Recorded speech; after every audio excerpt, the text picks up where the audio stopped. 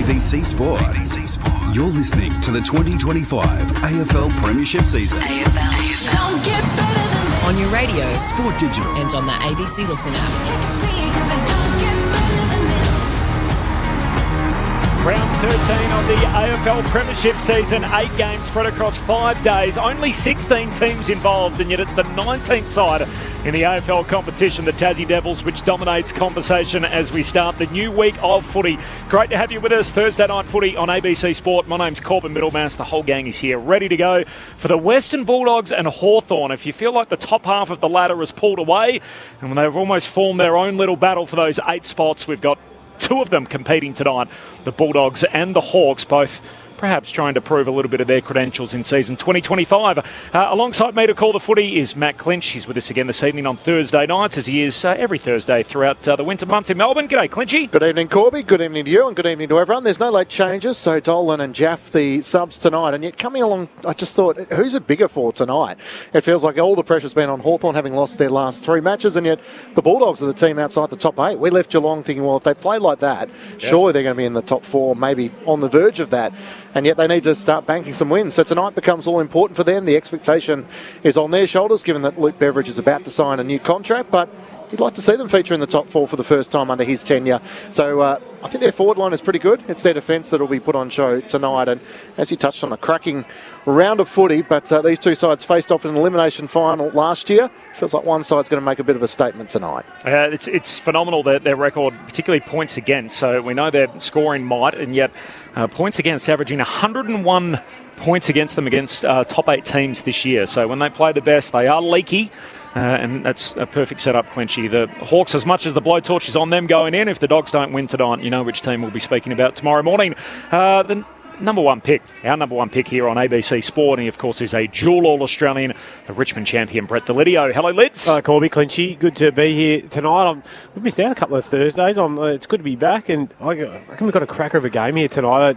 The Hawks, not really sure where they're at, but the Dogs sitting in 9th position. They're 6-5. I expect that, like, if you look at them just as a whole without looking at the ladder, they're a good side, but they're not putting the wins together, as you said, Clinchy. So hopefully, sneaky good game tonight. Heavy turnover all the time. So last year's elimination final, 15 fronting up from the Bulldogs, only 17 for the Hawks. So the Hawks have 6 missing, but a lot of those guys are sort of unavailable through injury. So Scrimshaw managed. We obviously know.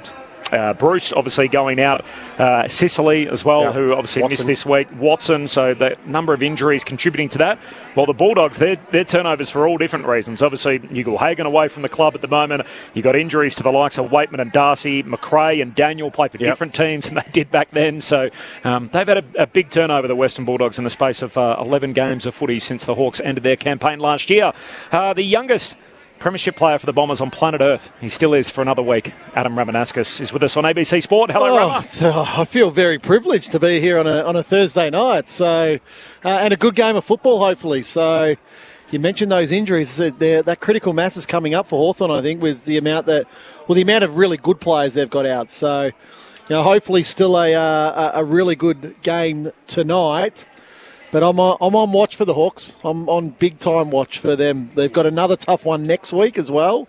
So if they lose tonight, it could be out of the 8 by the end of the weekend.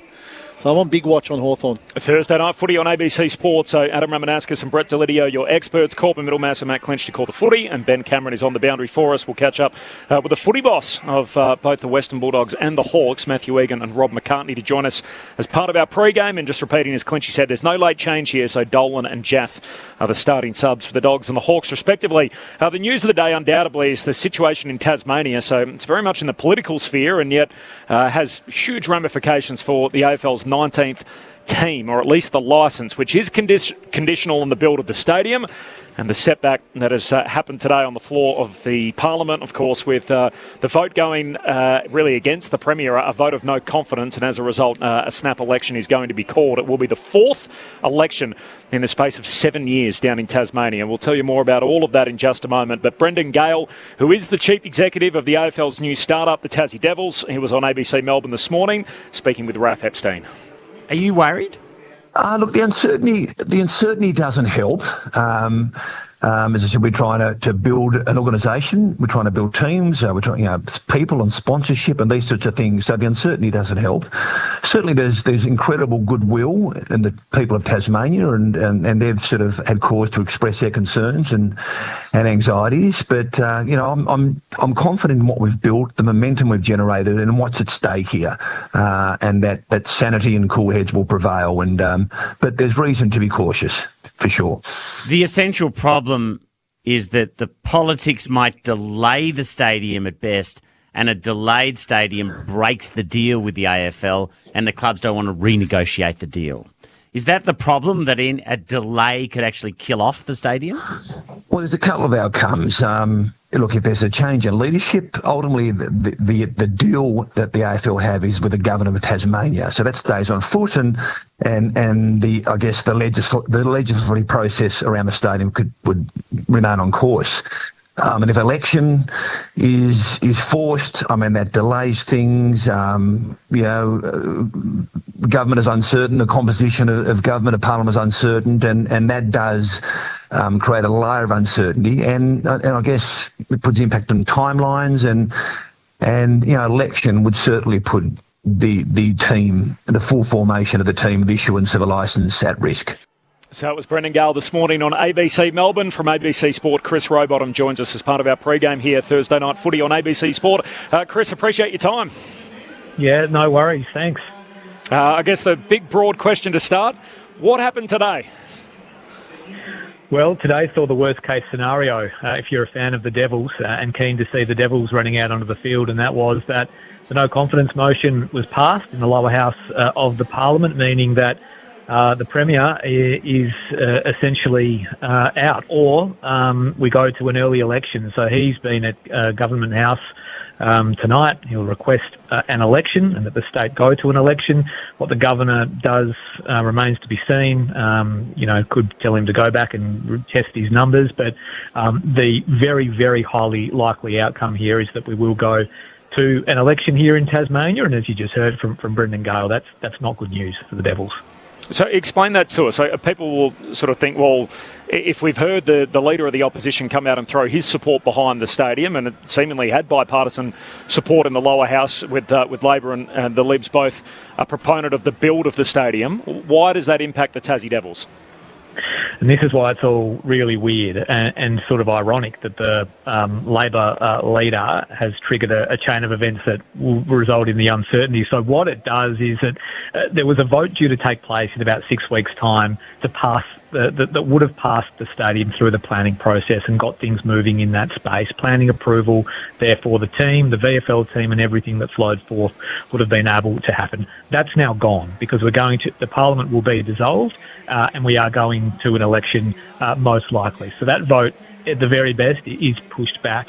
The most troubling thing, though, for the Devils is the composition of a new state parliament after the election. Neither of the major parties, Liberal or Labor, is expected to win a majority of seats. That means they're going to have to either form a deal with the Greens, who are vehemently anti-stadium, will not support it, or with the crossbench, most of which currently are anti-stadium. So the stadium surviving this election and surviving a new parliament and a new government being formed without having to trade the stadium off in exchange for support of the crossbench or the Greens, that's the quandary. It looks really unlikely at this point in time unless there is some side door or ejector seat or way that they can make the stadium palatable to those who need to support them, or they win a majority of seats. As I said, though, Labor has 10. They'd need to win 10 again, plus 8 more. And the Liberals, well, they'd probably need to climb a bigger mountain than that. Chris, you talk about the Greens and the Independents that are against the stadium. What's their alternative? Do they support a team? Clearly they don't support the stadium, but what's their alternative to play at Launceston and Bellreef? That's it. Their alternative has always been go back to the AFL, renegotiate a better deal that sees us not have to build a stadium in Hobart. We have 2 stadiums, York Park, we have Bellreef. The club and the government try as they might to make the point that in 2025 and beyond, AFL clubs can't play at 12,000-seat stadiums in their capital cities on a permanent basis, it doesn't seem to be sinking in. There's even a thought that the team could be based in Launceston, that flies in the face of all the expert advice around setting up an AFL club. So that's long been the position of those against the stadium. The team is universally popular. The Independents, the Greens, everybody wants the team, but they want the cake and they want to eat it too, and that is the team without the stadium that supports it financially. And it's sort of been consistent, Chris, from the AFL that that's not part of the deal. The deal is you get a team if you build a stadium. And yesterday the Greens tried to amend the Labor no confidence to the motion to have the stadium included as part of that. That was obviously voted down 24 points to 10. Obviously in Tasmania you've done a lot of work with ABC Radio Hobart around educating listeners around the stadium. There's a lot of issues taking place around Tasmania which aren't linked to footy and the stadium. So if it came down to do you think it could come to a referendum on the stadium? Could it be as simple as a yes-no vote? I don't think we'd have a referendum or anything like that, but again, this is where it's really strange because both major parties will go into this election supporting the stadium. So the problem is that the support for the stadium and team won't matter because they won't be able to form government without support of those who are likely going to be against the stadium. So it's going to be a matter of, does one of these parties flip and go the other way and say, well, if you're going to support the stadium, we're going to go the other way and not support it and maybe try and shore up votes from a different section of the community. This is where people think it makes little sense for Labor to do what they've done because they're casting the team, the Devils, into real jeopardy while also supporting the stadium. So there's a chance that they'll lose the pro-stadium, pro-team people, of which there are a lot, but they won't gain any of the anti-stadium people because they still support the stadium. So that's where it's left people really scratching their heads as to how this all plays out. It's a fascinating watch. So the opposition leader, Dean Winter, and obviously Jeremy Rockcliffe, who's now the ousted Premier, he's going to lead the Liberal Party into this election, which will be the state's fourth in the last 7 years. So we'll see, obviously, how that all pans out. Have we got a timeline, Chris, as to when that election's likely to be? I would say within the next 6 to 8 weeks or so. I think we still need official formal confirmation that we are off to an election and that the numbers definitely aren't there in the lower house. I think that'll happen, but we'd be expecting sort of mid to late July for that election. Yet another one in Tassie, as you mentioned, Corbin. Yeah, amazing. And last word on this. So obviously everything that the AFL's been saying, and naturally that's their public position, is that no team, no stadium. Do you think if it comes to it, do you think there's any chance that this 19th team gets on the ground without a new stadium at Macquarie Point, that basically the AFL will lean into the sentiment and the goodwill and the 200,000 plus initial members that the team was able to sign, and there's somehow a way forward for the Devils without a new stadium? Zero. Yep. Zero chance. Every conversation I've had in the past 2.5 years indicates that will not happen, and it's not because of making Tasmania jump through a hoop and making, some sadistic wish upon the Tasmanian people to spend all its money on a footy ground. It's because the AFL doesn't want Tasmania to enter the league and not be able to make any money. It doesn't want to enter the league and not be able to recruit any players, and to have all of the things that Collingwood and West Coast and Brisbane have.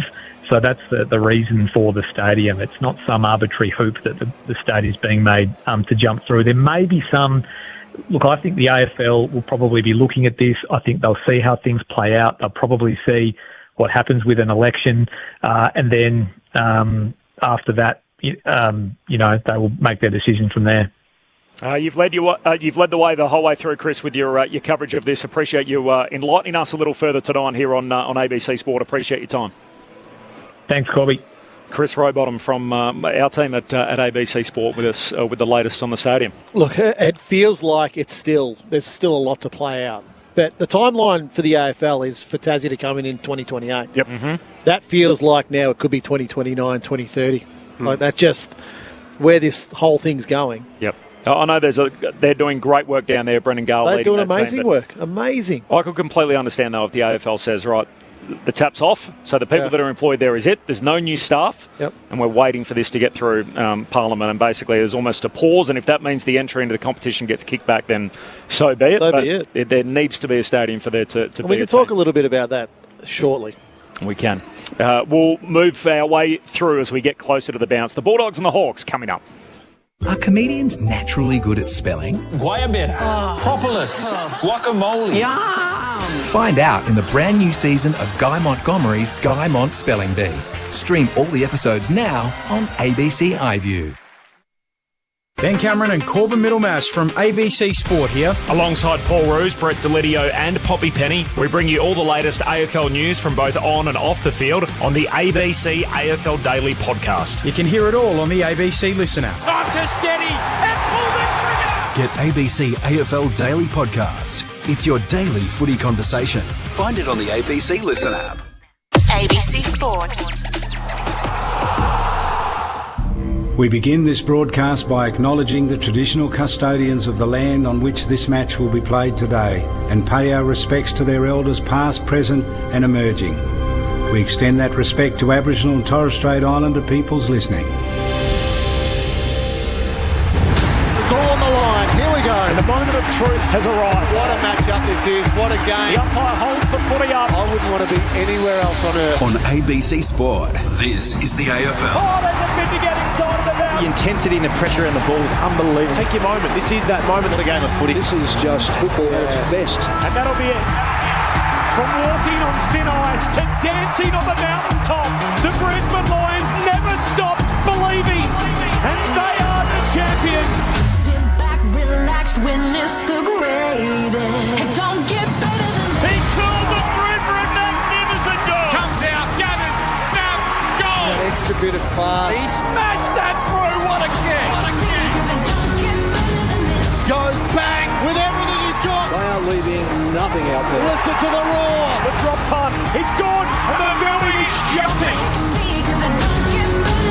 We know he's a big shot taker. He's a big shot maker. Leans back on the kick. Game on. Light camera action, baby. Countdown to contact. From the right forward on it. Oh, he's a sharpshooter, all right. Step up in the big moment. Close to the man on the mark. Drop punt. He's there. Gathers, snaps. He'll bring the house down. Sit back, relax, witness the greatest. It don't get better than this. We'll put it on the boot. Kick up towards the logo. You take a seat, cause it don't get better than He this. defies the laws of gravity. He runs onto it 50 from goal. He's in Dusty's pocket. He shoots. Oh, he's as bloody good as Dusty. Oh, yeah. Rose snaps goal. The drop punt. It's good. And you can hear that body roar. Walks one way and the next and the snap. There's the finish. 60 out. Oh, my goodness. That's a massive kick. Big time spot. Big time goal kicker. That's why we love football. Brilliant to watch. From the centre wicket. Whacks it for six. Scores level. Running past. Throws it on the left. Could that be the sealer? Seconds ticking down. We're not done yet. What a finish. Welcome to the 2025 AFL Premiership season on ABC Sport. On radio, on digital, and on the ABC Listen app. You take a seat, cause it don't get better than this. Round 13 of the AFL Premiership season. It is Thursday night footy on ABC Sport. Two of the top 9 teams in the competition. Feels like they pulled away and formed their own little comp trying to compete for those 8 spots. And the Western Bulldogs, as it sits right now, are on the outside looking in, despite the fact a lot of people have them in their top 4 estimations at 6 and 5. They need to get moving up against a team who's out of form and now undermanned, with the Hawks losing their skipper this week, along with their exciting small forward in Nick Watson. The Hawks at 7 and 5, and yet carrying the burden of the footy blowtorch, which has well and truly been on them this week. Corbin Middlemass and Matt Clinch in commentary, Brett Delidio and Adam Ramanauskas, your analysts here on ABC Sport, and Ben Cameron is with us on the boundary. We're about to catch up with him. He's got both footy bosses with him. Now, the Western Bulldogs footy boss in Matthew Egan, and Rob McCartney is the footy boss for the Hawks. Clinchy, team news here at Docklands tonight. Yeah, no late changes, so Dolan and Jaff will be the subs for their respective sides. I mean, whenever you have a third quarter, excuse me, like Hawthorn did, where you're not able to bring that pressure, you know the spotlight is going to come. So Collingwood had 82 tackles to the Hawks 38. That's going to be the most intriguing sign tonight tonight? What sort of turnaround can Sam Mitchell get from his young Hawks, who most people thought would be progressing this season? It feels like they've stalled a little bit. And yet if the Bulldogs lose tonight, they'll be 2 games outside the top 8. And all of a sudden that starts to look a little slippery. We've been there before where the Dogs are scrapping to try and get inside the 8. They feel a better side than that.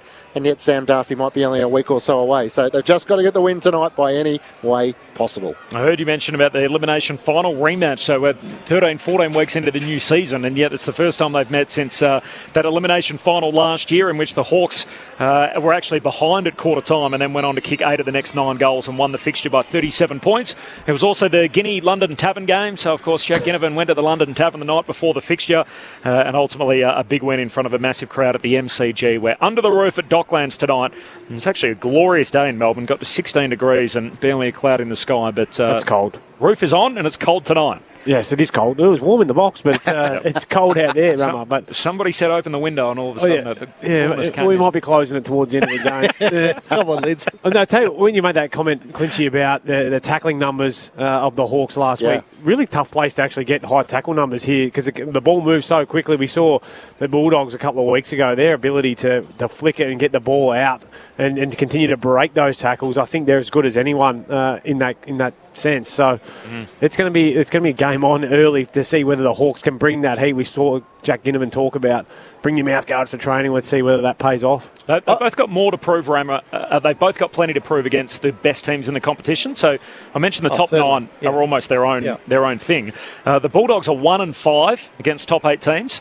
The Hawks are 1-4, so neither of them have got it done so far against the best. No, and I think when there was talk around the Bulldogs and how good they were, they beat Port Adelaide, they lost to Gold Coast, and they beat Essendon quite easily. Yeah. And people were talking about them like, oh, they're going to win a premiership. Well, come, you've beaten Port Adelaide and Essendon. Let's not get too excited here. But I just want to go back to Lidz's point about the tackling on Hawthorn. To not lay 10 tackles a quarter is inexcusable, and they've done it 2 weeks in a row. So we've spoken about Hawthorn Hawkball and Hollywood Hawks and all the nice things, all the Harlem Globetrotter things. But if they're not prepared to get their hands dirty, they just can't compete. The competition is too difficult at the moment to not want to get your hands dirty. 5 guys last week that didn't lay a single tackle. Among them was Carl Amon, who's actually third straight week hasn't laid a tackle, and Chankwath Jath the last 2 weeks. He finds himself tough position to lay tackles. At half back. I mean, Bob Murphy used to hear talk about it. It's a cheetah gazelle type. It's not your full on top offs, but the way champion data now assess what a tackle is, you can just basically put your hands on someone and that's a tackle. Yeah, but they had 5 players didn't lay a tackle. 7 players laid 1. So that's like half your team who laid 1 tackle or less. So I mean, so that's what I actually think they need to go back to the way Clarko played when he coached Hawthorn.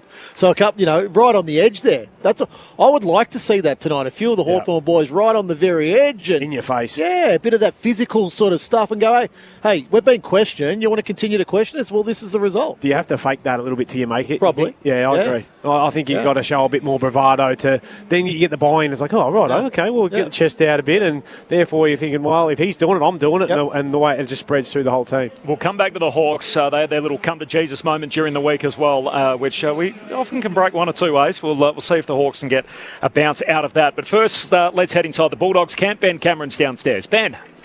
Thanks, Corbin. I'm down here with the GM of Football Operations, Matty Egan, at the Western Bulldogs. Coming off a bye, how do you ensure that the team isn't sluggish after 2 weeks? Main thing is your training. We feel up. You have a good break post Geelong. We reviewed it pretty heavily. Give them 4 days off. It's really important they refresh mentally and physically, and then that's our training. So it started with first session last Friday and then a really good session Tuesday. So I feel like we're ready to go.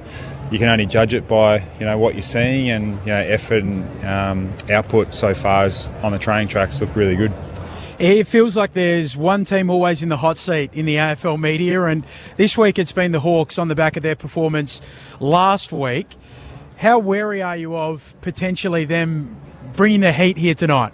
Oh, look, they're always such a good team. I mean, you're wary because, the media puts so much spin on it, and there's so many stories and so much about it. But we're preparing for their best. They're a really good side. They sit us above us on the ladder. They've got a lot of talent in their team, even though a couple have gone out.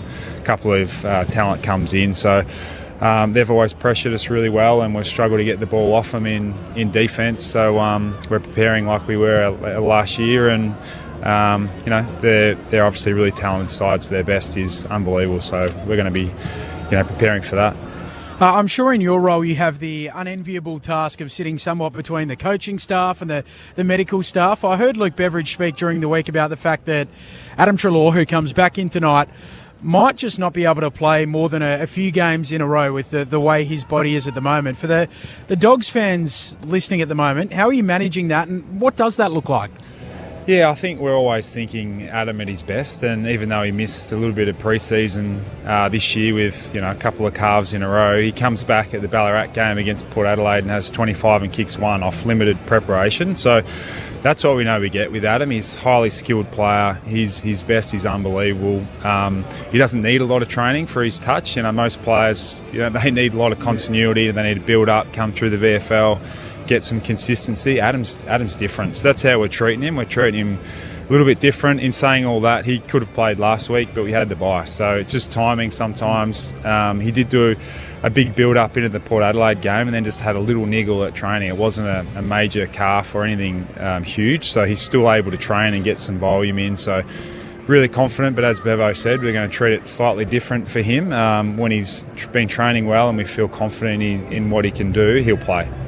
When Luke Beveridge joined us on AFL Saturday in Ballarat a few weeks ago, I think the same game that you're speaking of there, he said that if his contract got towards the back end of the year and there wasn't a deal done, it's probably a pretty good indication that maybe it's not going to happen. The bye seemed to be the natural resting spot for a re-engagement of discussions. Did that happen?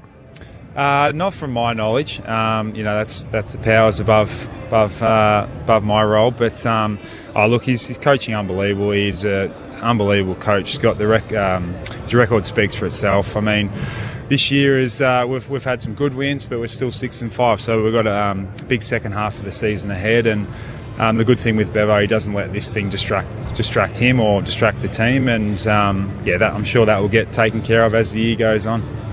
Where are we at with Marcus Bontempelli's contract?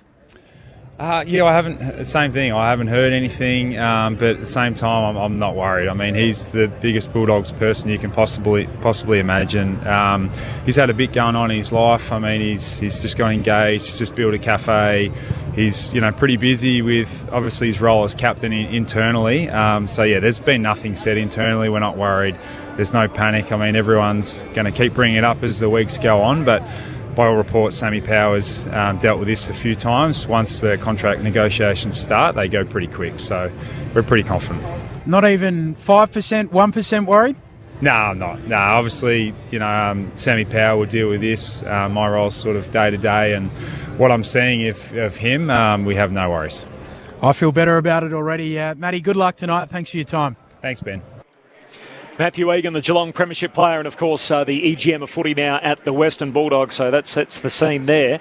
The Bontempelli contract situation is fascinating. So everyone you speak to surrounding it says there's no chance he plays for anyone else. He's the greatest Bulldog of all time. What's the hold-up? Why are we still waiting? They've had their bye. Usually, you guys are both player agents. If only you could see Lids just looked at Rammer and gave him the eyes and said, right, are you first? This one's for you. Like, what would possibly be the hold-up? And he's basically saying, I'm not even ready to talk yet. I don't think that's quite accurate. Right. Yeah. Well, that's the way it was reported. Yeah, but that's not quite accurate. I think, look, there's a little bit of unrest around the club, I think, to start the year. Yep. And I think he wanted to be one of the drivers to actually steady the ship and make sure, the future was what it should be. They've got some very good players. Yeah. But if you look who's signed up recently for them, Ed Richards being one of them, now the coach, like the stability's there. Has the coach re-signed? I think we can all assume that he is going to re-sign. We could be 4 quarters away from some more unrest. Yeah, but look, I think with Bond, I think if there was any likelihood of him leaving, I think the noise would be a hell of a lot louder. Right. So how many years do you think he would be asking for the Well, he's always been 29 now. He's always been a short-term sort of guy. That's what I'm saying. Would he want a 2 or 3 or rather than a 4 or 5?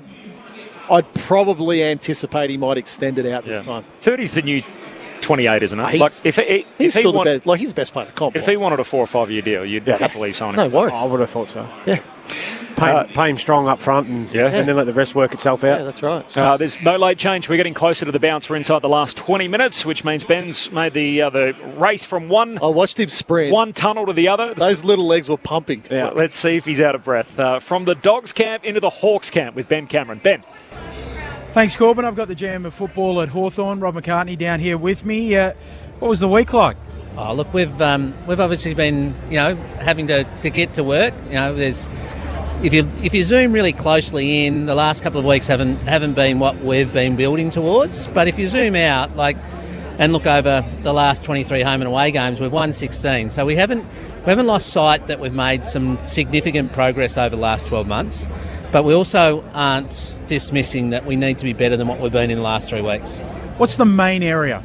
Oh, look, I think, for us, we just want to see the joy come back to our players and them celebrating the little things in the game. Now, that sounds, minuscule, but it's amazing what energy and excitement brings to others, and that builds then confidence within each other. So we'll look to be looking after the little things in the game. We need to tackle more. We know that. We need to put a bit more pressure on the opposition. We were very good at that at the start of the year. And again, if we look at the last 3 weeks, that's been an area that we need to get better at. Jack Ginnivan said on Channel 7 that it might be a bring your mouth guards week. It's a 6-day break, so how much can that actually happen? Oh, look, they bring their mouth guards every week. So, look, I think in terms of at any stage when you've got things to work on, you practice them at training. So there's the contest has been something we've got to get better at if you look at the last month. So contest has been part of our training. Mitch Cleary also reported on Channel 7 about a Will Day-led review session. He spoke about the things that we like that we're doing, some of the things that we don't like that we're doing, and one of those was stat padding, getting possessions. How would you characterise that review session on Sunday? Oh, look, it was no different, and Mitch Cleary must be part of the inner sanctum. He's getting a lot of information. I might have to talk to Mitch about how he gets that information. But look, that review was not dissimilar to reviews that we have throughout the season. We look at what we need to get better at. We look at what we like in the game.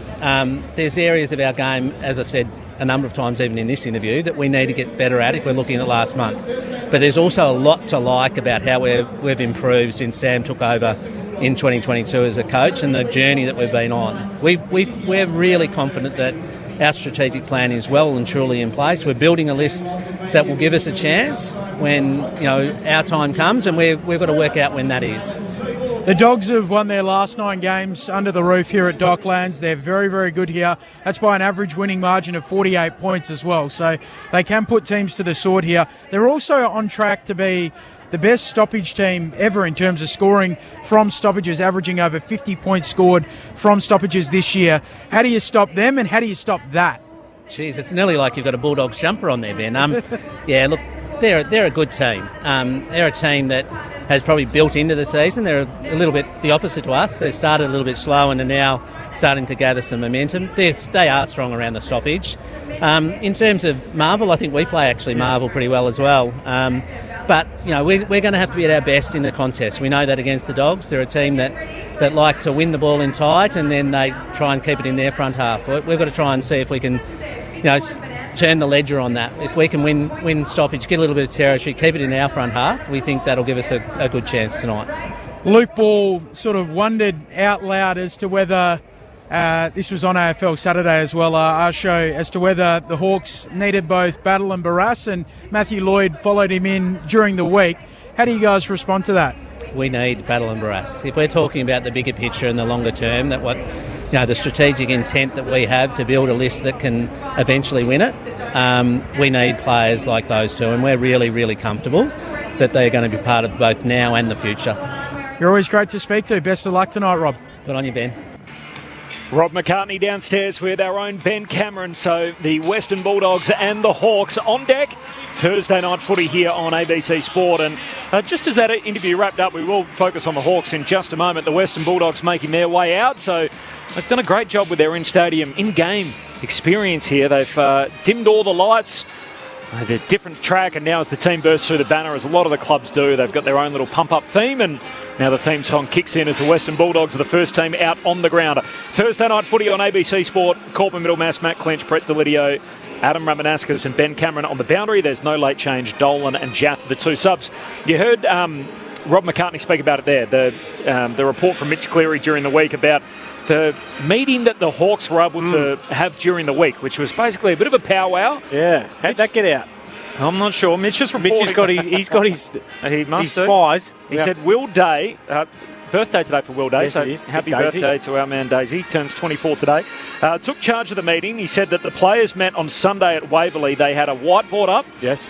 One of the headings on the whiteboard said, "What we're doing that we don't love," and some of the answers included stat padding disposals, self-centered approach, and what we love that we're not doing. So what are some things that we do love that we're not bringing? And one of them was more energy, and the other one was to celebrate everything. Bit fluffy. As the coach stood Did at the they back name of the names though? I want to know who the blokes at the stat padding. That's what I want to know. Did Mitch get to the bottom of that? How often does that happen though in footy clubs? So the players actually take charge of it. So the coach stood at the back of the room, listened to the whole thing, and Will Day obviously is out injured at the moment. He was one of the loudest voices, and the players basically ran their own self-review session. Pretty regularly. It's only on the back of some bad performance. I think the leaders will take quite a few different reviews throughout the year. It breaks it up from just the coach being up there, I say you do mentality. I know that Cuz was always a big one. If you get up there and it's in a big circle, it means no good. You walk straight back out if you can. I heard Sam Mitchell interviewed during the week, might have been on 7, and he was basically quizzed, what happens if the players come up with the wrong answers? What do you do then? Do you have to jump in and say, right. by the way, he said, look, more often than not, they work it out, and the players go pretty quick to, the F this type stuff.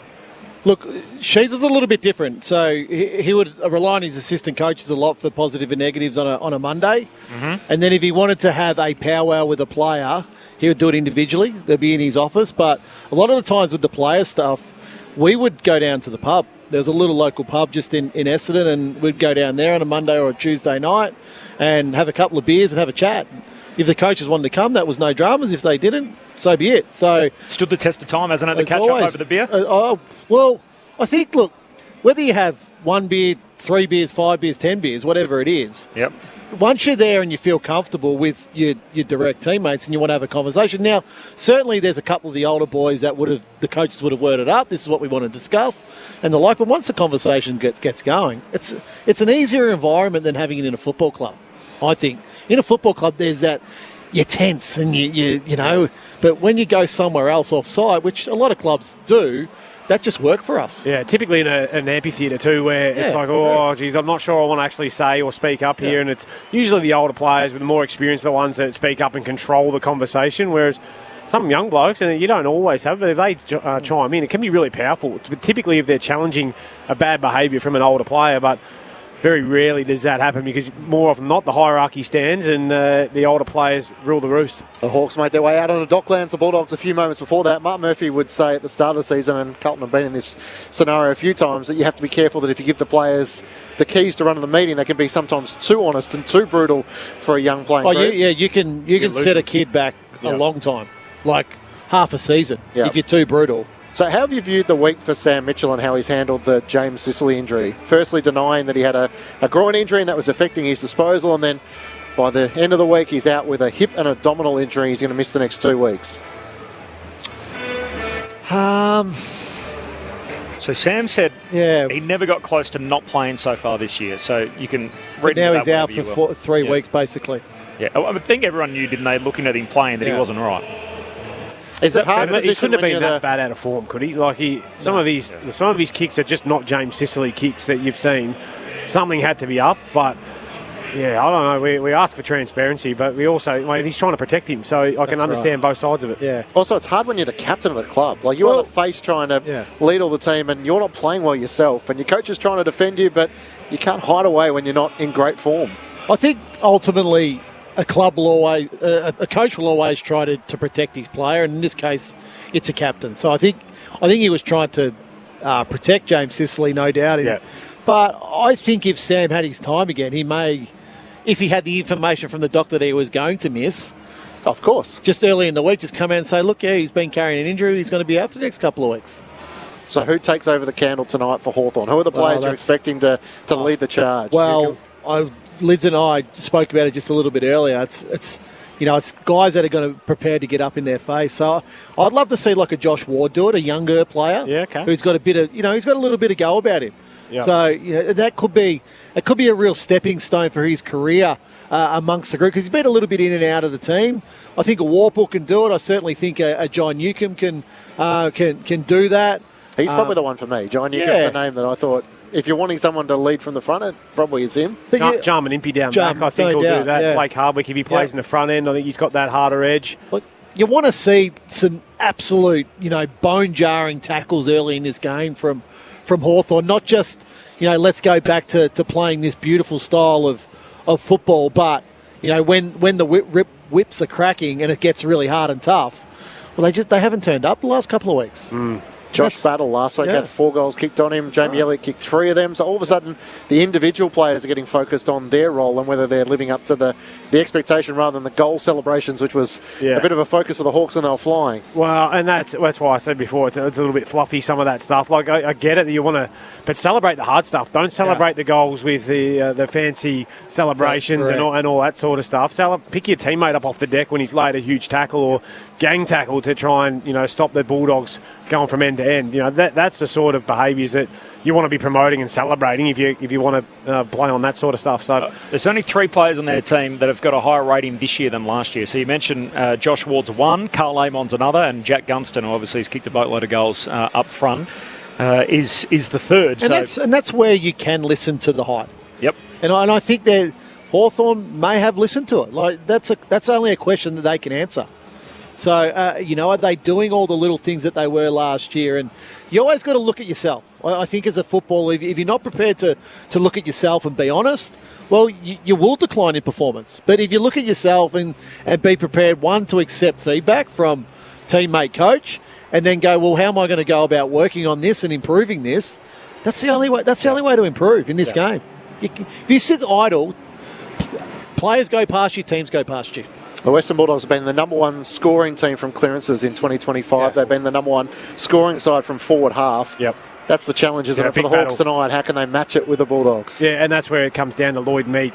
He has to give a great contest against English, and then it's Newcomb and Warple. Ward, does he get some sort of run with roll? We know he can run all day. Can he nullify that influence of Richards, who's just become this incredible burst player who's on the top of his game? Bontempelli, who you spoke about before, still probably, if not the number 1, play number 2 in the competition.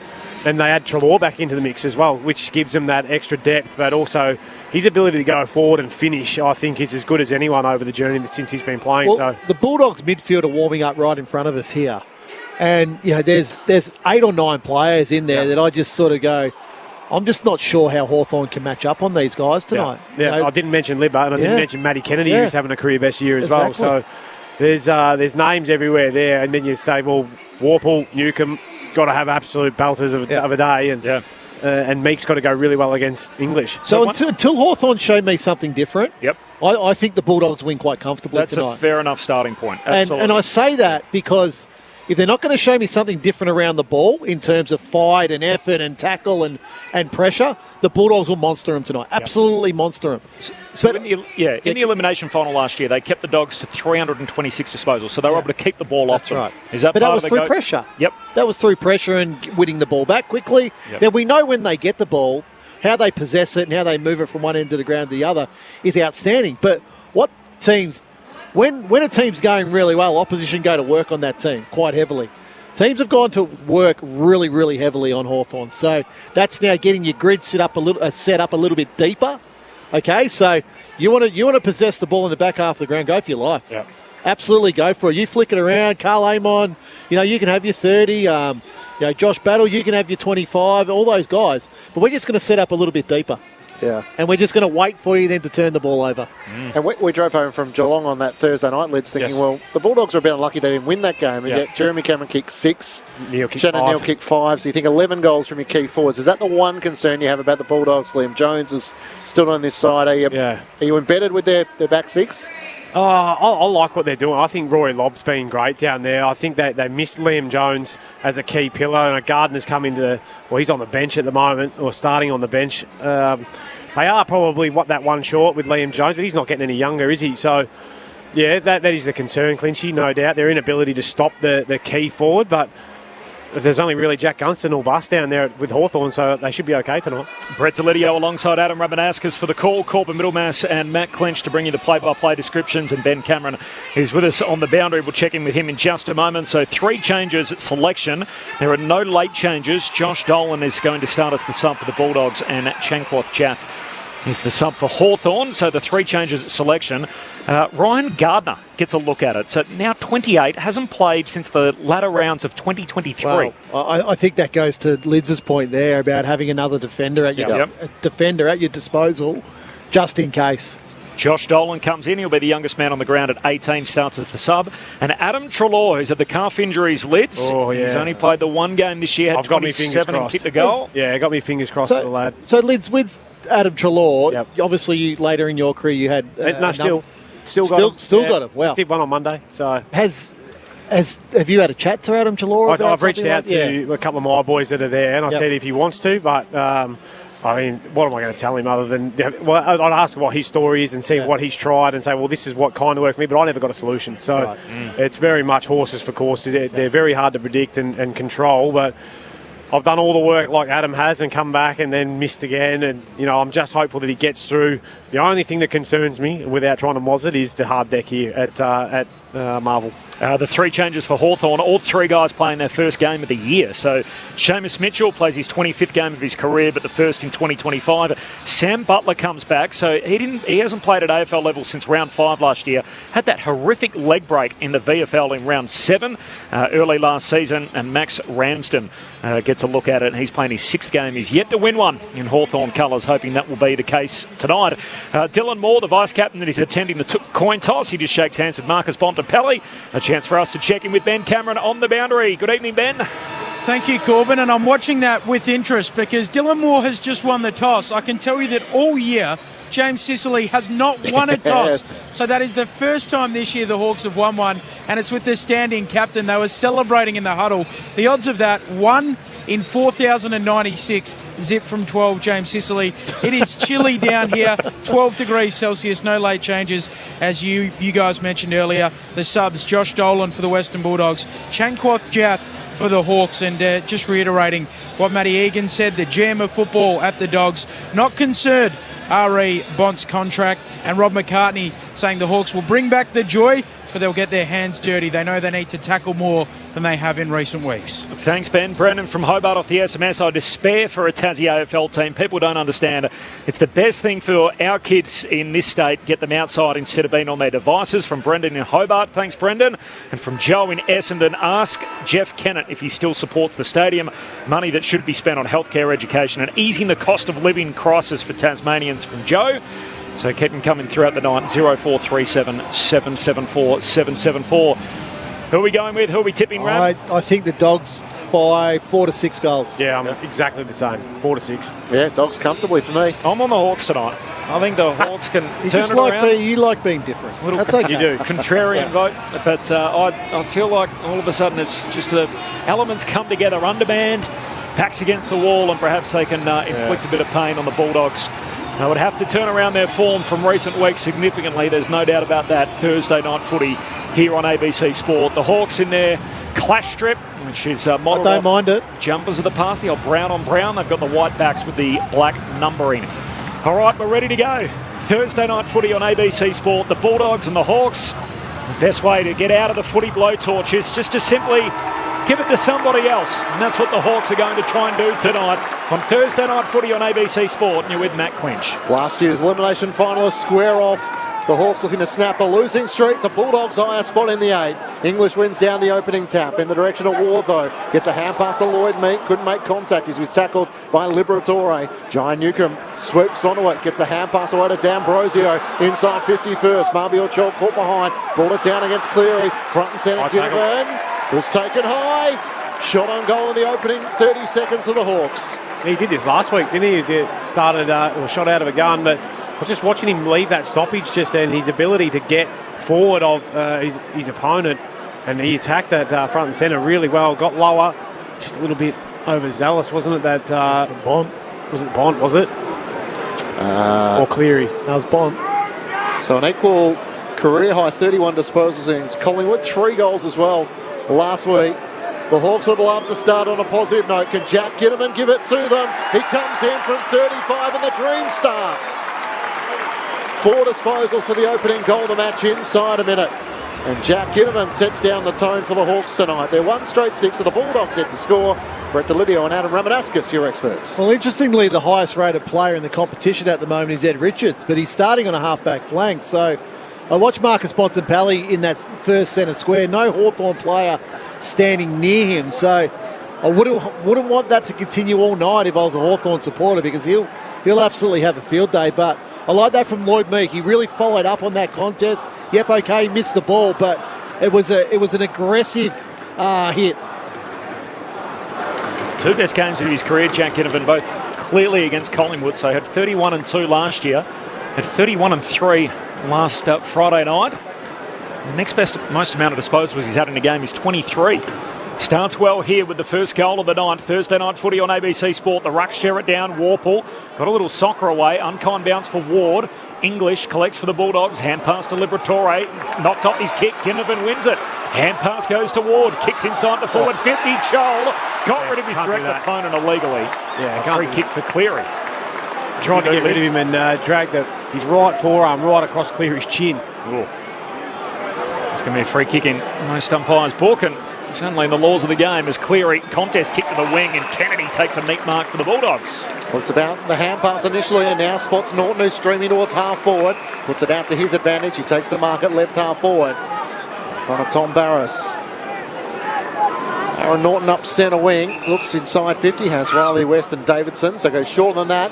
Trying to pinpoint a pass to Ed Richards. This is where the Dogs are dangerous. Into the pocket for Bontempelli. How is he all on his own? He's hard out to the left, just inside 50. A patient build-up to find an avenue to goal. Well, Ed Richards, you said started off half back there, Ramo, but tell you what, he's sitting inside the forward 50 at the moment. Behind last week as he kicks into the pocket.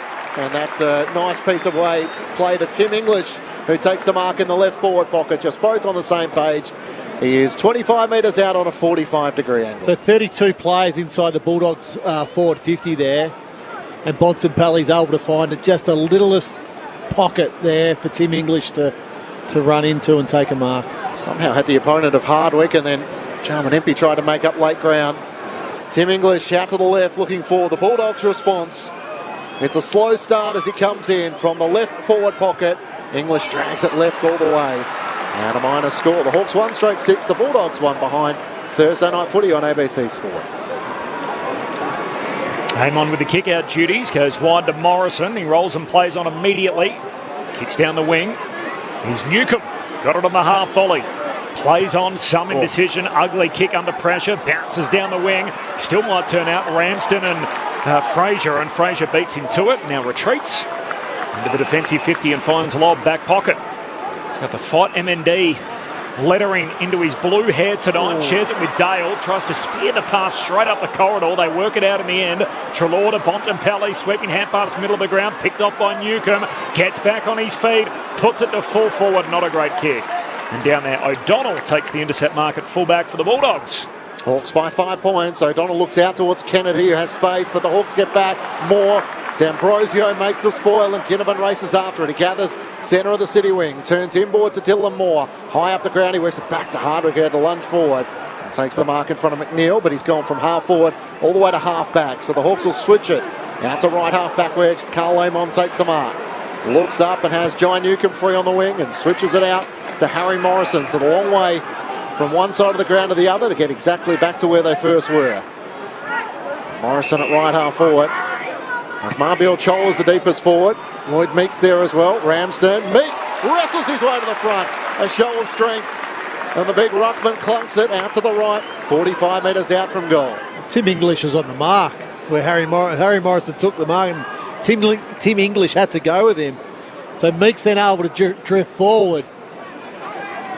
Rory Lobb-Wazell, well, he had Bailey Dale as an opponent there. So, yeah, go down. Ben Cameron on the boundary.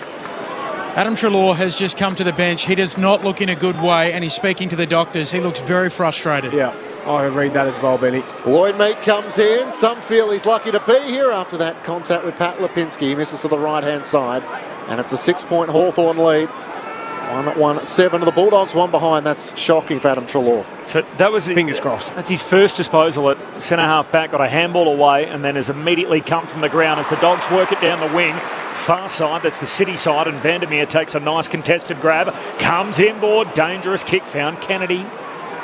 Out of corridor, so 1-goal lead for Hawthorn. They've got the first of the night through Ginnivan.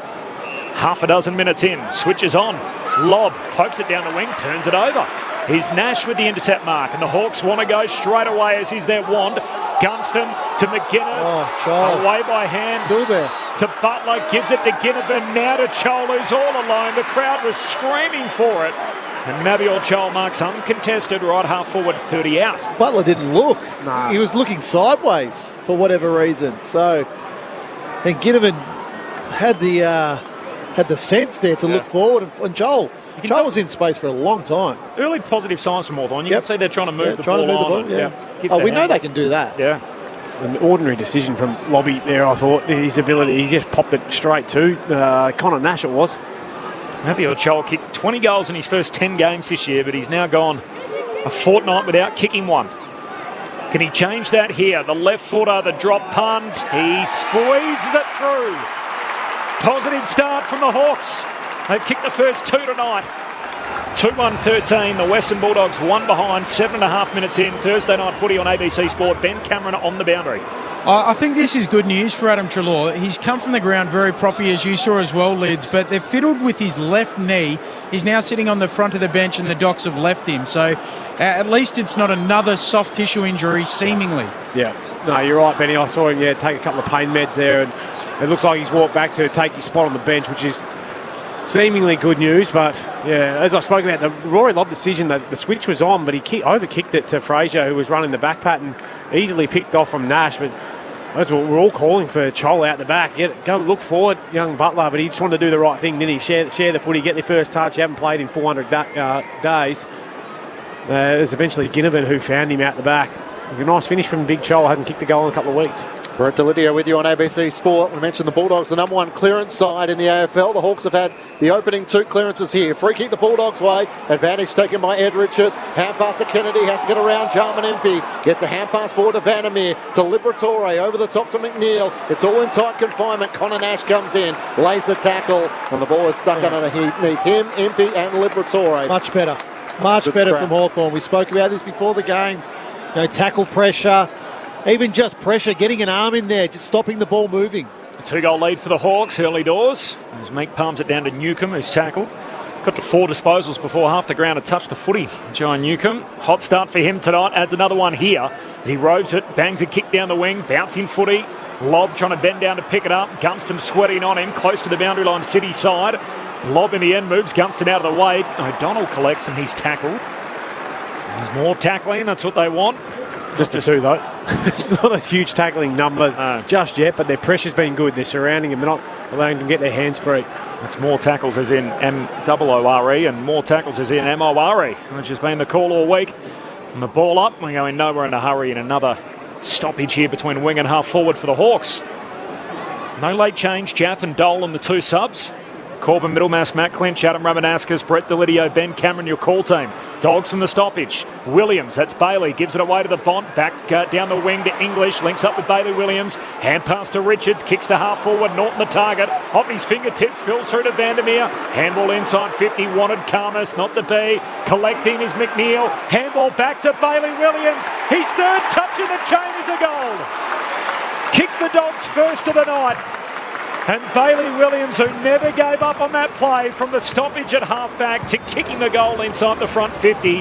And the Dogs within 6 points. 10 minutes in, Hawthorn 2-1. The Bulldogs 1-1. Thursday night footy on ABC Sport. Oh, you love that. Any player early in the game, you double up, then you triple up with possession. It's just it's a confidence booster. 100%. So they hadn't started this game well, the Dogs. 10 minutes in, no real flow to their game. Their disposal's been messy. And that's credit to Hawthorn. Hawthorn have brought the pressure in this initial 10-minute phase. But can Hawthorn double up now? Can they make it 20 minutes of of actual pressure. I love Riley West. Look at this. Just straight. Oh, no, it wasn't Riley West. It was McNeil, sorry. Yeah. They look similar enough, those two. So, yeah. But Lockie McNeil there at ground level, that was outstanding. It was a little paddle, then a one-grade pickup for the handball for Bailey Williams for a goal. Adam Ramanauskas with you on ABC Sport. Adam Treloar back onto the field. A little topo for the Dogs. It's going the way of the Hawks. I think that was kicking in danger. As the free kick goes the way of Meek, who releases Weddle, takes a bounce through the middle of Docklands, pulls his kick towards the teeth of goal, more in the wrestle, trying to get rid of O'Donnell. He has some reinforcements as Fraser is tackled to the ground. And a ball up just 15 metres out from the Hawks' goal. Hawthorn had 6 of the first 7 inside 50s. The Bulldogs with the last. Dangerous spot for the Bulldogs. Meek palms it down to Richards. Nash tackles him. Ball up. Certainly track this as much as we can throughout the night. The tackle count. The Hawks been in the 30s the last 2 weeks. Meek palms it down, getting it out of there though. Bramble against his old team, kicks to half back. Hawks win it back though. Morrison at half forward, hand pass to Weddle, gets his left leg free, kicks to the top of the goal square. They come from all directions, off the knee of Gunston. Don't think that can be a goal, can it? Trying to poke it through for a major. He doesn't think so. I don't think so. Too high. It was on the quad. It's got to be below the knee, doesn't it? Yeah, the goal umpire wants to have a little bit of a chat. The umpire is not sure. We didn't even get a soft signal. Yeah, look at that. That has come straight off the quad. Does it come off his foot up? No. It's above the knee, isn't it? Yeah. Sloppy from the Dogs. They let the forward out the back, and there was no one between Gunston and the goal. And it's more the spoil. Yeah, spoil was soft. Yeah, that's got to go across the line for a rush behind. In the end, it is a behind coming off the quad of Jack Gunston. 2-2 to 1-1, 7-point lead for the Hawks. 12 and a half in. This is Thursday night footy on ABC Sport. Bailey Dale looks to ring the Western Bulldogs back into play. Kicks out towards half-back. It's over the head of Bramble and that should be out a free of play. kick. It should be, but the umpire says throw it in. Well, yeah, and by the rule it is, but nobody's touched that ball so I think that should be a free kick to Hawthorn still. The old extended kick-out rules. Yep. Count the disposals from kick-outs? No, I don't. Kick it to yourself if you want one. Okay, I don't mind it. Lloyd Meek wins down the tap for the Hawks against English. Knocked on by Nash. Quick 1-2 with Finn McGuinness. Back to Nash. Inside 50. McDonald couldn't take the mark. Chopped in front of Chol, whose hand pass down low looking for Dylan Moore was too sharp. Bailey Dale picks it up for the Bulldogs out of the back pocket. A lace out pass to Bailey Williams, who marks it right half back. The Hawks by 7. Well, by the end of the year, Bailey Dale, for example, he'll have about 80 more possessions than he should because he's kicked in so often. Yep. Williams, long contest kick down the line, and in the end, Battle's the only one contesting it, takes the mark. You can get Hawthorn going back the other way, kicks to Weddle. Centre half back for Hawthorn. Gives a little hand pass away to Hardwick, who's in the back 50 for now. Short kick to Amon. And we'll shift it further wide to Morrison, who's had a good year so far in front of the interchange gates. There's probably another one in the Hawthorn team that is on the improve, at least from last year. Career year for a lot of these Hawks. Amon corridor kick to Butler. Hand pass out in front of Weddle. Puts on the Jets. Burns off a couple. Weddle through centre half forward. Superb. Wow. Jeez. Kicks it on the run. And Josh Weddle, the youngest Hawk out there, with an explosive burst in the goal to match. Hawthorn by 13 points, 14 minutes in, 3-2 to 1-1, Thursday night footy on ABC Sport. Wow, that was impressive, wasn't it? It was a bit of a sloppy handball from young Butler, but geez, he put the Jets on young Weddle and went away from him. No one was closing him. Not one Bulldogs player got close to him there, and once you could see him breaking the back of the square into the 50, he was setting sail for home. And a nice finish there at speed as well. I'd love to see Weddle just settle down as a half-back flanker. Not getting moved back and forward. Yeah, he's a beautiful height. So he's 192 or whatever he is. But like there, getting that. Imagine he got that ball at true centre half back, and he can go from there. So that's like an outstanding goal. But even now, he's getting dragged back here. He has to go play on Sam Davidson here. But I just think settle the guy down, let him be, the absolute best in a position before you start moving him around. Josh Weddle at his explosive best. Meek wins down the tap to Sam Butler inside 50. And in front, Connor McDonald takes the mark. The Hawks are on song early here. And a chance to try and stretch it out to a 19-point lead. Young Sam Butler started the game well. He's got a couple of early touches. I like that they're trusting him in the middle of the ground, let him get around the action and be a part. That was a great clearance. I'm not sure why Bramble was so far off Connor McDonald there at a centre bounce. 8 goals, 9 for the season for Connor McDonald. He comes in through 50. They are hitting them sweetly tonight. 4 of the first 5 goals of the match go the way of Hawthorn. The brown and gold on song. 4-2-26 to the Bulldogs. 1-1-7 ahead of Lids and Rammer. Down to Ben Cameron on the boundary. We heard from Rob McCartney pre-game that they'll look to bring back the joy tonight. It's a clear focus out there. You can see their celebrations, how much they're getting around each other. Very visible in front of me on the bench as well. Yeah, well, you're right there. So Bramble's just giving him a couple of metres space there, Lids. So you're either back shoulder or you're in front of the set of bounce if you're a kick away. You're a defender. Yeah, you're a kick away, so you've got to be able to impact. And that ball went very high, so he's obviously been a little bit too aggressive in his starting position, and Connor McDonald's just read it straight off the boot a lot quicker. Brett from Canberra off the SMS. What's with the Hawks strange at Guernsey tonight? And Rich from Ocean Grove on a similar theme. Great to be tuning into the call. A friend suggested that the Hawks clash strip looks like a Tim Tam broken in half. The brown on brown number, as Chol palms it down towards Warple, gets a high kick forward, smothered. Back the other way it goes. The Bulldogs send it down towards Vandermeer.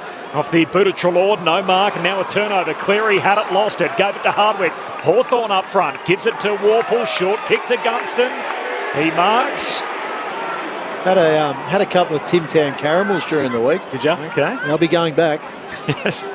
Better than the double coat one? Nah, much better. Yeah, right. Yeah. Oh, Okay. yeah. Gunston kicks him board, and it awful footy coming sort of floating on its way in. Had to take the sprawling mark. Hardwick kicks out wide, and there's Lob with the intercept mark at half back against the much smaller Morrison. So it is inspired by the Hawks jumpers of the past, but not completely replicated on an old jumper. So instead of being a deep brown with a yellow V, that yellow V is more a faded brown or a lighter brown. As the kick goes down the wing, Bailey Williams wins it for the Bulldogs, kicks it further down the wing, but straight to Ward. He gives it to Battle, hand pass inboard to Nash. At the weather tackle of Sanders is able to drop it onto his boot and shimmy a kick forward to Jack Gunston, who marks in front of Liberatore. He looks into the middle of the crowd. Risky kick looking for Amon. Sliding in front. Surely McNeil taken high. Sanders takes the advantage. Hand pass over the top to Vandermeer. They're on the break here. He ignores Harms. His kick is smothered. It ricochets off Battle, where Connor McDonald gathers. Gets around Bailey Dale. And the Hawks once more look to attack. Kicks out in front of Dylan Moore. He has Cleary hemmed in. Close to the boundary line. Hand pass back to D'Ambrosio. Centre wing on the City side. Kicks up to Butler, who marks it left half forward for the Hawks. Sam Butler, brother of Dan Butler, namesake of a West Coast Eagles premiership player, of course, back in the day. Butler kicks to the hot spot. Hands on it. No mark taken down there by the Bulldogs. Spills the way of Warple. His hand pass swatted down. It was Gardner who flew for it. Bailey Williams, hand pass close to the boundary line. Gardner moves the body of Joel out of the way. Morrison collects, tackled out of bounds, and almost like scoring a try. He puts it out over the white line, and we'll have a throw-in forward pocket for Hawthorn. He's got a good smother from Battle, wasn't it? That was give me a goal out the back. Here's our man Ian Burrows, the best boundary umpire doing the rounds, throws it in, brought down by Ramsden, gets to the corner, Nash, who curls it around the corner, the Irishman. Hawthorn are red hot under the roof on a Thursday night. All the lights are flashing their way. 5 of the first 6 goals of the match, 5-2-32. To the Bulldogs, 1-1-7. It's 8-3. The clearances, it's 11-2. The inside 50s. Under Ramanaskas and Brett Delidio. This is the type of response Sam Mitchell would have dreamed of. Certainly. I think Corby might have the almanac from Back to the Future. I might just get Adam to cut that tip pre-game, and just the laughter from everybody else in the box. I picked the Hawks as well. We might need that a little later on. They're just been a little bit loose, the Bulldogs. Yeah. I think with their checking there. So Connor Nash at that stoppage. There, he's got Trelaw. Trelaw just ran past him. And so has Bailey Williams, and they just left him just right at the right hip of both ruckmen. Well, the ball goes straight there. Bailey Williams, you can understand, he's a wingman, so he's going around. It's Trelaw who's gone to cover the back that probably should need to stand beside him. It's D50 stoppage. Correct. Arm across. They've been slow starters, the Dogs. They want to get a move on here. As English down towards Bontempelli. Hand pass away to Kennedy. Kicks to centre half forward for the Dogs. Weddle goes the spoil. Into the path of Barris. Handball for Hawthorn out in front of Morrison. He gives it to Impey against the boundary line. Tumbles a kick up to halfway. Unkind bounce for Lob. It'll sit for Gunston. Lob tackles him. Did well. Dispossessed, holding the ball. Hawthorn by 25. The Dogs have got a lock in. 5 goals to 1. 20 minutes into this game. Thursday night footy on ABC Sport. Lob with the blue hair. Dennis Rodman of the AFL as he kicks down to half forward. No mark. Meek brings it to ground. Ward for Hawthorn. Hand pass away to Warple. Surge kick forward. Bramble takes the intercept mark. A bit of time in front half. It's the modern game, isn't it? You've got to win the territory battle, and at least the Bulldogs are able to keep it. And Hawthorn's back half for the time being. Kicks to the hot spot. Weddle goes a dramatic spoil, but into the path of Liberatore at centre half forward for the Dogs. Hand pass to Sanders. Closed down. Retreats. Back to Cleary. High up and under inside the forward 50. Good luck marking that. D'Ambrosio over the top of Bontempelli. Reels it in back pocket for the Hawks. Got to do better with that entry, don't you? That was just a sky ball. But just their fourth inside 50. You'd want to see a bit more fight. As D'Ambrosio looks for an avenue out of defence from the left back pocket, kicks it long up the wing over the fingertips of Ramsden. It's brought down to the front to Ward. Hand pass to Ramsden. Everything's clicking for Hawthorn. Kicks up towards Gunston. Caught behind. And Lobb takes the intercepting mark at right half back for the Bulldogs. Hawthorn by 25 points. 5-2-32 to the Bulldogs 1-1-7. As the Dogs work it forward. And O'Donnell takes the mark from the Rory Lobb kick. Got to go back to round one against the Bombers the last time. Hawthorn have kicked over 3 goals in the first quarter. The kick up towards half forward. Weddle flies in from the side and takes the mark for the Hawks. He started well. Josh Weddle, a spectacular goal to go along with it. Gives it to Battle. And he retreats back to D'Ambrosio. Closed down by Richards. High kick out to half-back. Big leap and fly at it from Moore. Can't complete the mark. Wins it at ground level. Hand pass away to Amon. Good link up again from the Hawks. Kicks to Ramsden. Max Ramsden takes the mark. He goes short across the ground, finds Moore. Hand pass back to Weddle on the logo. Feeds it through to Moore. They somehow work it out in the phone booth. Back to Weddle. Kicks inside 50. English in the box seat. Makes spoils. Still centre half forward for the Hawks. Ball comes down to Kennedy. Slick hands to Sanders. Handball meant for Liberatore. A little fumble and now they're under the pump. Davidson's got it. He's tackled. Ball up centre half forward for Hawthorn. The Hawks are on. 25-point lead. Ball up centre half forward for Hawthorn. Time on opening term. Dogs just a little bit sloppy, aren't they, at the moment? Just fumbling, missing targets. Brett Delidio with you on ABC Sport. Meek taps it down, looking for Warple, tries to knock it on to McGuinness, who rides the tackle of Kennedy. The hand pass is chopped off though. Cleary for the Dogs, into the middle of the ground. Weddle and Treloar. Treloar in front, can't take the one-handed mark. Hand pass to Liberatore from centre half back, kicks out to the wing. Out in front of Harms, who's trying to run back with a flight. He's lost his footing though. D'Ambrosio lays the tackle, gets it to Norton, turns inboard. Sanders one direction, coming the other. It's well spoiled down in the end as Mitchell brought it to the front. The Dogs still a chance though. Treloar tries to break the tackle of Warple. Hand pass to Bontempelli. The bonfires on goal and he misses to the right-hand side. A 24-point lead Hawthorn's way. Just their fifth inside 50 to Bulldogs. The Hawks have been inside on 13 occasions.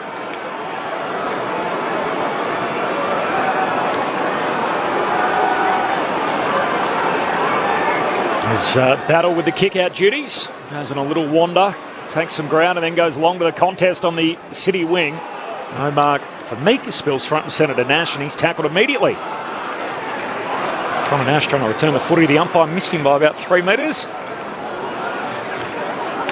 The umpire trots back to retrieve that. Tonight, Rosebery, Finlay, Toner and Heffernan are the 3 men, or 4 men in fact, in charge. 4 names, makes sense, 4 umpires. We'll have the ball up again between wing and half forward for the Dogs. 5-2 to 1-2. 4-goal advantage. Hawthorn lead it. We tick towards quarter time. Meek grabs it out of the ruck. Hand pass to Nash. Kicks down the wing. No mark. Bunch of bodies collide. Ball spills front and centre to McDonald. Short kick for the Hawks to Gunston. Marks between wing and half forward. They're streaming back inside 50. He tries to put it out in the direction of Sam Butler. He can't get on the end of it.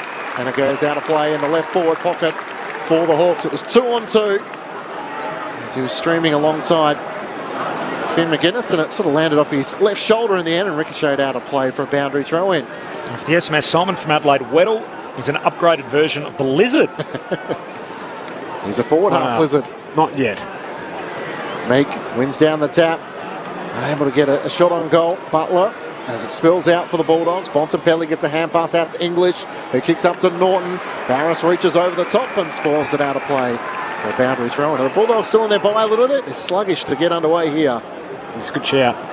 I actually think he might be like a baby Blitzarves. A little bit smaller, play anywhere, can do a bit of the ruck work, freak athlete. Yeah. Covers the ground well. A hell of a lot quicker than Big Blitz, I reckon. Probably. Yeah. Good tank, though. Good tank. He's had a good start tonight. Josh Weddle. It's an exciting running goal through centre half forward. Dogs win this stoppage though. Fraser to Richards, kicks down to half forward, spills off hands through to Davidson. He's tackled by Morrison, took on the tackle and lost. Happy with that, Lids? Yeah, no, that's definitely holding the ball there. So you're moving. Like if you know you can't get the ball, just stop. That's around my voice recognition. It needs a little bit of work. Positive affirmation for the holding the ball call as the kick heads down the city boundary line to Morrison. A short kick to Ward. Ward spears his kick to Nash. 24-point lead for Hawthorn. 26 gone opening term. Under the roof to start round 13 of the AFL Premiership season. The footy all here, of course, on ABC Sport. Hawks are doing what they did in that elimination final, just not giving them the footy. Kept them to 326 disposals that night.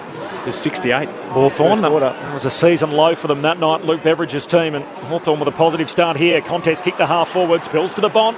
He got a runner outside in Bramble, gives it to him. The long kick from the former Hawk to a one-on-one. Barris knocks it away from Norton into the path of harms. Tackled, lost it.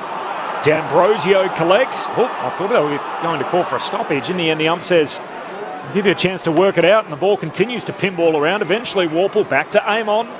High up and under down the wing, puts it out on the full. So free kick for the Dogs on halfway. 27 minutes in, Hawthorn by 4 goals. Thursday night footy on ABC Sport. I want more of a contest from Aaron Norton. Yeah. Like Barris there is able to spoil the ball 15 metres. Like Norton needs to, if he can't mark it, it's got to go to the ground at his feet. Adam Ramanauskas alongside Brett Delidio, Matt Clinch, Corbin Middlemass and Ben Cameron down the boundary.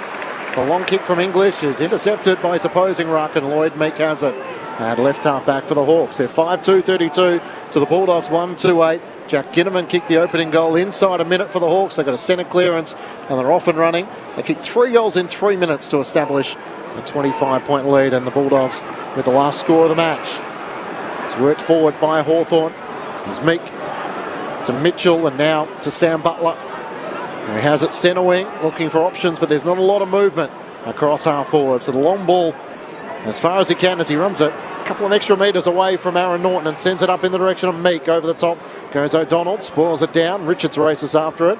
It's kept in play momentarily by Ed Richards, and it goes out for a boundary throw in. Even that bit probably tells the tale of where the Dogs are at. Butler was just able to carry that extra 10, 15 metres. No one came up to give him any pressure. That frontal pressure is what's been paramount from the Hawthorn side. 4-goal lead for the Hawks. Closing in on quarter time for the boundary throw-in. Kennedy first possession for the Dogs. Hand pass to Richards. Handball to English. Back to Richards. Works it out inside to Harms. The 1-2. Richards his third touch. Short kick. Finds Kennedy between wing and half forward for the Bulldogs. Looks up front now. Kennedy kicks in the Norton direction. Floating in from the side. Weddle had a play on it. No mark. Comes to Fraser. Slick hand through to McNeil. Hurried kick forward. And Morrison takes the intercept mark. Last line of defence for Hawthorn. Still no score. 5-2 to 1-2. 29 minutes in and with a bit of a scoring block. Closing in on the time. Morrison up towards Ramsden. Can't take the mark. Meek tries to tap it away. Chance for the Bulldogs here. Sanders fires it out to Kennedy. Into the middle of the ground for Cleary. Missed him. He has to slide in. Over the top under pressure now. And Sam Butler tries to knock it out for the Hawks. Umpire circles and will pull it up with Warple over the top. 6 goals in 19 minutes. We've gone 10 goalless minutes in the game. The Hawks would be happy to get to quarter time with a 24-point lead as it's thrown up. Meek taps it down to Richards, nowhere to go as Nash tackles him. Trying to fend off Morrison. Is that for opportunity? Umpire just caught in a blind spot and said, no, my ball, I'll ball it up. And as he chucks it in the air, time will expire on this opening term. Perfect start for Hawthorn. It was exactly what Sam Mitchell would have wanted. Their come-to-Jesus moment during the week. They got together about what they needed to change, and we saw a bit of it on show in that opening term. Hawthorn with a 4-goal buffer at quarter time, 5-2-32 over the Western Bulldogs, 1-2-8. It's not an unfamiliar position for the Bulldogs. They've led at quarter time on only 4 occasions this year, so they have won 4 games when trailing. They'll have to come from 24 back if they are to be winning tonight. 5-2 to 1-2. The goal kickers in that opening term. Ginnivan kicked the first of the night, picking up where he left off last week, and then singles also for Nash, Chol, Weddle and McDonald. While for the Western Bulldogs, Bailey Williams has their only goal Thursday night footy here on ABC Sport. The thoughts of Rama and Lids coming up in just a moment from Graham in Hobart. Tonight, Tassie is sad. The people we have entrusted have decided to be self-serving and selfish. So very sad from Graham in Hobart. Graham, nice to hear from you. Your thoughts throughout the night on the SMS 0437 774 774. The thoughts of Lids and Rama are coming up next. This is Thursday night footy on ABC Sport. You meet the most interesting people on Sunday morning. Driving through this hot land full of dust and smoke, this little Tommy fella feels like a true blue Aussie bloke. Join the rest of Australia right here on Sunday morning. Australia all over, Sunday mornings on ABC Radio. This is the 2025 AFL Premiership season on ABC Sport. John Newcomb swoops onto it, gets a hand pass away to D'Ambrosio, inside 50 first. Marbiel Chalk caught behind, brought it down against Cleary, front centre, Ginnivan was taken high, shot on goal in the opening 30 seconds of the Hawks. The Hawks would love to start on a positive note. Can Jack Ginnivan give it to them? He comes in from 35 and the dream start. Marbiel Chalk hit 20 goals in his first 10 games this year, but he's now gone a fortnight without kicking one. Can he change that here? The left footer, the drop punt. He squeezes it through. Positive start from the Hawks. Hand pass to Richards, kicks to half forward. Norton the target. Off his fingertips, spills through to Vandermeer. Handball inside 50, wanted Karmas, not to be. Collecting is McNeil. Handball back to Bailey Williams. His third touch in the chain is a goal. Kicks the Dogs first of the night. Aim on corridor, kick to Butler. Hand pass out in front of Weddle. Puts on the Jets. Burns off a couple. Weddle through centre half forward. Superb. Wow. Kicks it on the run. And Josh Weddle, the youngest Hawk out there, with an explosive burst and a goal to match. His out man, Ian Burrows, the best boundary umpire doing the rounds, throws it in. Brought down by Ramsden. Gets it to Connor, who curls it around the corner. The Irishman. Hawthorn are red hot under the roof on a Thursday night. This is ABC Sports coverage of the AFL. On your radio. ABC Sport Digital. And on the ABC Listen app. Lids and Rama in just a moment. Ben Cameron is with us on the boundary. The Hawks by 24 points. Ben. Just a few things to note out of that opening quarter. Will Day down on the bench for the Hawks, coaching alongside some of the others like Brett Ratton, playing a significant role down here on the bench as well. So relaying some of the messages from David Hale through to the mids. Also worth noting, I've noticed this multiple times throughout the season with the Hawks, but they have a GoPro set up just monitoring their bench. Now, this is different to the television camera which they use, but obviously it's run by Jenny Screen, who is their leadership lead and also player development manager, so how they interact with one another. Luke Beveridge has spent about 3 minutes just flipping the magnets, just got to the team now to address them, so I don't know what's coming, but there might be some changes for the Dogs. Yeah, I just saw that happen as you were saying that, Ben. It's amazing. There's 2.5 minutes to go before the start of the next quarter, and yet Luke Beveridge only now getting to his team, so deciding to spend a few moments away from them before reaching the huddle.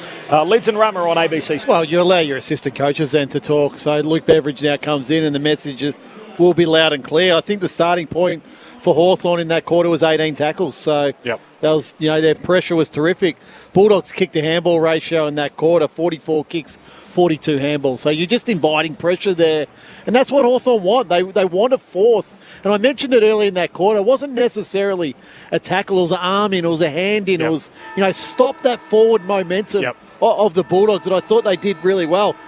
Jack Gunston's dragging Rory Lobb really wide. Like he's getting Rory Lobb out of that centre corridor where he likes to take those intercept marks, and that's then allowing others to sort of slip through into the back and of that forward 50 and create just that little bit more space. So really smart play from Jack Gunston, and I love how unselfish it is. Jack, for so many years, he would want to be that player that was kicking the goals, but now he knows it's his role. Really, I've got to drag Rory Lobb wide tonight to give our other forwards every opportunity. So Hawthorn really controlled that quarter. Lids 31 marks. That's how they love to play that way. So good start from the Hawks. Yeah, controlled the footy, controlled the territory battle, didn't they? And I'm a bit concerned about, and you made mention of Aaron Norton in that first quarter and his contest work.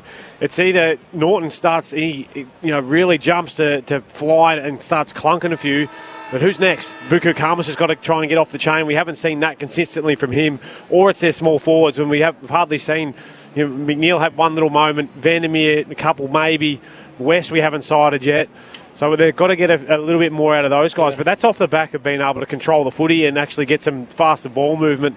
The kick-to-handball ratio doesn't worry me as much with the Dogs. That's the way I think they like to play, back to their 2016 Ramo, the way they love to flick it out and try and get that ball out into space. But the pressure from the Hawks has been immense in terms of, it hasn't always just been a tackle, but the next one in has always come in to cough that ball up, and that's where I think the Dogs have looked a little bit clunky. So is that just purely attitude, that they're locked in this week, last week it wasn't, or last reading 2 the weeks? cues. It's reading the cues, but then also having that want to then tackle and, get your chest on them.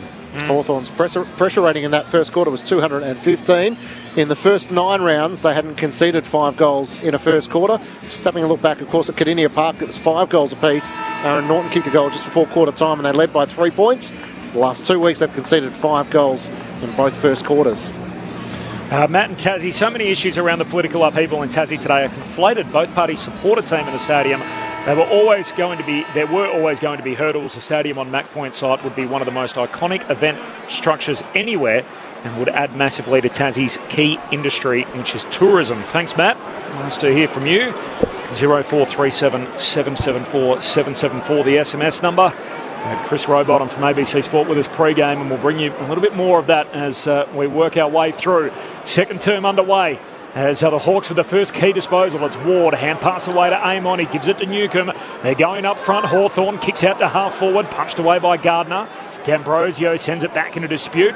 McGuinness sits on top of it. The pack forms around him up, gives him a moment to work it out. Gone. No. We'll have a ball up. Just keep an eye on umpire Robert Finlay, by the way. Would have been caught red-handed. And he's got red paint all over his hands. I don't know where that's come from, whether he's... See Amy bouncing it in the middle. Yeah, just rubbed them on the middle of the ground, and it's all come off all over his hands. So he's got red mitts at the moment, Robert Finlay. Englishman's down the tap. Kennedy can't break clear. The Bulldogs have the top 3 disposal getters on the ground. Kennedy with 9, Richards with 8, Bontempelli with 8 as the ball spills clear. Ginnivan tries to go to work, can't gather. Bailey Dale bumps him off, tries to ride the tackle of Meek, gets a hand pass to Fraser, spills back to Kennedy, run down by Marbiel Joel. Ball spills clear. And Carl Amon and Tim English wrestle for it, and the umpire will come in and ball it up. Josh Weddle with 7, Amon, Morrison and Ward with 7 for the Hawks. Thrown up once more. Lloyd Meek wins down the tap.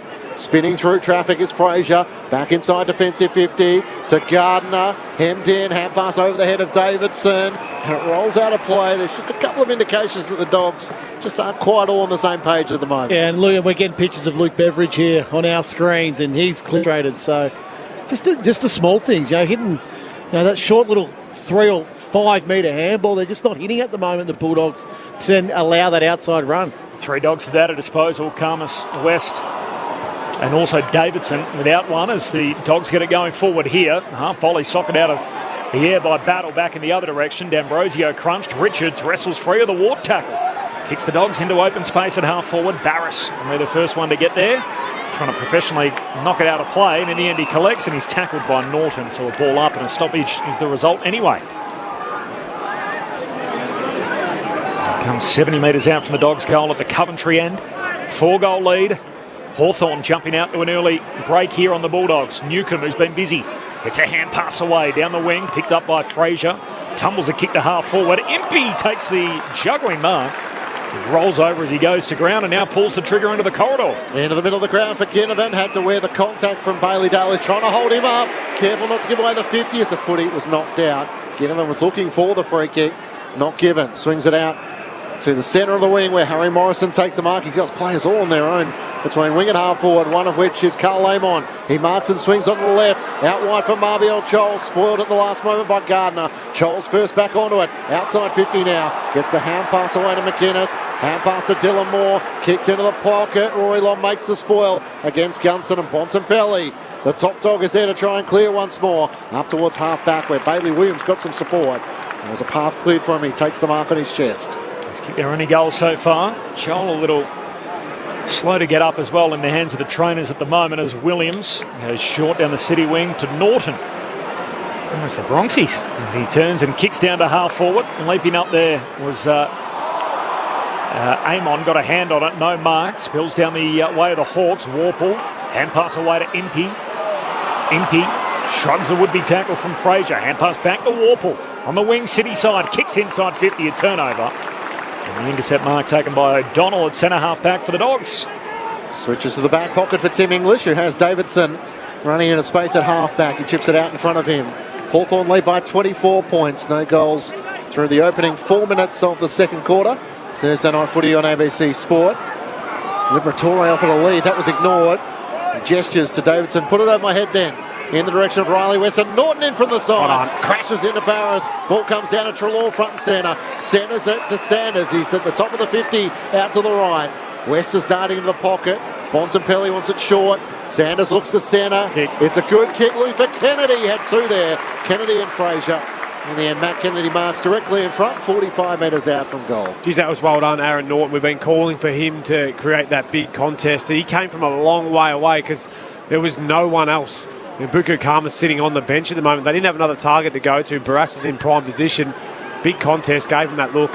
14 goals for Matt Kennedy. The Dogs could do with one here. And he just squeezes it in, dragging it to the left. The Bulldogs strike first in the second quarter after Hawthorn had kicked the last 3 goals in the match. And it's an 18-point lead the Hawks' way. 5-2-32 to the Bulldogs 2-2-14. Adam Ramanaskas and Brett Delidio, your experts on ABC Sport. Yeah, because of that Aaron Norton contest, that allowed the mids to be there and surround. It's predictable footy. Just a long kick from Davidson, but Treloar getting front and centre where he does his best work, and Riley Sanders is that high half forward. We've seen him have that licence to come up, be around the contest, when he spat forward really quickly. He was patient. Had Riley West going back towards goal, but just waited long enough for then Matt Kennedy to get free back inside 50 all on his own, and I think he had another player there just behind him as well. Fraser, yeah. It was Fraser. So a couple of their mids and high half forwards that work really hard to get up and down the ground to give themselves a look. Great kick from young Riley Sanders. Great finish from Matty Kennedy. Back to 18 points. They did lead the Hawks by as many as 25. That was as wide as it got. After kicking their 5th goal in that opening term, and the Dogs, firstly, in latter stages of the opening term, able to stop the Hawks scoring, and now have kicked the first one of the second term themselves. Richards gets it going forward again. West went without it. McNeil clean. Collects. Hand pass away to the bottom. Over to West. West hooks it. Misses. That was outstanding. McNeil then Bont. And it's a behind after all that. I think the only question is whether it snuck in for that. It was a wild finish. The soft calls are behind. The question is, did it clip the behind post on the way through? So it certainly won't be a goal. And either way, it's going to be Hawthorn's footy on the last line. Looking at this angle, we see the ball crosses the line on the inside of the behind post. Decision on the scoreboard. What is that voice? Do we know that guy's name? I don't know. It's definitely somebody's voice. It's not a Siri. Well, that's what I'm wondering. Yeah, it's not like a Siri or that's some my kind of AI question. machine. Because it's every game. Yeah. It'd be cool if we could get some famous voices. Imagine like a Morgan Freeman voice in the Yark. Samuel L. Jackson. Yes. I was thinking like a John Kennedy. Anyway, Paul Hogan. Hawthorn move it to half-back. Jarman out to Lloyd Meek, who takes the mark at left half-back. The Hawks by 17 points. Meeks played a big role in it as he looks up towards half-forward. Kicks in the direction of Gunston. Chol in from the side. Brought down to the front where Morrison runs onto it. And there's a Bulldogs player down as Morrison looks to gain every millimetre. Long towards Nash. Wrestling. Almost takes the mark against Bailey Williams. Fraser gets back. He tries to lay the tackle. Connor McDonald trying to spin out of it. He can't do so, and the umpire is going to ball it up. It's James Harms who's the player in the hands of the trainers. The ball is only 20 metres out from the Hawthorn goal. He just got crunched. He's run away from the trainers. He's off to join everybody else. As Meek wins it down, McDonald off balance trying to get a shot going goalward. In the end, it doesn't trickle out. Yes. Gunston turns lob inside out and then kicks a ball high up and under. Same spot. Ramsden leaping over the back, almost ripped it down. Dogs went out though. Liberatore got it to Kennedy. Hand pass goes back to Richards, who's lifted along with the rest of his team. Kicks out of defence and Karmas shoved out of the way. So battle with the intercept mark for the Hawks. He goes back and across to Impey. 17-point lead for the Hawks. 8 gone second term. Thursday night footy on ABC Sport. We mentioned James Harms ran away from the contest. There's around 5 medical staff looking at a monitor. As the kick inside 50 in the direction of Marbiel Chol. O'Donnell did well. He thought he had enough to be claimed the mark, not given. Hand pass to Kennedy. Kicks around his body. Only as far as Sam Butler. He gets the hand pass away. Battle looks to load Hawthorn inside 50. Gunston and Lobb. Off the hands of Lobb. It's gathered by Lloyd Meek. He's dumped to the ground by Gardner. No easy feat. And a ball up in the right forward pocket for Hawthorn. Hawks by 17 points. Bulldogs with the only goal of the second quarter through 8.5 minutes.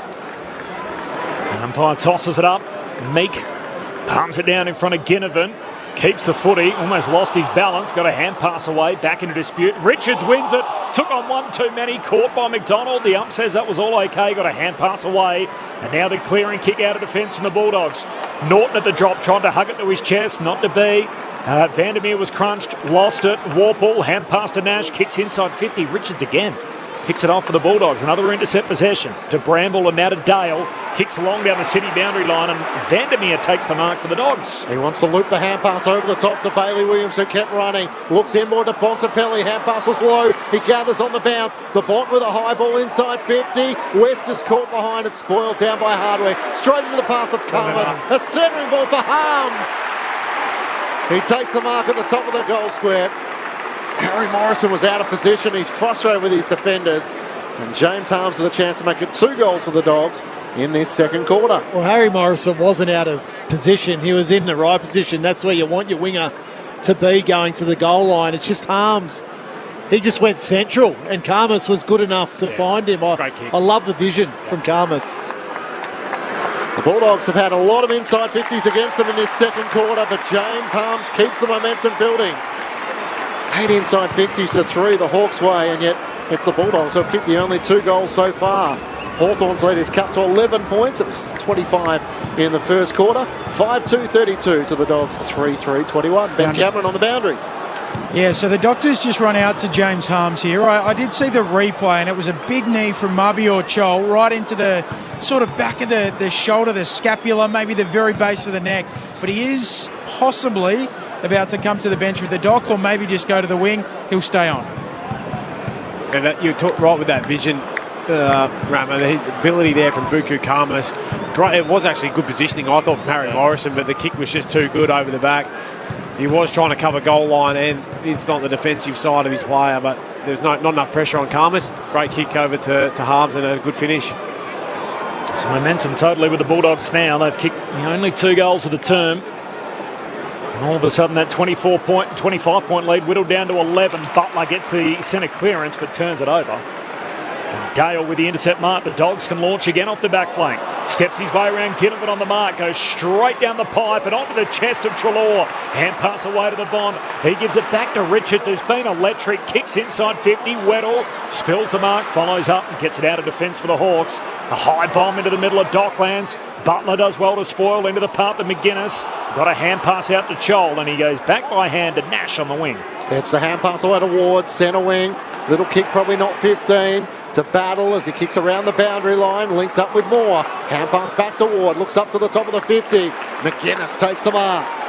Probably still too far for him, but Bailey Dale is inside the 50. Well, Bailey Dale's just giving him about 3 metres there. Yeah. So McGuinness took that mark on the sponsor logo there on the 50, so he should be easily another 2 or 3 metres forward. 3 goals, 6 so far this season from his 10 games, Finn McGuinness. As he comes in and veers out to the right, looking for every millimetre. It won't quite have the journey. It's through the hands of Bailey Dale in the end. Had to be cleared by O'Donnell. Hand pass to Vandermeer. Hand pass to Harms. Almost run down by Chol. The kick is a turnover though as Hardwick takes the mark for the Hawks at left half forward. And he's got a crowded forward 50 to contend with. 11 points, the lead for Hawthorn. The Dogs have kicked the last 2. Hardwick kicks it very high. Contest kick to the top of the goal square. They come from all directions. Punched away. Ginnivan at the drop. Great smother. The goal saver from Fraser. And then wins the footy. Trying to get a kick away. Does so to Butler. Locked up straight away. And the ump says, I'll have it. And there's the problem. So Fraser wins that ball. The umpire should have called a ball up straight away.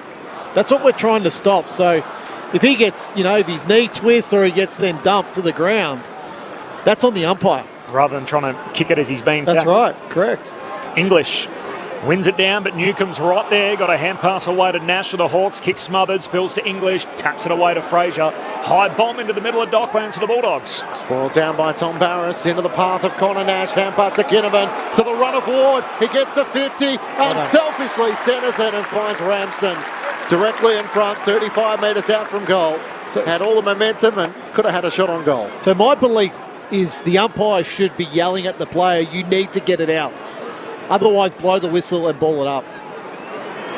Max Ramsden In his sixth game of AFL footy, his first of season 2025. Having not featured since round 7 last year. He's kicked 15 goals in the VFL, trying to bang down the door and get an opportunity. Looking to try and stop the Bulldogs' charge as he comes in from 45 and it drifts out to the left. The Miners score and it's a 12-point lead Hawthorn's way. Once more dominate the inside 50s in this second quarter, 11-4. It's the Hawks by 12 points. It's a let-off. Ramsden missing from right in front.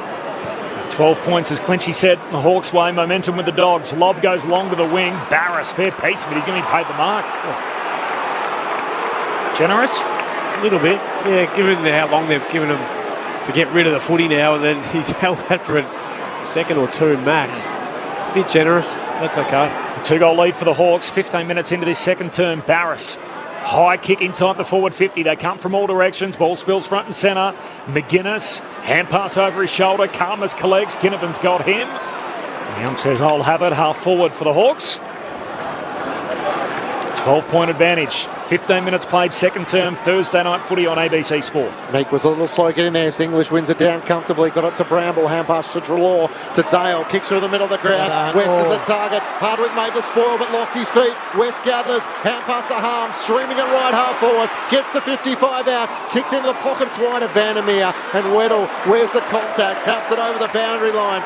It's another what could have been moment for the Dogs as it goes out for a throw in the right forward pocket. Yeah, once you take that bounce, you're better off just to have a shot, I would have thought. Trying to hit that tough kick where they're both running away from you. I'd rather see him have a ping. If not, tick back up. Yeah, correct. You want one of your forwards to come at you. Hawthorn by 12 points. 15 minutes gone, second quarter, Thursday night footy on ABC Sport. Ramsden wins down the tap for the Hawks to Newcomb. Now pass to Massimo D'Ambrosio. At left half back, kicks close to the boundary line. Lloyd Meek reaches out in front of Gardner and spoils it into the crowd.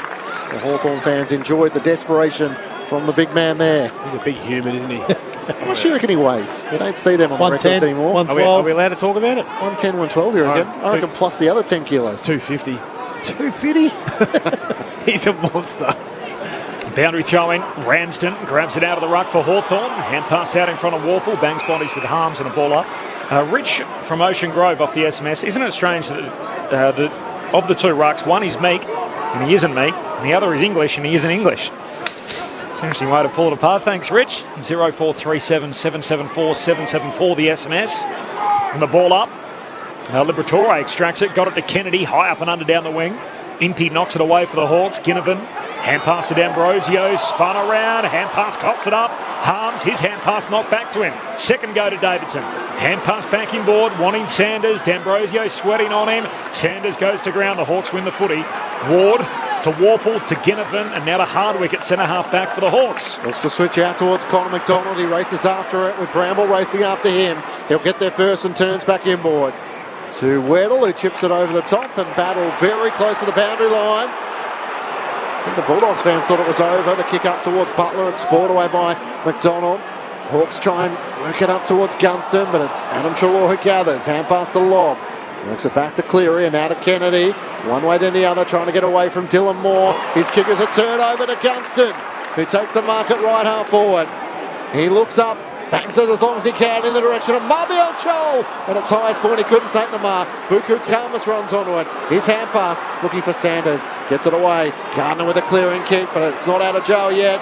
As running back, Carl Lamon backing back takes the mark. Heads inside 50 with the kick. They got a few options. D'Ambrosio leaves it for Moore. And Dylan Moore hugs it to his chest to left half forward, 40 out. No, their heads fell off there, unfortunately, the Dogs' backs. They were absolutely gassed from a couple of efforts in a row. A lot of pressure. So let's get this thing out of here, but no representation down the line. Well done, Carl Amon playing his half-back role really well, coming up the ground, closing up the space, and then just found Dylan Moore all on his own. The Dogs have kicked the only 2 goals in the quarter. Dylan Moore, the drop punt, Sales goal, but it's across the goal face. Dylan Moore's the one. He's the one that Hawthorn want to get going. Goalless in 4 of his last 8 games. Dylan Moore are behind there. 13 points Hawthorn's lead. 18 gone second turn. At his best, we know All-Australian from last year. Yeah. Runner-up in the best and fairest behind John Newcomb. Just such a good player. Liberatore looks out wide and Bailey Dale takes the mark. 49 disposals not that long ago. over the roof of Docklands as he's got it here at right half back. I reckon you could have got a possession that night, Clinchy. Well, that's generous, and you don't give a lot of compliments to me, so I'll take that. Dale up towards the wing. Onto it, Ramsden. He's tackled by Riley West, and the umpire will ball it up. You need to come down on a Monday night and watch him in the AFL Nines. not to discredit Bailey Dale's 49, but we could do with some numbers, Rammer. We'd take you. It was a career best, by the way, that 49. Yes, it was. Yeah, funny that. Leading forward disposal getters on the ground are all. Hugh McCluggage have a career best night last week against Essendon. It's an amazing theory that's doing the rounds. So lots of guys have career best nights against the Bombers as Ramsden rips it out of the ruck, hand pass out towards Impey, gives it to Ward to D'Ambrosio, gave it to Ginnivan, and immediately under pressure, pack develops around him and the ump says ball up. Corbin Middlemass and Matt Clench, Ben Cameron on the boundary, Adam Ramanaskas, Brett Delidio, your call team. Thursday night footy on ABC Sport, Hawks by 13. Nash robes it from the ball up, kicks down the wing. Gunston trying to pick it over the top, not to be. Dale for the Bulldogs. Hand pass to Cleary. Now to Liberatore. Turns and whacks it down to half forward. Barris set himself, shoved out of the way. Says keep rolling. Karmas stripped of it. Oh, Barris coughs it up himself. Well done. Davidson across the half forward line finds Kennedy. And it results in a set shot, true centre half forward. Kennedy to kick from 50 out. Yeah, really well done from Davidson. So it was a little Norton contest, and I don't see Norton fly at marks anymore like he used to live. You missed his one down here on the wing, which was really, really good to give him an out. But he's not. You're right. His hands haven't been as good, have they? This man's become a goal kicker. Kicked 3 last time out, and he's got 1 already. Can't add to it here, and it's thumped through by Lloyd Meek. That's what he's down there to do. Make sure it's just a minor score. So 5-4 to 3-4. Hawks by 12. They did lead by as many as 25. Time on second term. Thursday night footy on ABC Sport. Matt Kennedy leading possession getter on the ground with 15. Richards with 14. Dale with 12. Bontempelli with 12. And Josh Ward leads away with 12 for the Hawks. Big kick out towards Jai Newcomb, who tried to go for a fly. Couldn't get that high off the ground. It's picked up by Davidson for the Bulldogs. Hand pass to Bramble. High kick inside 50. Riley West wanted to fly as well. He couldn't really get much purchase. It spills to the front where Dylan Moore's in the back line. Hand pass to Wimpy. Down low to Ward. Had to scoot around his body. Dangerous kick. Dale's trying to run onto it. Can't take the mark. McDonald gathers. Hand pass to Meek. Here go the Hawks through the middle of the ground. Hand pass to Newcomb. Kicks over the head of Chol. He palms it down against Gardner. Slaps it to his own advantage. Chol looks to put on a show. On his left. Hand passes to Gunston. It's behind him. Onto his right. He finishes the job in the end. It wasn't quite picture perfect from the Hawks, but they did get there in the end. And Marbiel Chol became provider to Jack Gunston, who kicks his 26th goal of the season and first of the night. Hawthorn back out by 18 points, 6-4-40 to the Bulldogs, 3-4-22. That costly turner over across half back, and then the Hawks ran the gauntlet. Yeah, it was. I think Bailey Dale and Lockie Bramble like their time again. A little bit more communication. Bailey Dale's got to call him back there. Yeah, just say, I've got your back. Keep coming, come hard. But then it was a John Newcomb kick. It was out in front of Marby or Charlie. He's like, I don't want to make this look too easy. But flipped it over his head. Around he went. I thought he could have maybe just dribbled the goal himself, but unselfishly. But the handball wasn't great, was it, to Jack Gunston? They got there in the end. They nearly made hard work of it. That's not where Ryan Gardner wants to be in his first game of the season, is it? 1-on-1 with Marbiel Chol. With an open 50, I don't think so. One the Hawks needed after the hot start. They did get it out by 25 points, and the Dogs managed to turn things latter stages of the opening term, and then started his second, got within 11. Out the middle they go. Newcomb to Meek, and now to Warple. Surge kick inside the forward 50. Gunston forced to spoil from the back into the lap of Butler. He's tackled, lost it. Kennedy had it. Coughs it up. Ward back inside 50. Chol flies it full forward. No mark. Spills to Newcomb in the famous number 3. Newcomb goals from the pocket. And the Hawks are back out by 4 straight kicks. 7-4 to 3-4. As we close in on half-time, Thursday night footy on ABC Sport. Adam Ramanaskas and Brett Delidio. Well, Liz, I was going to say Newcomb has been relatively quiet this quarter, but he's came right back into it over the last 5 minutes. So he was the one that kicked that long bomb inside forward 50, but he just gets to the contest here. It's a stat line, isn't it? So 13 disposals, 10 contested, 6 clearances, 4 centre breaks, 3 inside 50s, and now a goal. Yeah, no, he's had a really good half. Yeah, he has. In the end, he's really built it well. You're right. It's his work rate again. from that initial contest to then get down there again. Snuck He out, just snuck goes. forward. Yeah. He was best on in that final too, had 35 and a goal, including 10 score involvements, the elimination final last year, John Newcomb, and now in Lee Matthews' old number, and he's got 1 tonight. Hawks with 4 of the last 5 scores, and the last 2 have been goals. English takes out of the ruck, gets the clearance up towards half forward. McNeil knocked it to Sanders. Slick hand pass to Ed Richards. How the doggies would love this! And Richards delivers, bursting from the centre circle and finishing with absolute class. He is having a season, Ed Richards. 5 more years, a contract extension a couple of weeks ago, and the Bulldogs' main man starting to get involved there. Hawthorn's lead cut back to 18. 24 minutes gone, second quarter, 7-4-46 to the Bulldogs, 4-4-28. Well, the previous one I'm watching who's John Newcomb's opponent. Yeah. This one on the flip side, I'm watching who's Ed Richards' opponent, but just didn't have anybody near him there. I think it was Ward who was sniffing him towards the back end, but his ability to cut and then to finish at speed again, geez, it's impressive, isn't it? Great example for young kids watching to burst away from that initial stoppage to then go forward to try and sniff out a goal. Great hands by Riley Sanders. It was. Yeah, all in the one motion, up in the air and flicked it to his advantage. We'll get down to Ben in just a moment. Adam Treloar, another little pit stop after the early worries that he had, a few chants with the medicos, but he's been able to play on since that particular stage. Dogs get a free kick for an illegal shepherd in the ruck contest. English short to Fraser, almost broke it up. Works it through to Richards, sweeping Polyfarmer, hand pass to Bailey Williams. Hand pass inside 50, Vandermeer collects, tackled front on by Amon. And the ump says, I'll have it. Ben Cameron on the boundary. Yeah, almost every time Adam Treloar comes to the bench, he does go and chat to the medicos, gets a little bit of a rub down, but he's okay at the moment. Footy, by the way, has sort of red paint all over it as well. The yellow sharing them using tonight after the sponsorship in the middle of the ground. From the ball up, Bontempelli gets a kind bounce. Touched, was it, by Battle? I think it was he thinks touched, so. yeah. There's some indecision. It's a goal. No. Oh, it had the hop that Bont wanted. No, I think this one will be definitely reviewed. They review every goal, so... It bounced over the defenders. Battle thought it came off his palm. The goal umpire didn't agree, and now Battle needs the support of the video. The goal is in the book for Bontempelli, and all eyes are on the arc. Young goal umpire. He looks as young as my son. Also got the Freeze MMD beanies on this round, the goal umpires. He's paid this a goal, and Josh Battle, he certainly believes he touched it. The problem for Battle is he's going to need the pitches to support him. He didn't touch it. He's already crossed the flags. Right. It's a big touch of the ball. He's not much of a chess player, Mark Bontempelli. His demeanour gave it away a bit. Off the fingertips of Battle at the top of the goal square, so the goal umpire was 10 metres away. He saw it differently. And the goal is overturned, so it'll be behind, touched on the way through. So scratch the 6 plus the 1. Make that 7-4 to 4-5. It's a 17-point lead for Hawthorn. 26 and a half gone in this second term. Thursday night footy on ABC Sport. The latest on the Tasmanian Stadium situation to come at halftime.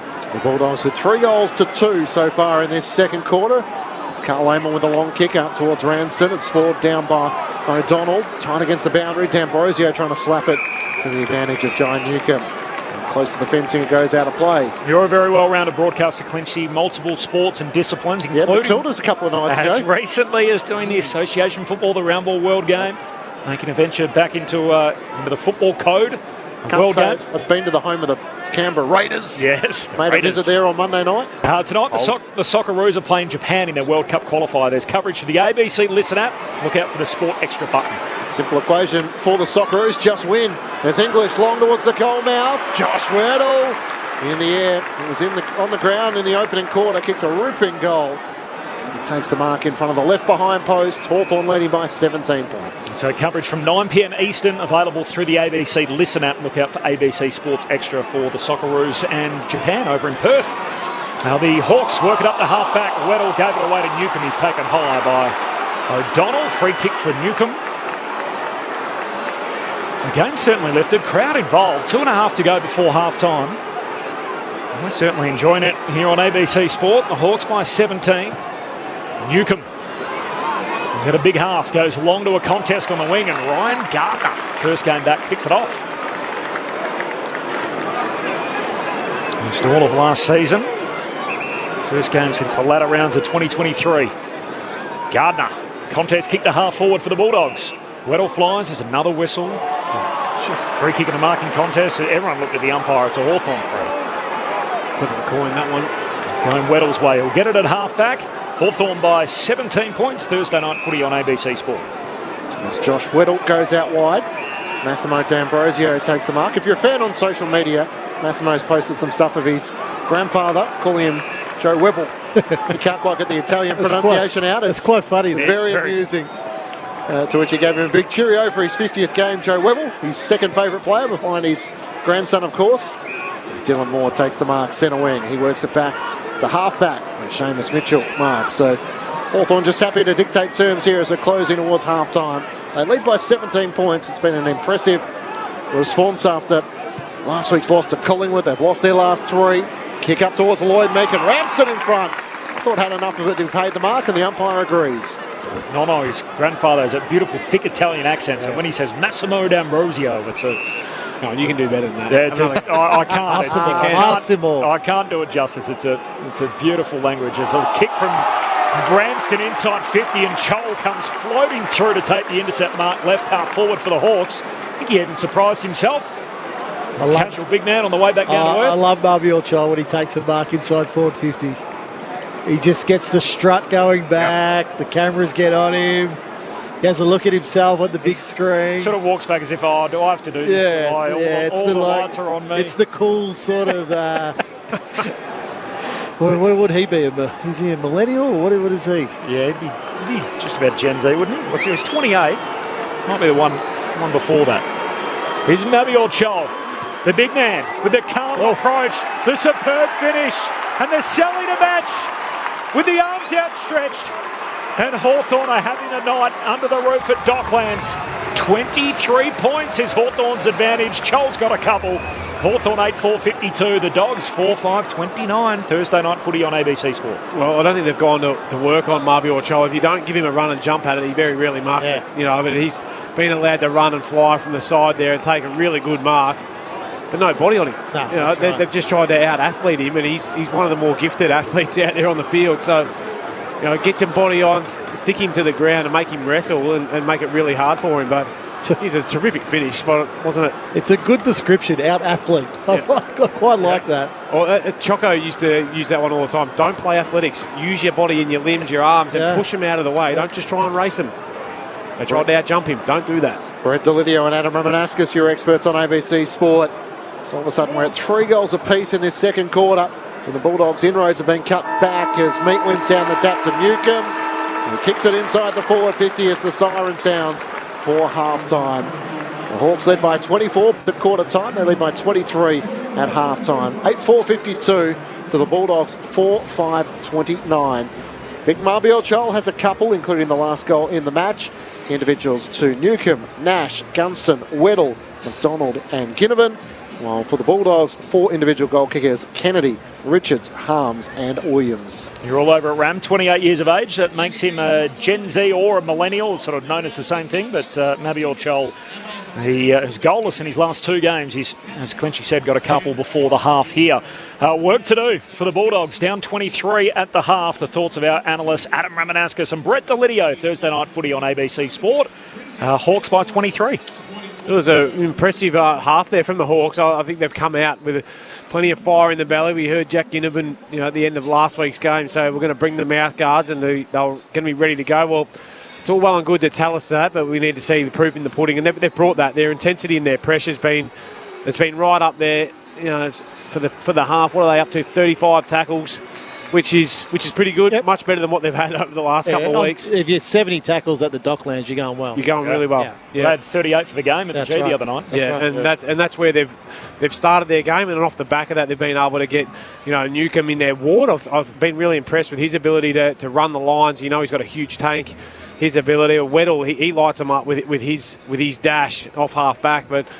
It's been their pressure and in your face frontal attack on the Dogs that hasn't allowed them to get their handball chain up and going, nor being able to get any free targets forward of the footy. Riley West has been well held. Norton's flew at a couple, but he hasn't had his hands on today. So I think the defensive side of things, that the Hawks would be pretty pleased with that, Rama, towards half-time. Do you reckon the Hawks are back, Rama, or do you feel like the Bulldogs are a bit flat? I think the Bulldogs are a bit flat. Yeah, I agree. Yeah, I don't think the Bulldogs have played anywhere near their capabilities just yet. But at the same time, I think what would be most pleasing for Sam Mitchell is he got a response out of his players. So, 35 tackles in a half, and they've barely had more than that for a game over the past 2 weeks. So that's, I think, what's most pleasing. It shows that the team is still up for the fight and they're still responding to instruction. So that's the issue is, I think, a small issue for Hawthorn.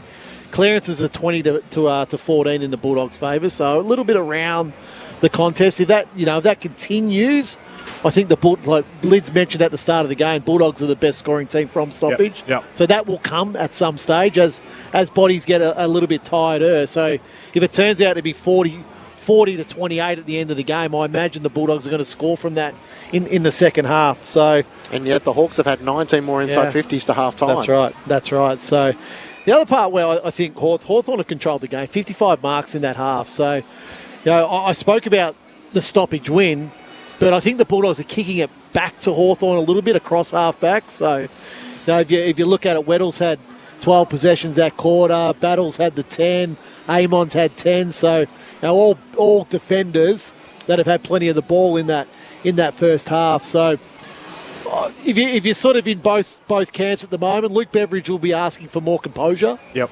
I think just around the football and how they're exiting away from contests. And I think Sam Mitchell will be asking for more pressure now. Let's up this again. Let's go again, because the Bulldogs are, Lids mentioned it earlier, it worries me when kicks and handballs are close together, but Lids mentioned around, well, that's how the Bulldogs play. If the Bulldogs are going to play like that, Hawthorn have to apply more pressure again.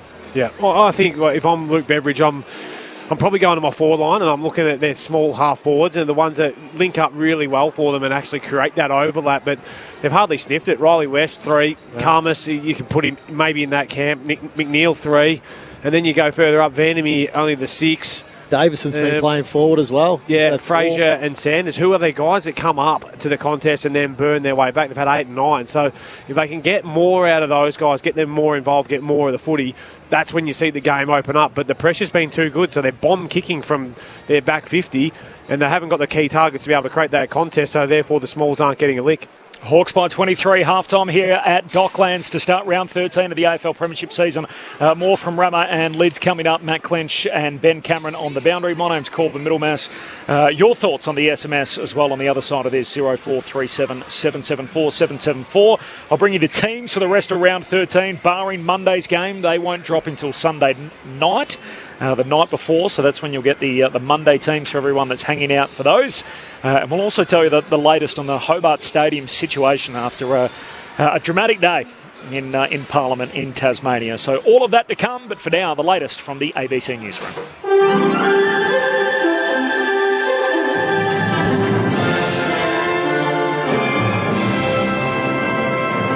ABC News, I'm Eliza Getzi. A motion of no confidence in Tasmanian Premier Jeremy Rockliff has passed in State Parliament's lower house, meaning Tasmanians could be headed to yet another state election. Meg Whitfield reports. The state government's spending surplus for 24-25 is expected to come in at a much reduced $18 million. Apologies, I'll fetch the right audio there. This is Meg Whitfield. The motion, moved by Labor leader Dean Winter, cited growing state debt, the plan to cut public sector jobs and sell state assets as the reasons for having no confidence in Mr Rockliff's leadership. Debate over the motion spanned across 2 days, ultimately passing 18 votes to 17 after Speaker Michelle O'Byrne used her casting vote to support it. Earlier today, Mr Rockliff reiterated that if the motion was successful, he would travel to Government House and request an early state election. If Mr Rockliff's request is granted, it would be the 4th time in 7 years Tasmanians have been to the ballot box for a state poll.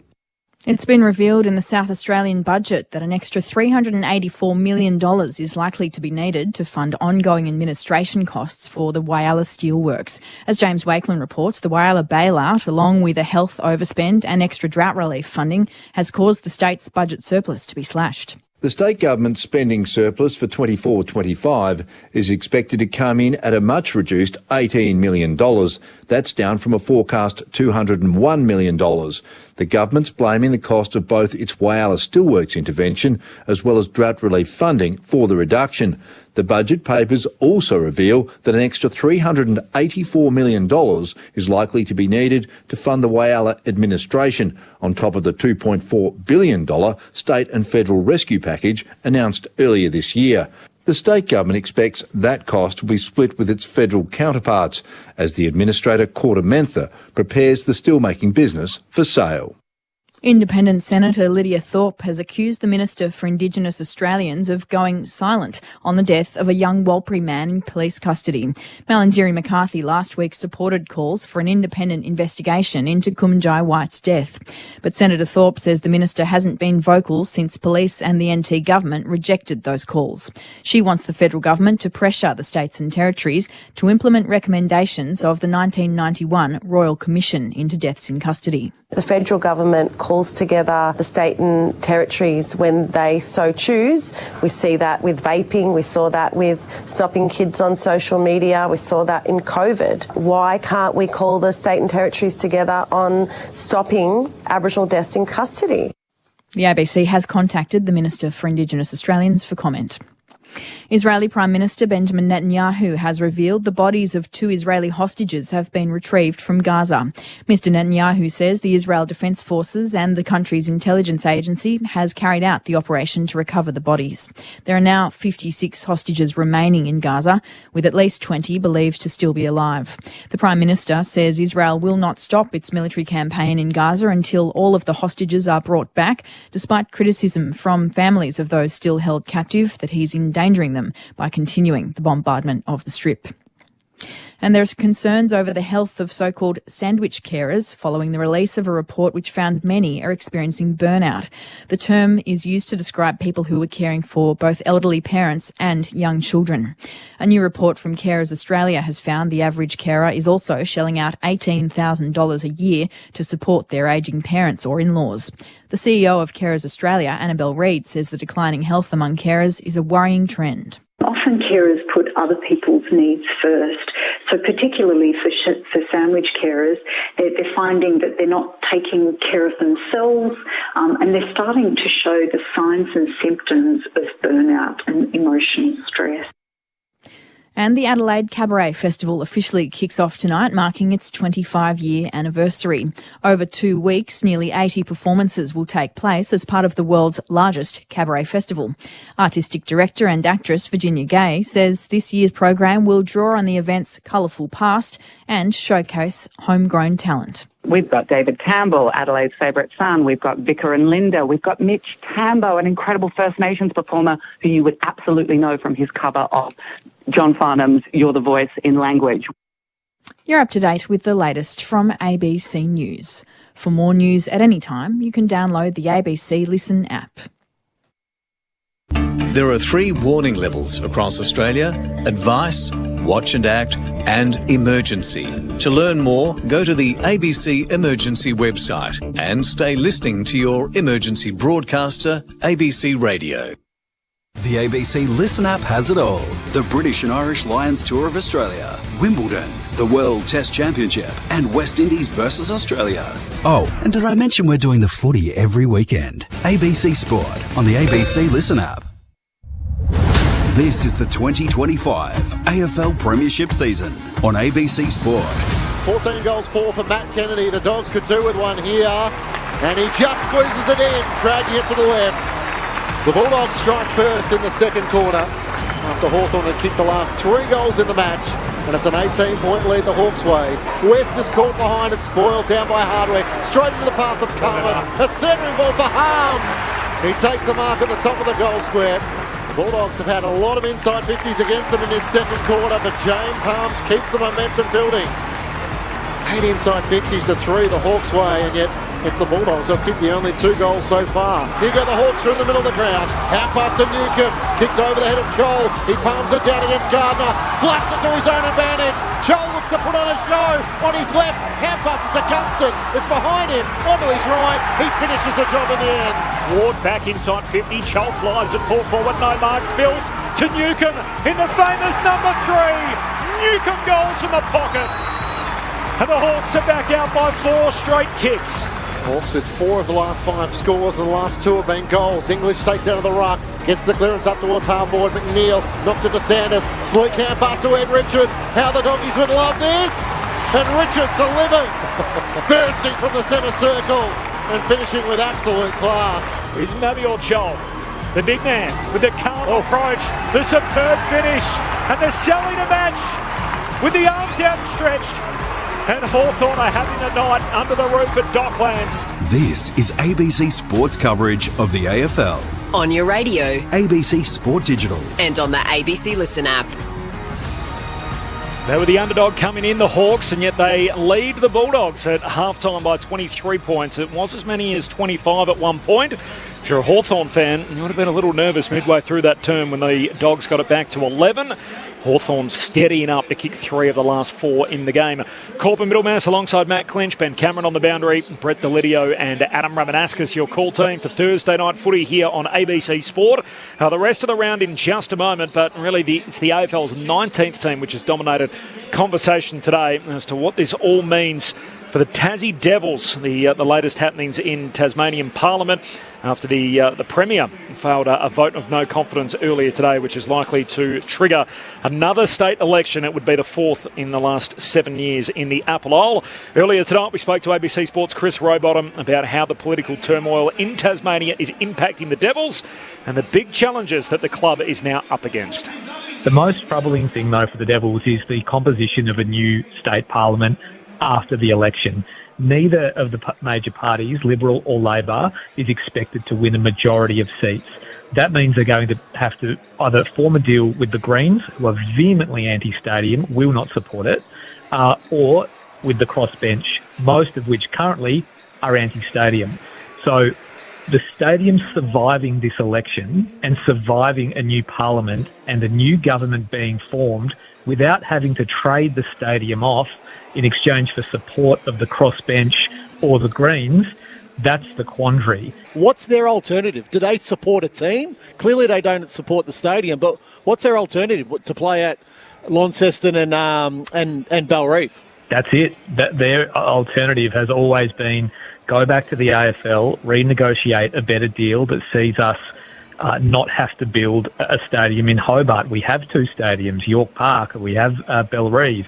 So that's long been the position of those against the stadium. The team is universally popular. The independents, the Greens, everybody wants the team. Obviously, everything that the AFL's been saying, and naturally that's their public position, is that no team, no stadium. Do you think if it comes to it, do you think there's any chance that this 19th team gets on the ground without a new stadium at Macquarie Point? Zero. Yep. Zero chance. Every conversation I've had in the past 2.5 years indicates that will not happen.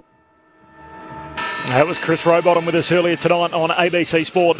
No one's covered the whole stadium issue better than Chris Rowbottom from ABC News and ABC Sport. And that was as laid out as I think I've heard the entire conversation. So exactly what this election means, the fact that for either the Liberal Party or the Labor Party to form government, they will be relying on politicians who are against the stadium. So when push comes to shove, if all of a sudden, if it means forming government and basically getting the chance to control the state, means that you need to do a deal with someone that's anti-stadium, and as a result you trade the stadium for power, that's where this will really hurt the Tassie Devils. So it's not necessarily now, even though both Labor and Liberal support it.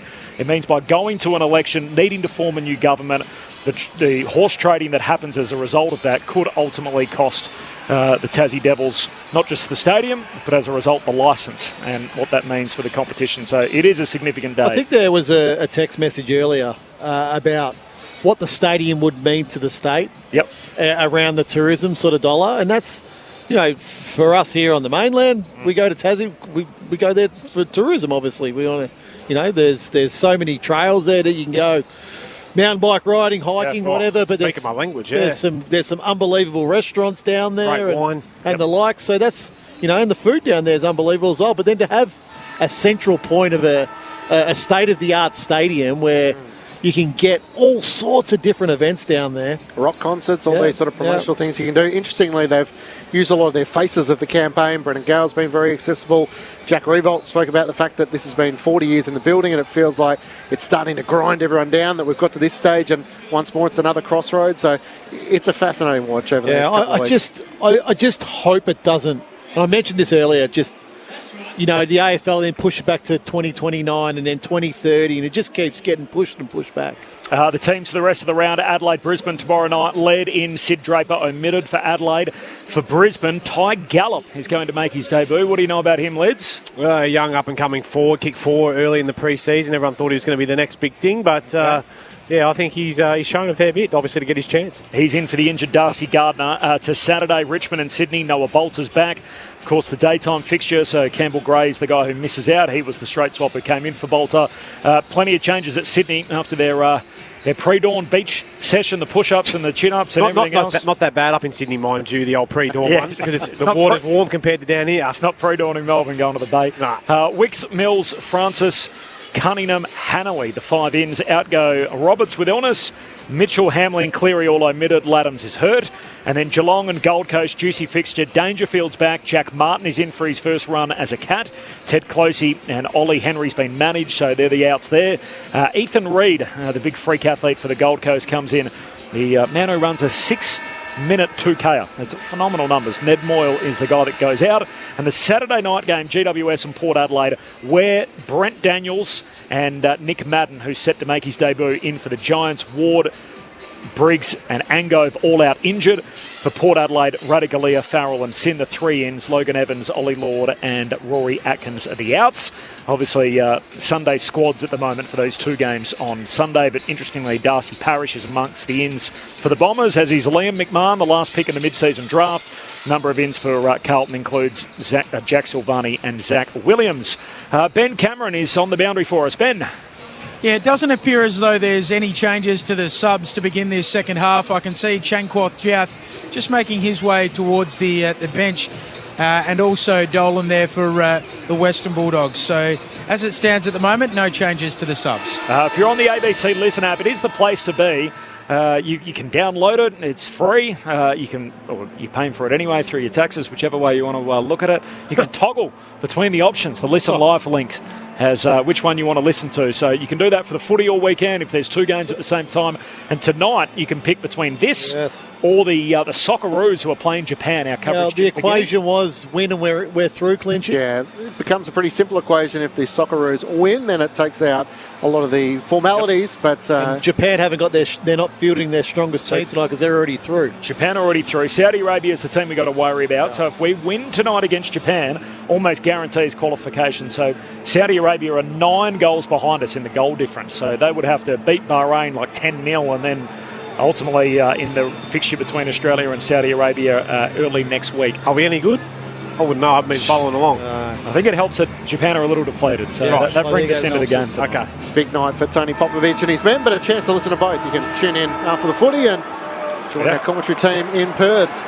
Hawthorn leading by 23 points as they look to continue this resurgence. The Bulldogs looking to bite back after half-time. English and Meek. Meek wins down the opening tap. Richards trying to knock it out for the Bulldogs. He's got Jai Newcomb over the top of him. Now Kennedy has a go. He can't break clear as Ward lays the tackle.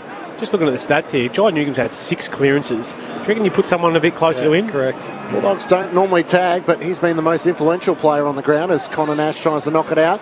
It's into the hands of Davidson. He's tackled by Morrison and the umpire. Whipper, maybe?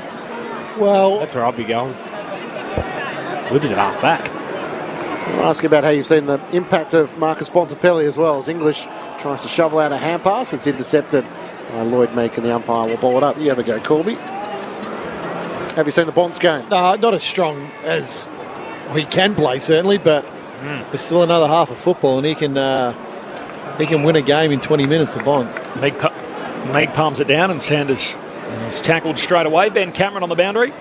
He was stuck for a moment there, Liberatore on Ramsden. He's just swapped over with Bailey Dale, a better match-up in terms of height. Thanks, Ben. The Hawks work it out. Morrison to Newcomb by hand. Long kick down to half forward and will slide out of bounds. I wonder what that's about, putting Libbo back to half back. Rory Lobb's gone forward as well. Loves flipping the magnets around, doesn't he? Might be a master stroke, but Lobb's caught it a few times and turned it back around for him. But how many games has Libbo played, Clinchy? 200 and what? 246. How many off half back? Well, I don't reckon he's played a quarter. Yeah. Davidson kicks down the wing. Clever little knock on there by Vandermeer, but only into the path of Amon. Kicks into the middle of the ground for Hawthorn. No mark for War. There's for Moore. There's Liberatore. Got a hand pass away to Harms and now to Dale. Quick hands to Fraser. The handball chain continues down the wing. Ward's pretty keen to break it up.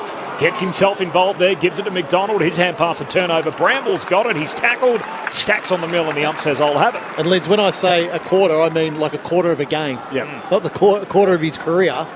Yes. No, I fully understood where you were going with it. I think we're all on the same page as it comes down the way of Ward. He kicks the Hawks inside 50. Bounces in front of Marbiol Chol, wrestling with Gardner. Chol gets a tap to it. Gardner, can he grab his jumper? By Waves play on. Picked up by Gunston. Great desperate chase, and he's run down. Yes. O'Donnell got him in the end. That's the part that Jack has definitely lost. At his very best, his agility was outstanding. Now, the back injury that he had was so debilitating. He's just lost that little step. 33 years of age, Jack Gunston has won tonight, up to 26 for the season. O'Donnell kicks out in the direction of Lobb. Can't take them out with one arm. Spills down to Newcomb. Works it back to Impey. All the way back to Weddle. Hand pass away to Carl Lamont, who fires it in the middle of the ground. Gave it some air, and running onto it is Hardwick. He loads up a long kick out towards Ginnivan. A 2-on-1. Harms in front. Had support from Fraser. Went to give it to him. Ramsden was there. Harms has to wear the tackle. Gives it to Fraser eventually. He works it back inside defensive 50 to Bramble. To Dale. It's a little cute for the Dogs. Liberatore has to wear the tackle. And the umpire will ball it up. 48 metres out from Hawthorn's goal. The Hawks by 23 points. 3 minutes gone. Third quarter on ABC Sport. Ben Cameron. James Warple, late up out of the race after half-time, has come back to the bench eventually, getting some strapping on a knee at the moment. Thanks, Ben. English wins the hit out, but charging through his Newcomb, he's held up pretty quick, half forward for the Hawks. They just can't seem to break that inner circle, can they? Their ability to get it outside the initial pressure point, it's really struggling at the moment. Ball up again, Nash down towards Ward. Hand pass goes back to Newcomb. Newcomb sells the dummy around Sanders, settles on his kick, but then misses wildly out to the left, out of bounds on the full. Hawks by 23, 4 gone third term. Ben Cameron. It's actually a quad they were strapping up there for James Warple. I was slightly unsighted, but doing some testing run-throughs at the moment, so we wait to see with him. Thanks, Ben. Hawks by 23 points as Fraser brings the Dogs out of defence. Straight through the middle of Bonapelli. It was a little risky. A little. The Bont was up to it as he takes the mark in front of Dylan Moore. And that's a tough kick for Vandermeer. A 2-on-1. Carl Lamont makes the spoil. Hardwick races after it. Vandermeer tries to stick the tackle. But he gets that hand pass out to Morrison for Hawthorn. Out towards Dylan Moore. He takes it just inside the boundary line between wing and half forward for Hawthorn. He turns and comes inboard and misses Weddle. Can we start this third quarter again? West tries to pick it up. He's tackled. His hand pass is a turnover. Hardwick, underground hand pass looking for Carl Lamont. Trying to tap it away from Riley West. He dragged it in. Has to get it away to Moore. He does so. Back to Hardwick and back to Josh Ward on halfback. He's been off tonight, Riley West. Yeah. Those ground balls he usually gobbles up. Yeah. He's fumbled probably 4 or 5 tonight that he usually wouldn't. Rates elite in that category. Second highest rated general forward in the league. Riley West, but not his night so far. Battle to Nash, hand pass to Newcomb. He's been amongst the best out there, goes wide to Ginnivan, kicked the first of the night. Hand pass to D'Ambrosio, sends it down to half forward. Look at this. And there's Lebba, the new halfback flanker. Who questions Bevo? Not me. We had him on AFL Saturday, did his first radio interview in 7 years on ABC Sport earlier this year. Said he was asked about why he flips the magnets around so much, as a kick to Dale, who goes straight down the pipe to West. West pokes it inside the forward 50. Cummins is all alone. The crowd was calling for it. They were saying, boo-coo. They got it to him, and he dabs the kick further afield, finds Harms, left forward pocket, close to the goal, worse angle. Did Bevo put a media ban on us? He hadn't done any interviews on radio. Full stop. Hadn't done a radio interview in 7 years. Right, okay. So just wasn't his... He did the stuff he was required to do, but that was it. And he basically said it's to make our players more relevant and it's to make their players irrelevant, was the quote. as Harms hooks it across the body and misses to the near side. Now, he's a friend of the ABC. When he decided to do his first one, he thought, I'm going to do it here. Contract year for Bevo. On the worm. On ABC. Get the word out there. 8-4 to 4-6, 22-point lead for the Hawks. 6 gone third term after that. Harms behind. Battle brings the Hawks back into play. Najarman Impey, who marks in the left back pocket. Just a couple of weeks, returned last week against the Magpies. Such a leader across half-back as Impey sends it long up towards the wing in the direction of Lloyd Meek. He and English fly in the air. It comes down to the front. Where Butler lays the tackle and locks it up with Kennedy underneath him. Hawthorn by 22 points. Early stages of this third quarter. The Hawks have had it from go to woe. They kicked a goal in the opening minute. As Kennedy tries to bust his way through a pack. He's tackled by Lloyd Meek. It spills out to Sam Butler. Hand pass to Impey. Back inside defensive 50. D'Ambrosio to Seamus Mitchell. Up towards Ward. Bumped out of it. Spills the way of English. He kicks quickly inside 50 and Weddle takes the mark for the Hawks. Feels like this first goal either way has got a bit on it. They were 7 minutes in. Still no goal to either team. 50 against Riley West. Yeah. As you're talking there, Rama. He's not even better. He was doing a lot on the mark, but the one thing he wasn't doing was standing still, which is the rule. So Weddle kicks wide, finds Ginnivan, who takes the mark between wing and half forward, immediately arcs out to his right. Guinea puts it to full forward. Charles down there in the pack. English dropping back, takes a big intercept mark. Saves the day for the Dogs. Swings it across the goal mouth to Dale. 22-point deficit for the Bulldogs. 7.5 gone in this third term. Thursday night footy, ABC Sport. Dale to Karmas. His housemate. The pair combining, and Karmas on the back flank with it for the Bulldogs. Swings the kick down the wing, through the hands of McNeil. He's going to get a free for a push, and the red-handed Robert Finlay says that's a shove. I just had a look at that. Yeah, it looks like he's got gloves on. It's amazing. They are so red. And I think he's even had a go at trying to... At least you know to stop, don't you? Wash them at half time, and yet they're sort of a faded bright red that's come off the sponsorship in the middle of the ground. 8 minutes into the third, Hawks by 22. Like a red. Oh, dear. Oh, the switch inside, defensive 50. Marbiel Chol makes the spoil, away from Gardner. He's got Gunster wanting it. Matt goes himself, and Chol puts through his third. The ultimate howler from the Dogs in defence. And Hawthorn make them pay the full toll. Marbiel Chol, who loves a moment like that where he can use his big frame to intercept, and Hawthorn lead by 28 points. They led by 25 in the first quarter. All of a sudden, it's the biggest lead of the match. 9-4, 58 to the Bulldogs, 4-6, 30. That's the first goal of the third term. It comes 8 minutes in. Lid's just one. Well, it's a wrong option, I think, first and foremost, but. Yeah, let's get it down the line. What's the point of having Rory Lobb and Aaron Norton down the line if you're not going to kick it down there? Correct. It's just wasted metres on the GPS for your big key forwards and your small forwards who are trying to be predictable and get there.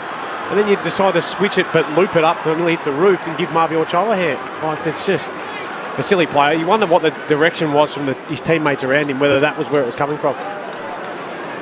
Problems for the Bulldogs. New game highs. Clinchy mentioned 28 points. The lead for the Hawks. The Bulldogs get a centre break here as English kicks it down to half forward. Lobb almost took a catch, competing with Barris. Lobb kept his feet, won the footy, gives it to McNeil, who had the clanger moments ago. He's tackled and drilled into the turf.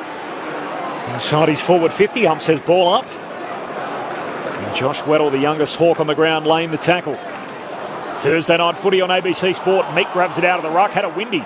Lost it, picked up by Sanders, hand pass away to West. He's tackled, holding the ball. He's just having a mare, isn't he? Absolute mare. It's Riley West, who's had a sensational, probably a career best season. Yep. And yet it's just not happening for him tonight. Free kick for Newcombe in the defensive 50. Winning the holding the ball call. He goes wide to Ginnivan, left half back. One of those ones, the harder you try, the worse it gets. Yeah, 100%. Just needs to do the basics at the moment as Ginnivan's played on. He's corralled by Bailey Dale. Hand pass back to Josh Battle, your problem. Kicks out of defence. Ramsden comes out and it's scored away by O'Donnell for a throw-in. And Riley West basics a tackle. Pressure. I think that's why he's had such a good year, because that's where his game has started, but it just feels like he's gone away from that tonight, really. Yeah, he's only had one of those. Yeah. Hawthorn by 28 points. Dogs coming off the bye. The Hawks going down by 50-odd points to the Magpies last week.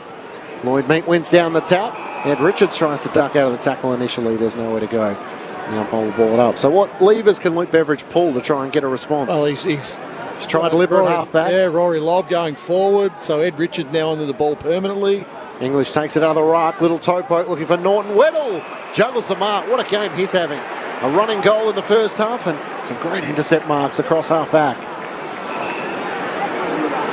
Weddle kicks it down the city boundary line to Ginnivan. And marks in the red boots and then chips it over the mount on the mark. Look, Aaron Norton's had 4 touches for the game. Yeah. Like, it might be just time to go to centre half back.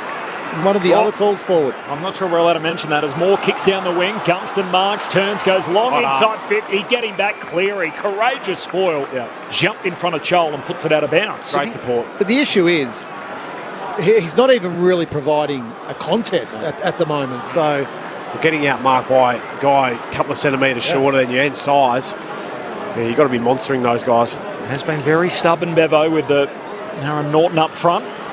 And the boundary throw-in comes down to Morrison, hand pass to Ginnivan. He shoots in the end goal with nothing back inboard and puts it out on the full. But you go back to your point, Corb, about why he throws the magnets around. Yeah, he throws most of them. He doesn't throw... Not that one. He doesn't throw that Magnum, though. That's the one he doesn't throw around. But I'm with you, Ramo. I'd like to see it. Bailey Dale initially darted out to the left. Marbiot Chol closed up that angle, so he has to kick long towards Rory Lobb. And off hands it goes out of play. And I do think that conversation, or that the possibility that's easier if you've got a Sam Darcy there. Yeah. Who Much is, better target. by media reports, maybe just a couple of weeks away from making his return, which is an incredible return given the concerns around that knee injury in round 7. And the Bulldogs' hopes might rest a little. He is still their number 1 contested mark player, despite having missed so many games. Here's Harry Morrison at left half forward, centering ball for Gunston. Fraser just nudged him underneath it delicately. Ball spills to the pack. Libba gathers, sends a high ball looking for Buku Kalmas, who got nudged underneath Hardwick, and the intercepting mark is taken by Battle. Kicks out towards Dylan Moore at right half forward.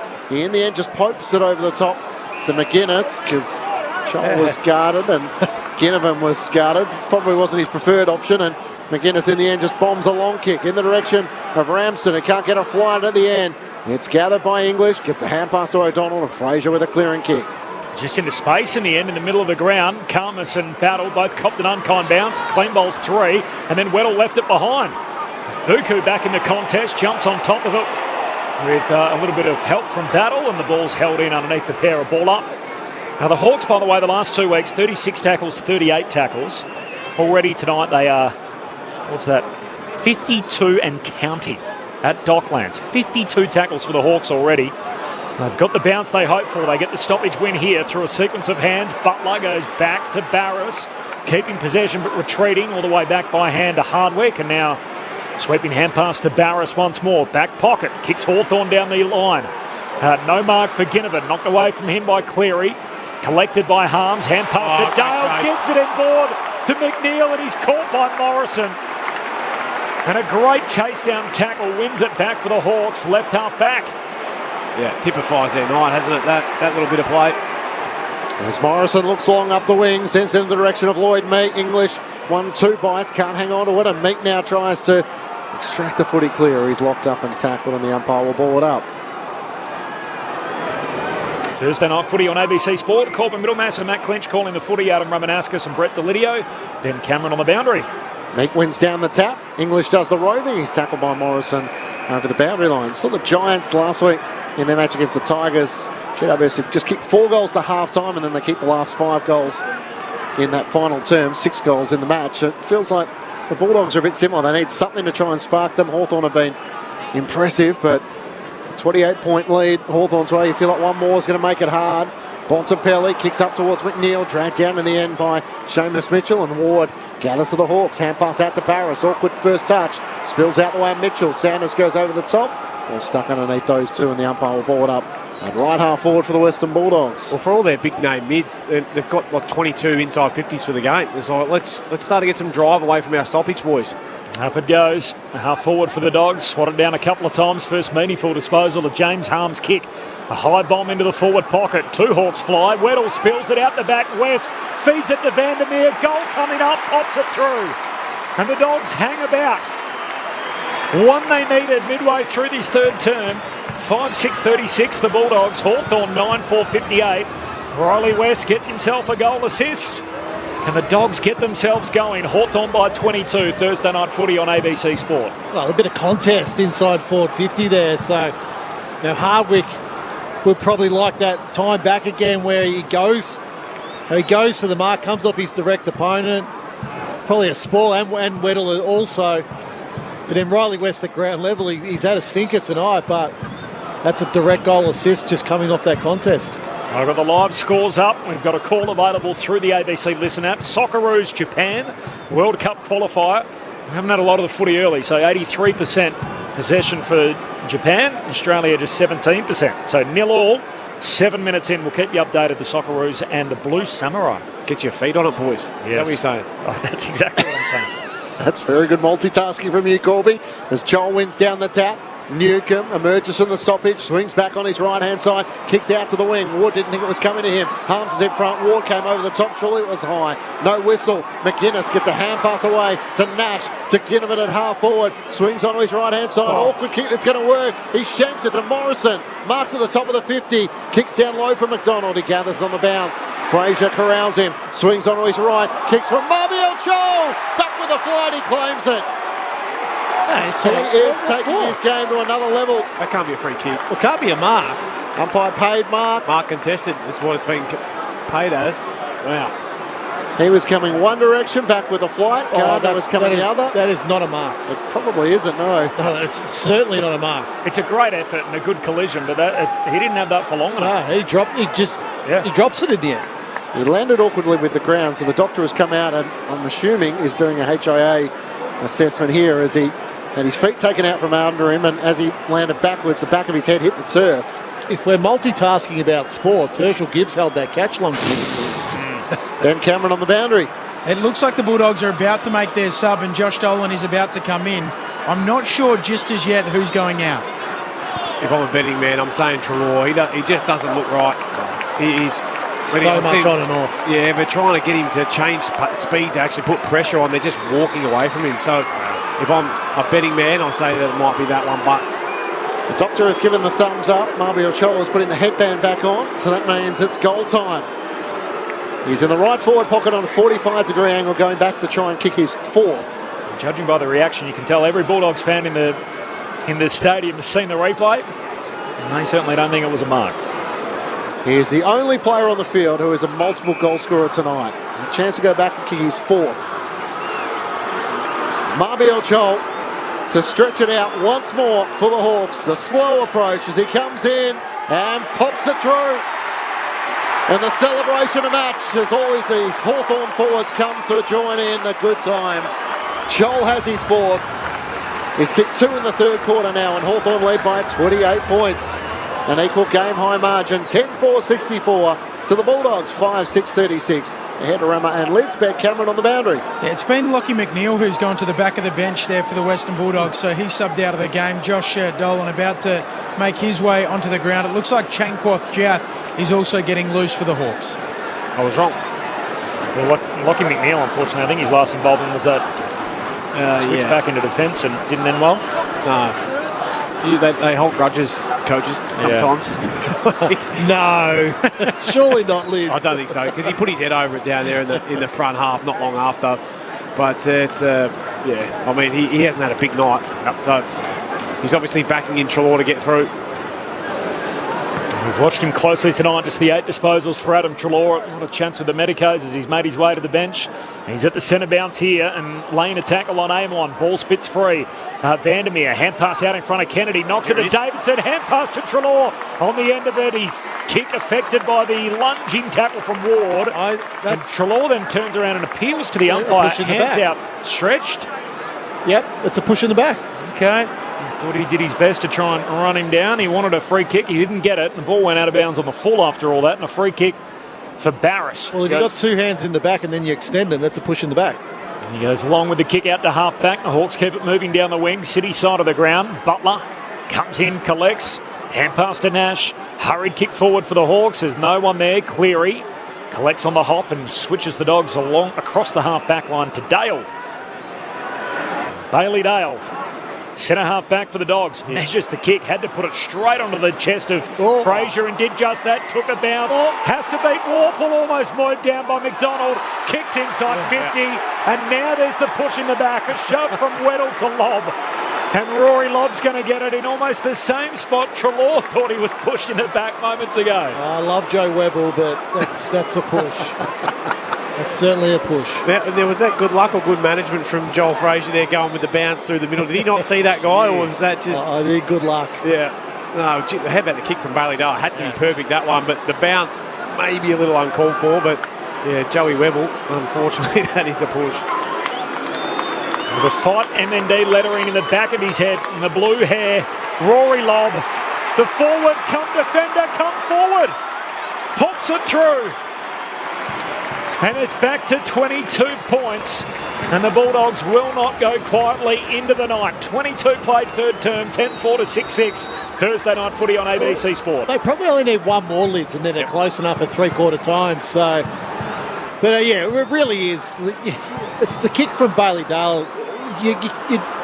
You're prepared to pull the trigger here at the Docklands going back through the middle, and that was probably a 60-40 kick, I reckon, in the Bulldogs' favour, but to have the courage to go for it. Yep. Like most other players wouldn't go for it. They'd take the easier, wider option, then that just slows the entire game down. But yeah, he put it right on the spot there, Bailey Dale, and then... So his kick, but then the Fraser play on as well is what opens the whole game up, gives him a chance. 2 goals apiece so far in this third quarter. The Bulldogs trying to breathe life into it as the umpire's caught one, and he's got two. A second and a free kick by the non-officiating umpire going the Bulldogs' way. So that was all a bit of chaos. And Sanders looks to drive the Bulldogs inside 50 from the back. Barris makes the spoil. Riley West trying to get it to Harms. It's chopped off by Ward. Hand pass away to Seamus Mitchell. He runs out of defence and drives it up to the wing. Out in the direction of Dylan Moore. Makes contact with Fraser. Works into the back. Trying to cut around Cleary. Great hand pass back. He was able to get it to Butler, who had to get around the tackler of Fraser and gets it back to D'Ambrosio. His kick is along the ground up towards Nash. Left it for Moore. Clever little topo. Racing back Kennedy onto it for the Bulldogs though. A hand pass to Bramble. The former Hawk yet to beat his old team. Kicks the Bulldogs across the ground to Harms. Oh, kick it to him. Listen to the Dogs faithful get themselves involved, trying to get behind their team. Goes wide to Dolan. Nutmegged himself, goes back, gets it. Hand pass to Harms. Dogs inside 50 again. Lobb's got it. Great hands. Contested grab. He had Barris to contend with, trying to back into the contest, and Rory Lobb reads it best. He'll shoot from 15 out, just left of centre. Yeah, well, I think Sam Mitchell will be disappointed in the missed tackle on Dolan. You know, that ball shouldn't come out there and then come back inside to James Harms. Then Rory Lobb here. It's nice hands, really strong hands. Barris did as much as he possibly could. Just a bit too tall. The AFL's D-Rod. Lobb misses. From the free throw line. That's the equivalent, isn't it? And he should knock that over 10 times out of 10. He misses, and it's a let-off for the Hawks with the stadium behind the Dogs in their home game. Hawthorn by 21. Time on third term, Thursday night footy on ABC Sport. Carl Lamont plays on in the back pocket with a left boot, kicks long up towards Meek. English makes the spoil. It's front and centre Kennedy trying to bust away through, and Warple dives on top alongside Josh Ward, and Davidson as the last player to rise. So the Bulldogs got back within 21 points as English tries to follow up his ruck work. Spills out the way of D'Ambrosio, gets it back to Carl Lamont. Hand pass away to Josh Ward at left half back for the Hawks. Looks up towards half forward. Marbiot Chol just gets rid of Gardner. Gardner worked his way back in, spoils it down to the front. Dale runs onto it. Hand pass to Cleary under pressure from Connor McDonald. Tackled and dispossessed. Gunston gathers, kicks a high ball inside 50. It's a Chol in a 2-on-1, and in the end it was well read by O'Donnell. Numbers out this side. No, wrong side. James O'Donnell takes the intercepting mark, sends the Bulldogs out to the back pocket boundary side. Goes skinny side to Treloar, and then the short kick finds Bailey Williams. As Clinchy mentioned earlier, only one multiple goal kicker on the ground. It's Marbiot Chol, who's got 4. It's his best as a Hawk. He does have 5 once in his career. There's a contested mark for Norton. and immediately has a clanger. Kicks it into the man on the mark, smothered. Nash, hand pass to McDonald, back inside 50 go the Hawks. Great courage, O'Donnell. Back with the flight, looking over his shoulder, had Ginnivan in the other direction. And somehow they avoid each other as O'Donnell never took his eyes off the ball and takes the mark. Ben Cameron on the boundary. Chanquoth Jath is about to come into this game. I think it's going to be James Warple who is going to be subbed out of it, but we wait to see. Thanks, Ben. Treloar gets a couple of touches on the wing here. City side kicks to half forward for the Dogs. Through the hands of Vandermeer. Out the back, Richards collects. Hand pass to Vandermeer. He's second in the turn. The Dogs are right back in it. And this game is far from finished. 26 gone third quarter. Hawthorn 10-4, 64. The Dogs are coming. 7-7-49, a 15-point spread. Thursday night footy on ABC Sport. Ben Cameron downstairs. Yeah, here comes James Warple to the bench. He's got that heavily strapped right thigh, so I think that might be the reason he's about to be subbed out of the game. Chanquoth Jath has just sprinted on. Well, you take it all the way back to O'Donnell's mark. Yeah. Just the courage there to go back. And then I thought they were really slow with their ball movement, the Bulldogs, but then they put some speed on the ball and they go inside forward 50, and then it's a bit of a running race. So it's those athletes there for the Bulldogs inside forward 50. A good little handball from Ed Richards, and then Laith Vandermeer puts the Jets on and kicks the goal. Adam Ramanaskas and Brett Delidio, the Dogs are 3-2 so far in this third term as Newcombe is crunched into by Bontempelli, who lays the tackle. And the umpire will ball it up. 17 minutes gone. The Socceroos 0, Japan 0. Coverage available on the ABC Listen app. Maybe refresh it. Cool. Meek wins down the tap. Long kick up towards the 50. In the end, Jarman Impey dropped the mark. O'Donnell races back after it. Bramble has a little fumble. It's socket in the pocket. The Hawks through Gunston. Leaves it for Impey. Hemmed in against the boundary. Goes for home. Would have been an incredible finish. His best Peter Dacos effort. Misses to the right-hand side. And it's a minor score. It's a 16-point lead Hawthorn's way. Fighting a losing battle without Mouse here. I'll get to that in a moment as the kick out towards half-back and knocked out of bounds. Ben Cameron on the boundary. Luke Beveridge early down to the bench for three-quarter time. He's going to coach the last 2.5 minutes from down here, chatting to his charges. What shoes has he got on this week, Benny? I think just the nice Chelsea boots. Lids, you'd wear that out on the town with a nice chino. Probably. Throwing. Meek grabs it out of the ruck, half forward for the Hawks, hand pass away towards D'Ambrosio, he gives it to Ward, high up and under inside 50, spills to McDonald, crunched in the tackle, lost it. Bont, hand pass away towards Sanders. Here's the green lights here for the Dogs, hand pass to Treloar, back to Bont, fend off to Ginnivan, kicks to centre half forward and Norton marks. How smooth is that from Bontempelli? Norton into the pocket. Davidson wrestling for it. No mark. Hand pass away to Dolan.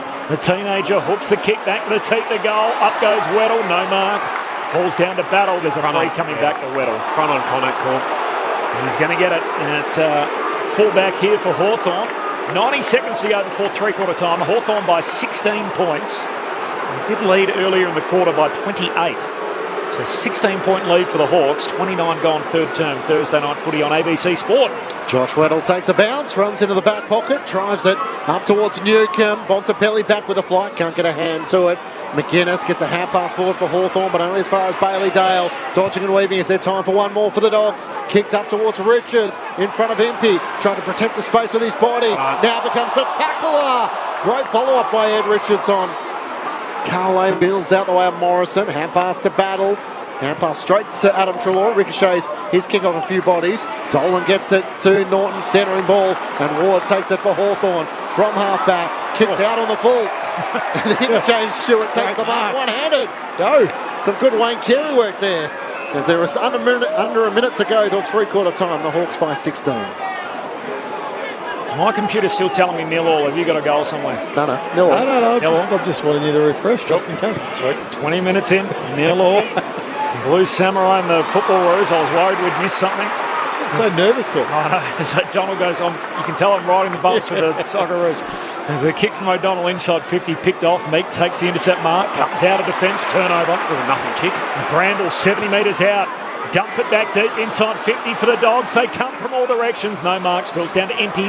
Hand pass to Amon. Back pocket. Great pressure. Kick goes out on the full. Great chase from Vandermeer. Plenty of time. 18 seconds. Tick, tick, tick, tick, tick. Free kick for Treloar. Left half forward. Opens up the angle. He just dabs it to the top of the goal square. Norton juggled effort not to be. Ball hits the deck. Time continues to run. Jaff looking to try and clear for the Hawks.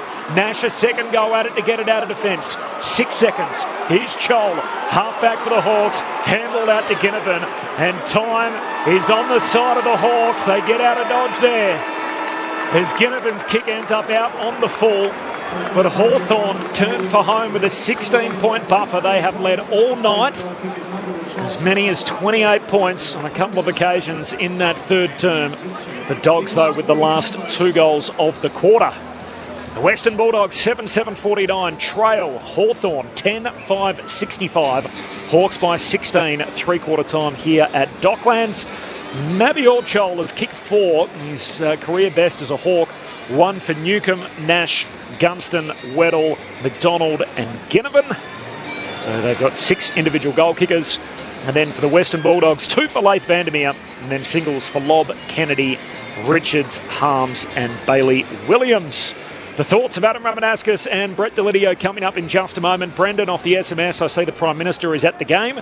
Good chance to get him to tip in a bit more money to the Tassie Stadium from Brendan. It feels like there is a contribution from the federal government and from the AFL, but the lion's share is expected to come from the state government, and obviously that is somewhat of a sticking point. A whole lot to play out there. Marcus in South Melbourne.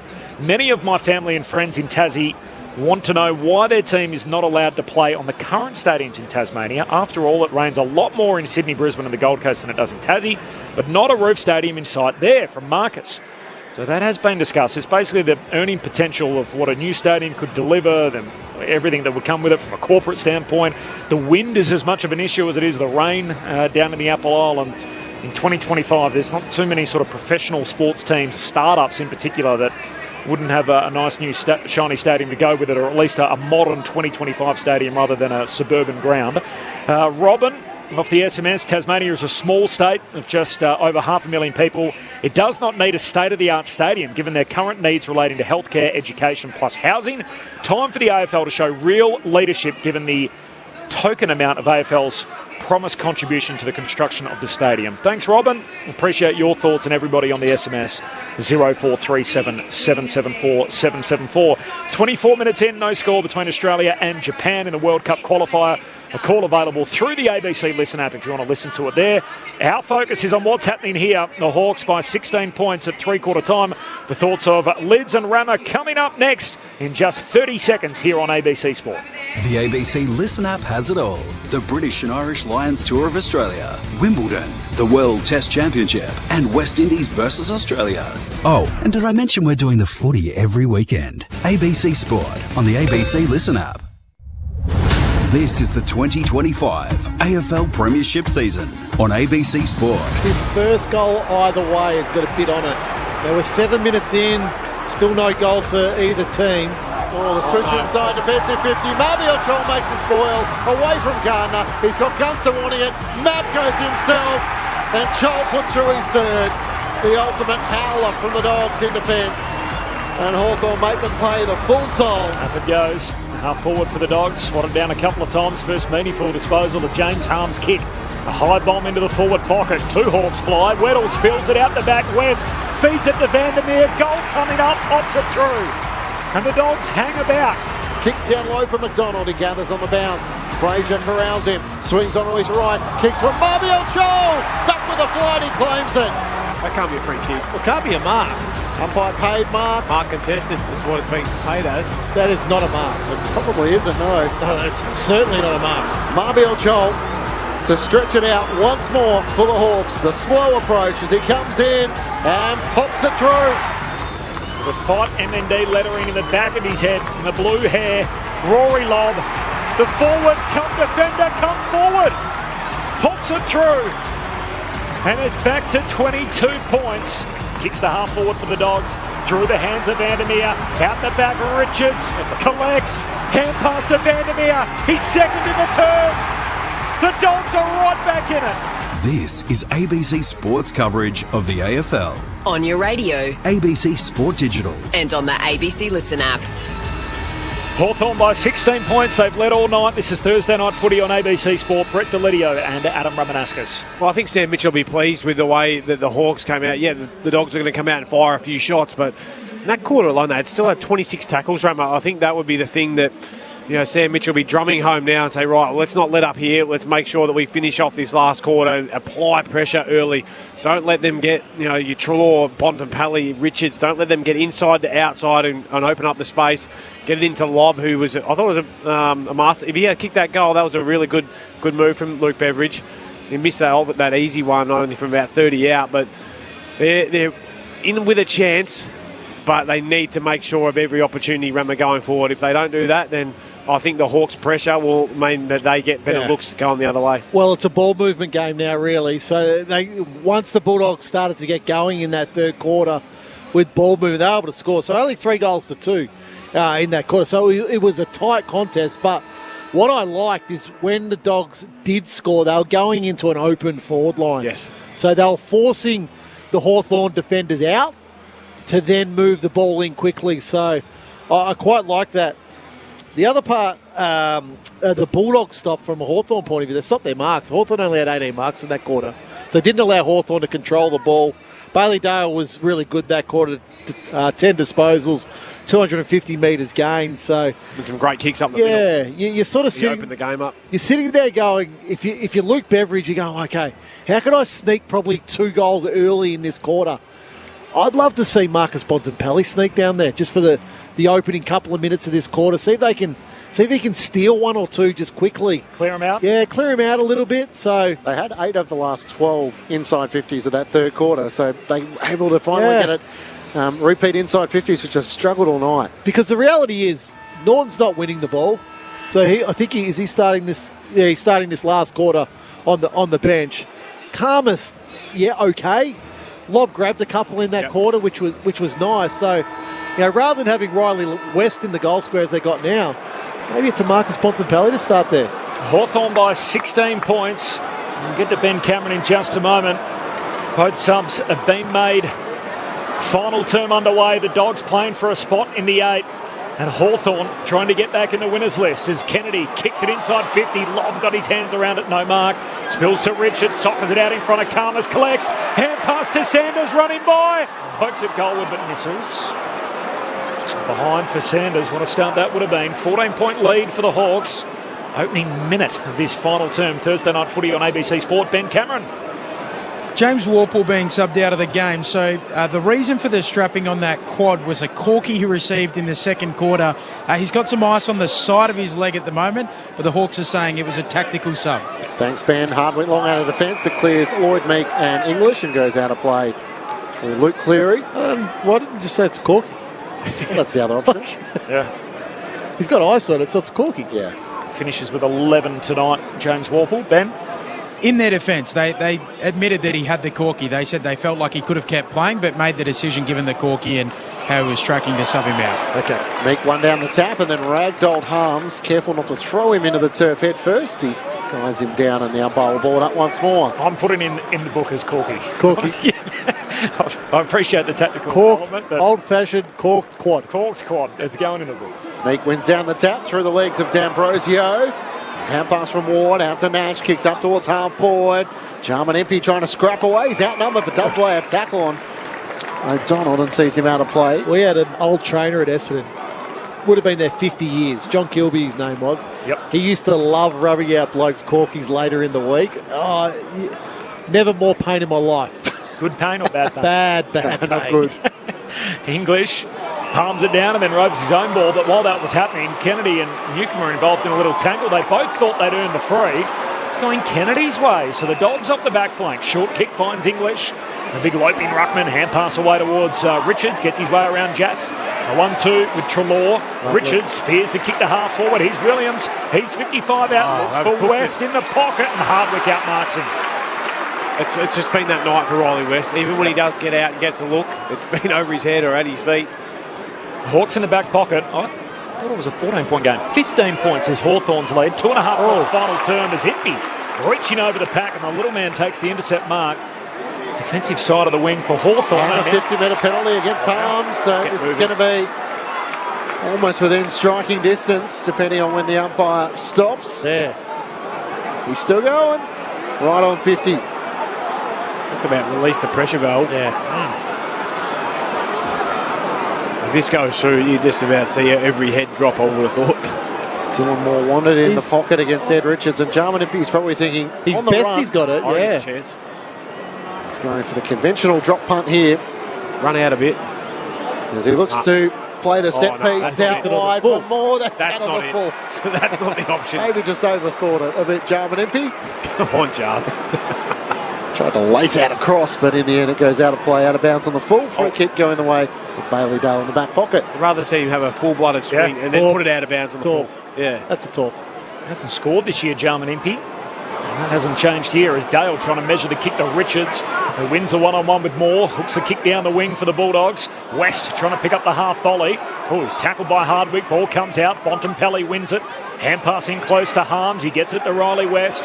Or a little jinking run on the wing. Kicks, turns it over. Hardwick takes the intercept mark for the Hawks. It's been a dog of a night for Riley West. Weddle to Impey. Hand pass to half forward for Moore. Pokes it inside 50. Ginnivan, who kicked the first of the night, takes the mark. He's wrapped up after doing so by Liberatore and did the customary thing to make sure he drops the ball and tries to draw 50, but the ump wasn't having it. Said, go and pick it up, Jack.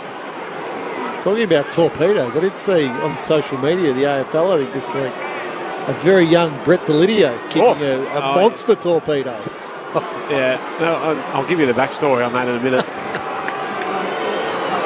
Jack Ginnivan, wide out at left half forward, crosses inside the boundary line. He's kicked it skinny, he's missed it near side. No score. Hawthorn by 15, 4.5 gone final term. Well, I think that goal meant a bit to me because I reckon Plough singled me out at quarter time or something. So I think as it went through, I turned to the box and give it a little up yours. Right. We're definitely coming back to that. O'Donnell out of defence, up towards Harms, off the hands of Weddle. So how far out was it? It was 60 easy. Yeah, probably 60. Yeah. How did that go, the celebration? Did he know it was for him? I doubt it. Yeah, it was from the centre of the ground up towards the box, and I reckon he might have been looking at something else, but I knew where it was going, that's for sure. I was filthy with him. Imagine him watching the replay. Now I'm going to ring him after this. Let him know. That was for you, Plough. Hawthorn by 15 points. Shallow throw in English down to the front, but Connor Ashford at best bursts away from everyone. Kicks towards the teeth of goal. Where's Marbiel Chol? Jarman Impey flies in front. Can't take the mark. Chol with a clean one-handed pickup. Hand pass to Impey. Screws it around his body. Kicks the first goal of the final term. The senior Hawk going forward, and the baby celebration there for his newborn, who's only a couple of weeks old. And Hawthorn throw down the challenge to start this final term. It's a 21-point lead. 11-5-71 to the Bulldogs, 7-8-50. Luke Beveridge has thrown the magnets around. Sam Mitchell has thrown Jarman Impey forward. Well, he's having an outstanding game, Marbiel Chol. So there, competes in the marking contest. He's able to get it at ground level. But Ryan Gardner was right there. Jarman Impey, so Freesia would like to have that moment back again. He just wasn't close enough to his direct opponent in Jarman Impey there. I love it when a bloke kicks a goal now, Lids, but nobody's going toward anywhere near Jarman Impey because the cameras will be on that particular player very, very shortly. So Jarman Impey's having to walk up to Libba here to get an opponent. Hey, that's smart. I used to do the same thing. If you're at half back, you don't go anywhere near the bloke to kick the goal. All stand the mark. Our man Jarman Impey with the goal. The Hawks with a little bit more breathing room. Bontempelli puts it out in front of Richards. Kicks the Dogs inside 50. Lob competes, no mark. Jaff got himself in the hole, broke it up. Spills down towards Vandermeer. He's tackled. Threw it out shortly. And umpire Brett Roseberry says, yep, I saw that too. Free kick for Mitchell. Namesake of the coach, Seamus Mitchell, as he swings it towards the back pocket. Barris, hand pass away to Jaff. Out of defence, kicks down the line, and intercept mark for Fraser. He's got it for the Bulldogs. Short kick for the Dogs, finds Norton. Right half forward, rolls around Norton, kicks to the top of the goal square, lob, hands on it. Can't complete the mark, spills down to Mitchell. Hand pass dangerous. Sanders gives it to West. Tackle, dispossessed. Ump says keep rolling. You can throw a blanket over 20 of them. They all scrap for it, and the ump says ball up. 25 metres out from the Dogs' goal, coming home to the Coventry end. Hawthorn by 21. Thursday night footy on ABC Sport. From the restart, spills out. We have Davidson who wraps up Massimo D'Ambrosio with support from Sanders. The umpire will ball it up just 35 metres out from the Bulldogs' goal. Hawthorn by 21 points. They've led all night under the roof of Docklands. Meek tried to take it out of the rock. Tackle by English. No opportunity, says the umpire. That used to be one of those old rules, Remmer. Yep. Trying to deny the ruckman. Meek this time wins down the tap. Got it away to Sam Butler. Kicks out in front of Moore. Can't take the mark. Spoiled away by Fraser. Runs onto it. And into Marbior Chol as he gets the hand pass back to Gardner. Off a step, kicks up towards the 50. English didn't get to the ball in the end. Kennedy and Richards in front. Spills down to Ward. Battens it up the wing. Ramsden tries to get in position. Gardner spilled the mark. In front, it's trying to be gathered by McDonald. He's tackled by O'Donnell. Squeezed to kick in the middle of the ground, but here goes Dolan. A hand pass after drawing the defender to Sanders. Handball to Kennedy. Handball to Richards. Now at centre half forward, the Dogs. Hand pass to West, trying to change his fortunes. Kicks off the left, puts it out on the full. I've never running through the middle of the ground for an easy handball. Yeah, you're going to preservation mode here, I think. When it's not, you're not. And for Riley West, who's having a career season, the 24-year-old has had a dirty night here, and just about everything he's been involved with has led to a turnover or somewhat of a mishap. Free kick for Newcombe, and he drives it back into play out to half-back for the Hawks. Meek brings it down to the front. Kennedy tries to wrestle his way through. Tackle, dispossessed. Spills out to Ramsden. Gets a hand pass away to McDonald. Kicks up towards Ginnivan. 2-on-1. Ginnivan slaps it away from Gardner. Runs onto it at half-forward. Takes a bounce, and away he goes.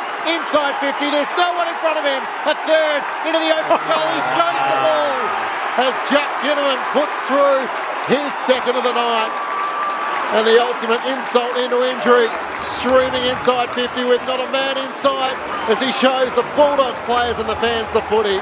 He is never far from the headlines. Jack Ginnivan, 2 goals to start the final term. They lead by 27 points, Hawthorn, 12-5-77 to the Bulldogs, 7-8-50. What do you think, Rama and Lids? Not for me, Jack. Mate, you're running into an open goal. You don't want them to celebrate, don't let them score. Yeah, well, no. I've got no issue in celebrating. Yeah, that is. Like who's he doing it to there? But that's the reality of it. He's just showing him his tail lights as he's running in. There's no need for it though. Run in. I love that he went to the crowd and celebrated with the Hawks fans down there. That's awesome. But don't show the ball out like that. That's just disrespectful to the game, I think. I don't like it. Disrespectful to the game. Hawks by 27 points. He's great theatre. No one was truly chasing him. Nash, first possession back at the restart. He's tackled, dispossessed, picked up by Treloar. Hand pass away to West, who's going to take the advantage. Pokes it inside 50. That's a good kick. Out in front of Lobb, who marks in that channel at right half forward. And this is a must-have for the Dogs. And footy has a way of punishing too. So karma sometimes can hurt or come back to haunt. And the Bulldogs, they're chasing the game. Lobb from right on 50. And he got one in the third term. This kick is out to the left and misses. So 26 points, Hawthorn's lead, 11 gone final term. Thursday night footy on ABC Sport. And there's a little talking point, flash point as we like to say in the media game in the final term. Jack Ginnivan collects the ball outside 50, runs into an open goal, shows the footy back to the opposition as he whacks through his second of the night. Carl Lamont out of defence for the Hawks. O'Donnell with a fist, spoils it down. Lob front and centre. Hand pass to Richards. Tackled by Jaff. Little toe poke to Treloar. He has to wear the tacklers. The umpire will board up at right half forward. Ben Cameron on the boundary. Joel Fraser didn't like it. He went over to him after the celebrations and gave him a fair old shove in the chest and was pulling on his jumper. He let Guinea know what he thought about it. Lloyd Meek takes it out of the ruck, kicks the Hawks up the wing. Charles underneath it. Cleary had a go at trying to spoil it away. He didn't get a hand to it. Gunston knocks it forward. Chol runs out of room. As Gardner takes him across the boundary line for a throw-in. What do you think Sam Mitchell would think of it? I'll be interested to see. Someone will ask me about the press, so we'll find out. Yeah. The player, Sam Mitchell, wouldn't like it. No, definitely. Willie Rioli did the same celebration, of course, against the Hawks. Sam Mitchell had his own celebrations run against a certain team beloved by us. There's a little kick down the wing. I don't know if that was a celebration. That was a jab. Gesture. Yeah. Or a jibe. Not a jab. There also was an incident involving Willie Rioli, remember, against Hawthorn earlier this year in gather round, and the Hawks weren't too happy that night, and Jaff in the end ended up giving away the double free kicks. And now Hawthorn dishing it out back the other way. 26-point lead for the Hawks, 12 gone, final term. Thursday night footy on ABC Sport. Hawks win it at half back. Morrison to Jaff on a jinking run. Hand pass away to Nash, handball to Guinea. Here's the response. Nothing. Well, maybe the crowd didn't acknowledge it. Got it away quickly to Nash. Handball to Gunston. Tackled by Treloar. Taken to ground. Ball up on the wing. Ben Cameron is down there. Ben. The other one this year, we saw Cozzy Pickett. He did the peace sign as he ran into an open goal, which he took from Tyreek Hill in the NFL. So we have seen it a couple of times this year. The cheetah, too fast. Hawthorn lead by 26 points. They've get the only 2 goals of this final term. Meek squeezed the kick up towards half forward. Moore was clean. Hand pass to Gunston. Over the top to Morrison. Breaks the tackle of Harms. Hand pass ricochets off Dale to Ginnivan. Hand pass to Morrison. Out to Impey at left half forward. Into the pocket. Great movement. As Dylan Moore takes the mark, he's hemmed in the left forward pocket. Now, Colin McDonald wanted the inboard kick, he ignores that. His eyes are still darting into the corridor now, maybe the set shot. Great step from Harry Morrison there to get that ball on the outside initially. I think it was to Ginnivan. Then the nice little touch kick to Dylan Moore. I was probably more surprised at the speed that Ginnivan had getting towards the goal line.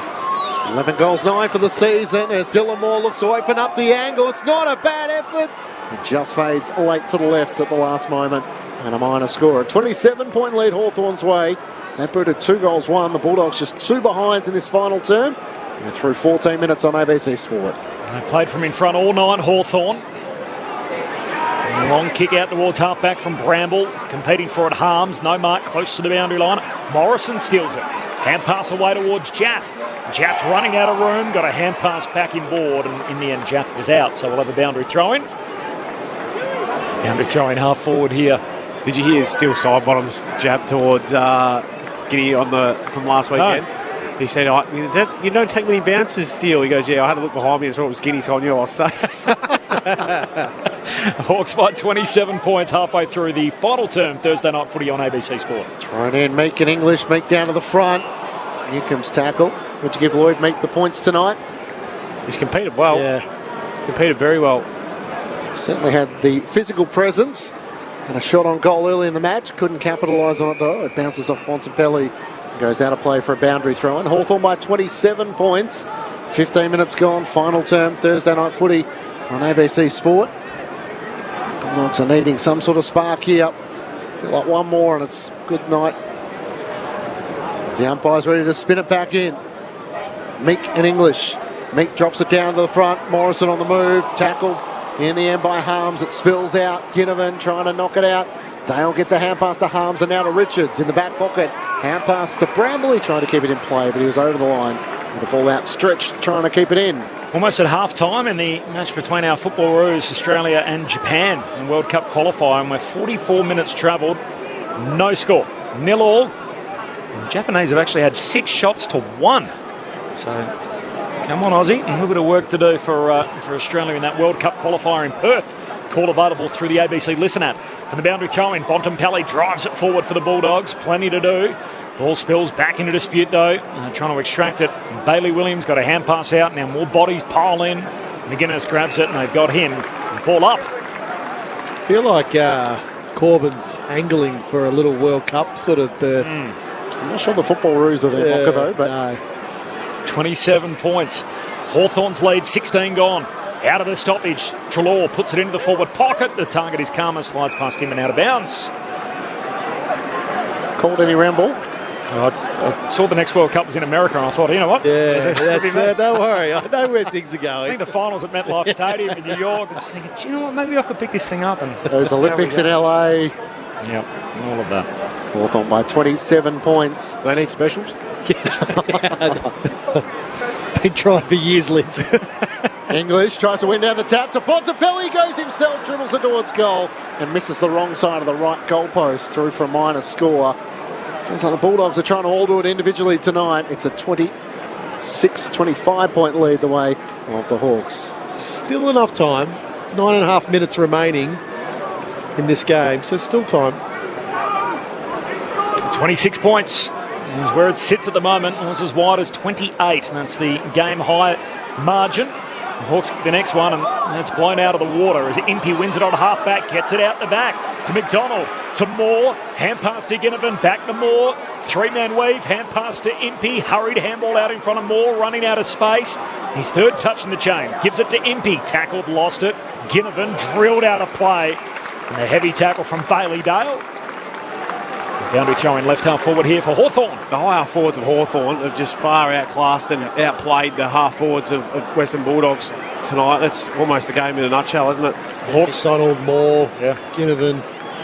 Hawks trying to snap a three-game losing sequence. The Bulldogs, despite the fact they had the bye last week, are out of the 8. So what it would mean for them if they can't convert tonight, and at the moment it's not looking likely. The Dogs work it back up inside the centre square. Davidson to Norton. He's tackled, ball up.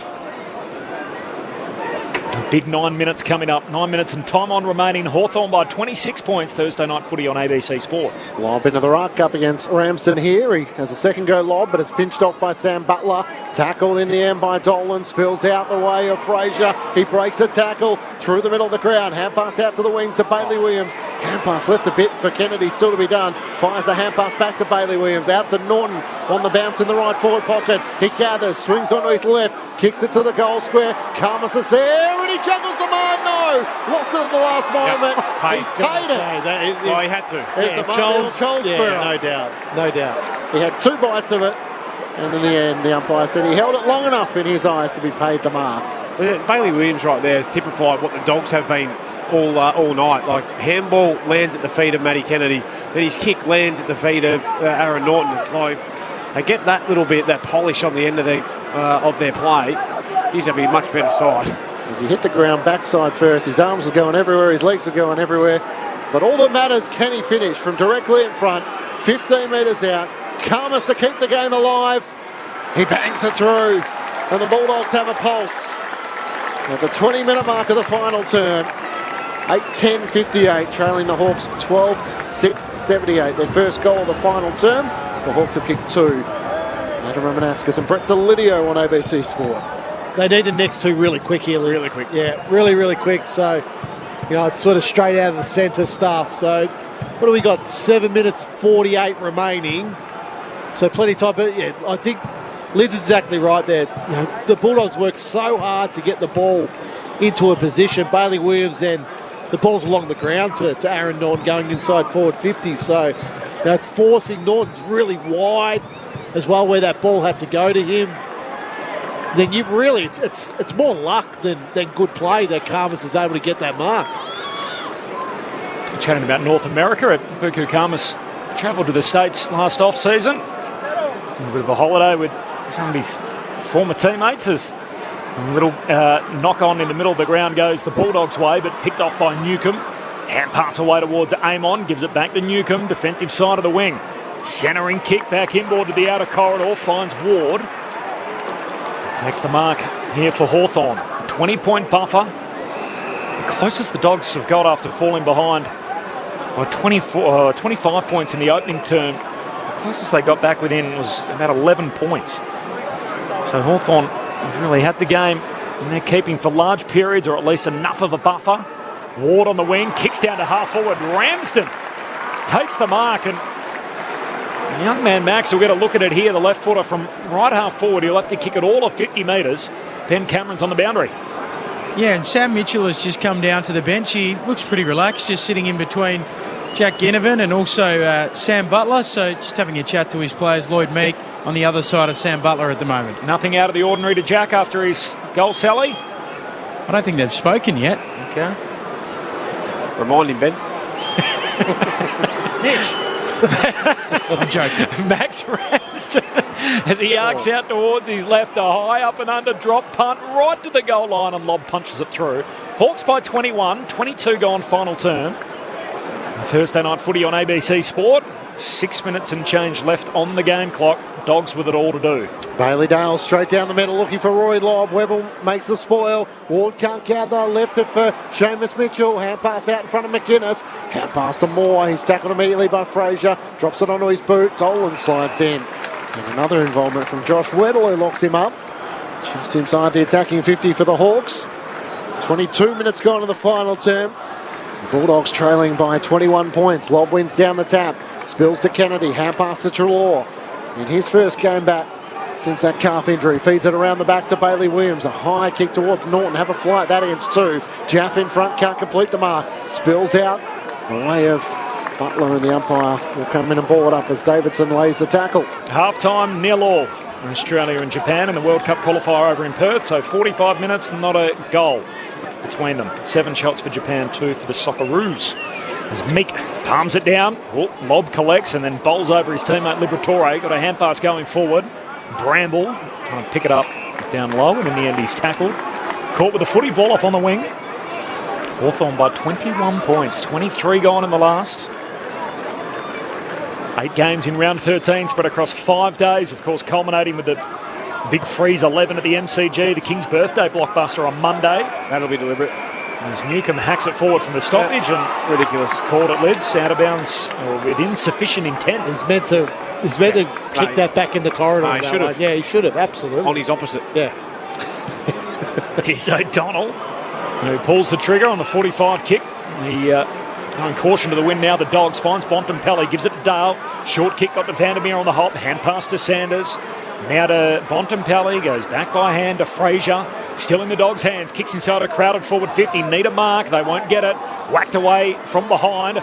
Ball spills Hawthorn's way. Or D'Ambrosio had it, lost it. Hardwick collects and he's tackled immediately. Ball up. Centre half forward for the Bulldogs. 21 points the Hawks lead.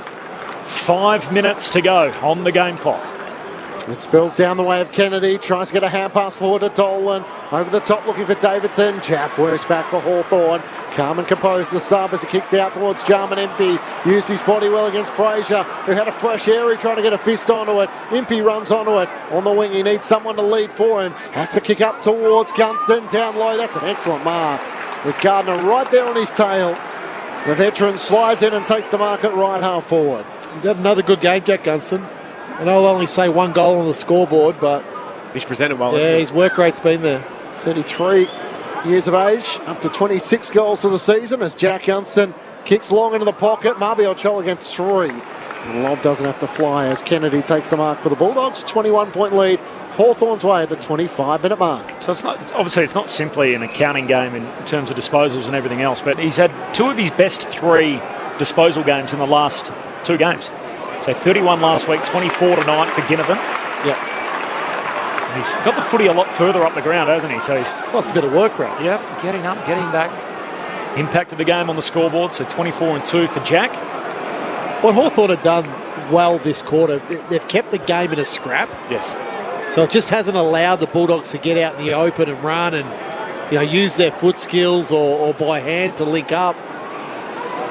The exiting kick from Bramble ends up in the lap of big Lloyd Meek, who avoided a charge from the MRO to be here. Kicks it straight into the man on the mark. Dogs win it back. Kennedy, hand pass to Fraser, loose hand pass, turns it over. D'Ambrosio, 60 out, puts it back inside 50 in the croc. Yeah. Connor McDonald takes the mark, true centre half forward for Hawthorn. Just put the Dogs out of their misery here. How is it? Who kicked it in there? Was it called? That was D'Ambrosio. Massimo D'Ambrosio. That's a lot better. Every time he gets the ball, I'm going to leave. My native tongue, yeah, I'm an Italian. Delerio. Did you know that, Ramon? There you go. A couple of generations ago. Yes. So here's Connor McDonald to finish it off. The drop punt fades to the left or behind. Stuffed his run up. Too close. Big fan of his wheels. He's a sort of sneaker collection, Connor McDonald. There's a story doing the rounds that he actually bought a pair off Facebook Marketplace and got a discount because the Hawthorn fan who sold it to him. He said, mate, if you give me a photo, I'll give you a few bucks off. Dale to Lob, up to the wing. Vandermeer. Jaff takes it over the boundary line for a throw in. Your collection's getting up there, Corb. You think so? Yeah, there's a few in your collection now. I think the one brand too is oil. I need a few more. I need a few more intros. I think that's fair to say. Would that be your biggest indulgement? The shoes? Probably. How many have you got? They're getting up there. Thrown back in. Lloyd wins down the tap. Keeps them in the box still. I was about to say, I'm in a bad category too. I'm starting to buy some and not wearing them. So I was told early on, if you're going to do it, make sure you wear them. That's some good money out of some of those rare collections. As we digress, Bontempelli lays the tackle on Josh Ward. As you can tell, the stinger's gone, although the Bomb's going to win a free kick for holding the ball. Ward was making no intent to try and knock it out, but time is not their friend. The kick up to Richards. Newcomb, a one-handed mark. Rised and reeled it in with his right mitt, and it's been that sort of night for Hawthorn. This will be possession number 27. He's had 16 contested possessions. There's a long kick out towards half-forward Newcomb, trying to link up with Impey. Spills down to McDonald. The man they call Croc pokes it into the forward pocket. Bouncing footy out in front of Impey against the boundary line. Centering kick. Touched by O'Donnell on the way through. Jack bursting inside the 50. Collects. Rolls onto his preferred right boot. Snaps across the body. And it's saved by Bontempelli on the goal line. And how's that for desperation? With 2 minutes to go, the team's seemingly going to lose. And yet Bontempelli still has his body on the line. A 23-point lead for the Hawks. 28 gone final turn. Dale back in to Fraser, kicks out towards Rory Lobb. He's played in the ruck largely in this final term with some time on the bench for Tim English. Kick up towards Karmas, nudged underneath it by Barris. And trickles end over end out of play in front of Norton and Carl Amon. So what does tonight tell us about the Bulldogs? I've got St Kilda backing it up again next Thursday night. Yeah, I think they'd want to sharpen up by next week. Otherwise, they'll they continue to play this way. But it's probably about where they're at, isn't it? 6 and 5 tonight's performance. Richmond and Sydney in the weeks to come after that, as it's thrown back in, down to the front. Kennedy can't break away as Ward lays the tackle. Dylan Moore down low. He's worked off it by Liberatore. Desperation to get it out to Richards. Hand pass to Bailey Williams. Got it to Dale.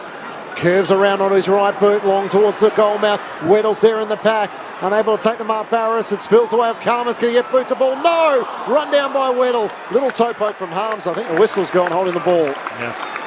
Hawthorn free kick in the defensive goal square. I dare say they're going to occupy a fair bit of our time in our post-game. Good thing is we've got ample time to be able to cover all of it through to 11 p.m. I Eastern. thought we're crossing to the soccer. We'll check in to see what's happening there as well. It's half-time.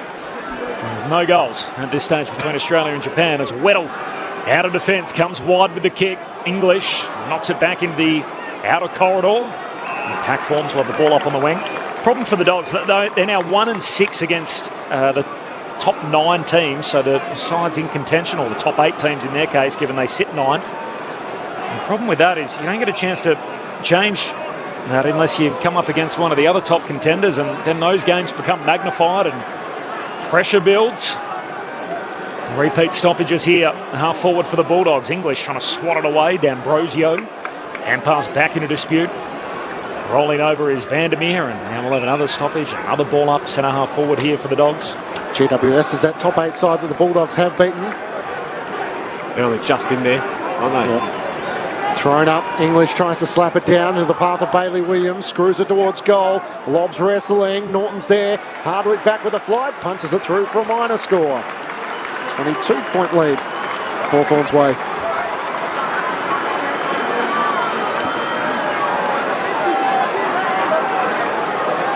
So half-hour mark in this final term. Impey kicked a goal in the quarter, now the exiting kick out.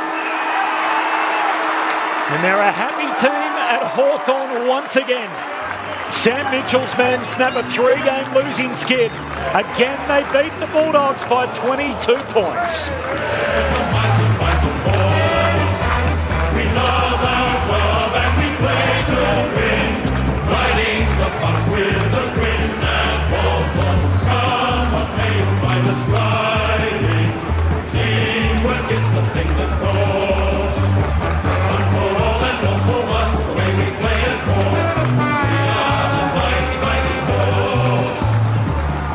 It was the Hawks who ended the Bulldogs season last year on elimination final night. That is now 4 straight wins for Hawthorn against Luke Beveridge's men. Of course, Beveridge spending some pretty happy times himself at Hawthorn as an assistant during those glory years.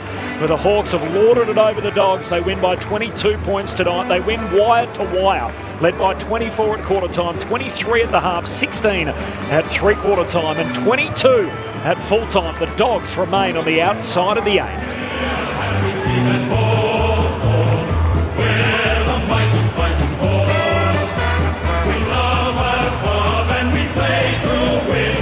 Riding the bumps with a grin at Hawthorn. Come what may, you'll find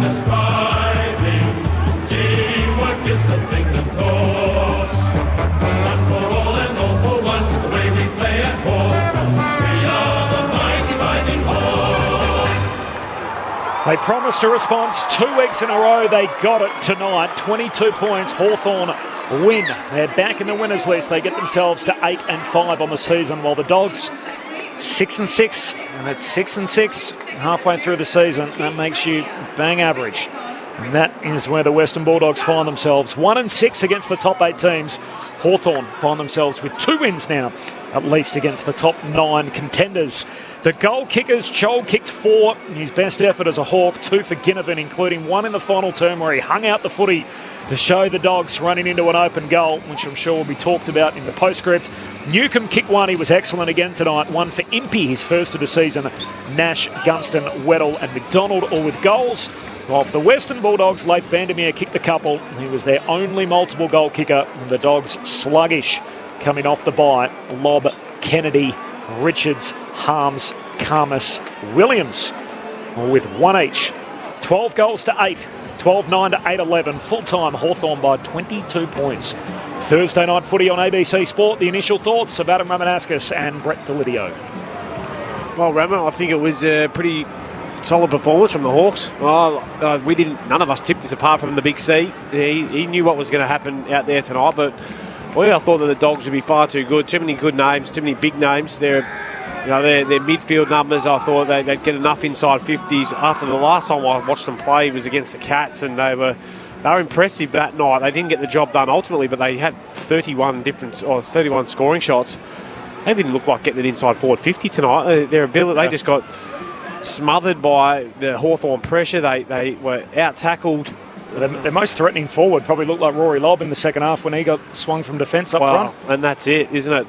82 tackles tonight. That's a good response from Hawthorn. That's where that would have been drummed into the players all week. If we're going to hang our hat on anything tonight, let's have pressure and tackle. So great work from Sam Mitchell. He's obviously given them a little bit of a rocket during the week and sharpened them up. But so just on that, Lids, the previous 2 weeks they had 36 and 38. Yes. So they had more tackles tonight than they had in the 2 weeks previous.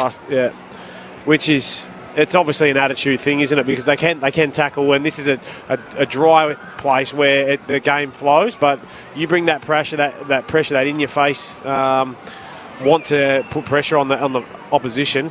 You can apply great tackles, and they did that tonight.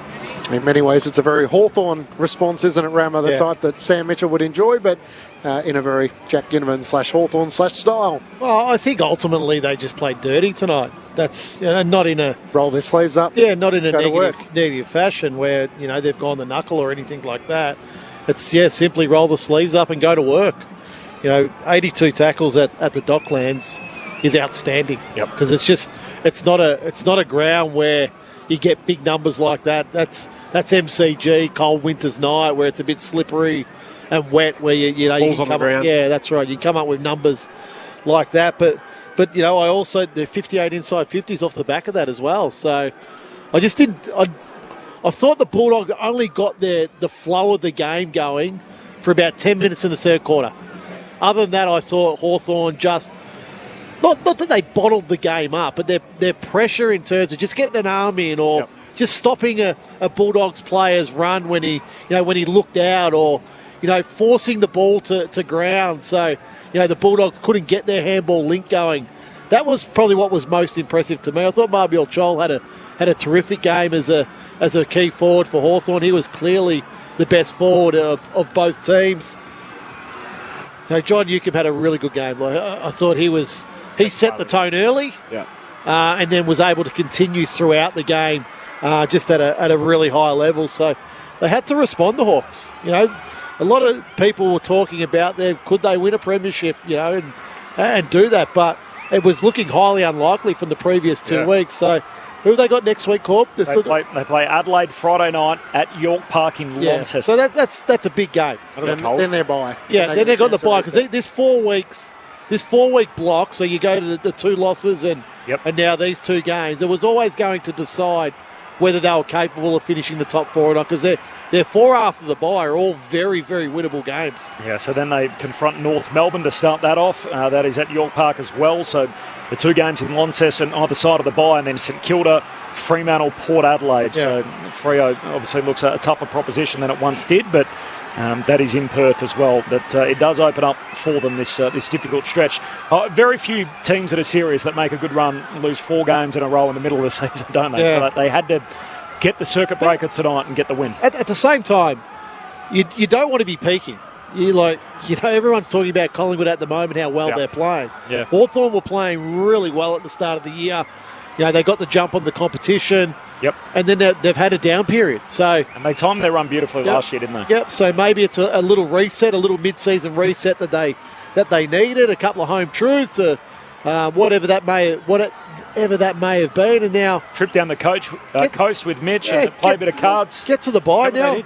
So get one more game, get to the bye, reassess again, and then it's a run home. Do they come out a bit doughy like they did against Port Adelaide that time? The Dogs are obviously off a little bit tonight. I mean, that's where the bye, they've just had this great victory tonight, the Hawks. They look sharp, but then do you go and you come into the bye again? It's like, how do you manage your players around that to say, yeah, we need the rest, but also let's make sure that we come out and we don't have that result that they did against Port Adelaide with that much anticipated one at Gatherround. No doubt. The other part too is the Bulldogs win clearance 40-34, but I don't think they've had the dominance of previous weeks or this season where, they've been able to score heavily from there. So, Luke Beveridge has got all his players straight into the coach's room there, and I don't think it'll be a dressing down, but it'll be, hey guys, we've got to improve. We've got to really improve over the coming weeks if we want to be a contender. What do you need to get into the finals, you reckon? I think 13. 13. Yeah. Maybe, I think because there's 9 contending for it, I reckon probably 13.5, 14. Yeah, so they're 6 and 6. Yep. It's probably hard to see them getting to the top 4. They've got to find another 7. Now. And there's going to be some questions, I guess, around some of the selections with Gardner coming in for the Bulldogs, the choice to put Tom Liberatore at half-back. We spoke about when you win, those things are seen as masterstrokes, but when you lose, the questions are... Well, that's right. Damned if you do, damned if you don't. Yeah, but are you taking away one of your biggest weapons in Tom Liberatore? Well, they're a key forward short. I think that's why Lob had to go down there. Barras was just killing them down there, and therefore Lob goes down, looks dangerous. Yeah, Norton, he wasn't doing much tonight at all, but I don't think Libba, Bont and Ed Richards were in the centre bounce together at any stage. Max Ramsden, who's playing his 6th game. This is his first win, and he leads the group off and into the victorious winners' rooms. Let's get down there with our own Ben Cameron. The Hawks by 22 points. Ben. Thanks, Corb. They're coming in. They've got the eskies full of a few drinks, even the creaming soda's in there. The Prime Minister is down here with his Hawks jacket and the scarf draped around his neck. It doesn't look like he'll be getting involved in the song. Please don't, Scott. But they are huddling up. Anthony. Scott was the last one. Yes, correct. Rammer. I've just copped a bit of the old Gatorade shower as well, which is less than ideal. Not happy with that on the nice jumper, but here go the Hawks. We're the happy team at Hawthorn. We're the mighty fighting Hawks. We love our club and we play to win. Right in the box with the green at Hawthorn. Come on, mate, try to strike. Teamwork is the team talks for 3, 2, 1 for all and all for one. Where we are at Hawthorn. We are the mighty fighting Hawks. So Maxi Ramsden absolutely drenched in the sports drink shower there, and pretty happy with it all. They get around him. Jack Ginnivan's dad's down here. He's filming it on the phone. Put that up on Facebook a little later on, and they're a happy bunch down here. Good on you, Ben. Hopefully we get some reaction shortly from one of the Hawks. He moved quickly then, didn't he? He did to get out of the way. Flying away. Maybe you can find Scott Morrison for us and leave on the Tell him I said hello. Look, if ever there was a day for it, things move fast in politics. They do, we learned that today. yes. Things can change dramatically. That's the impact that politics has on me. Correct. It's a fast-moving sport. There's no doubt about it. 35,725 the attendance. Hawthorn by 22. Thursday night footy on ABC Sport. Corbin Middlemass, Matt Clench, Adam Ramanauskas, and Brett Delidio upstairs. There's a hug with Sam Mitchell from the PM. Ben he's Cameron enjoying the moment. In the winners' rooms. We'll get to Ben in just a moment. There he is, the PM. He's got his Hawks jacket and scarf on. So he's a dyed-in-the-wool Hawks man. There's no doubt about it, Prime Minister Anthony Albanese.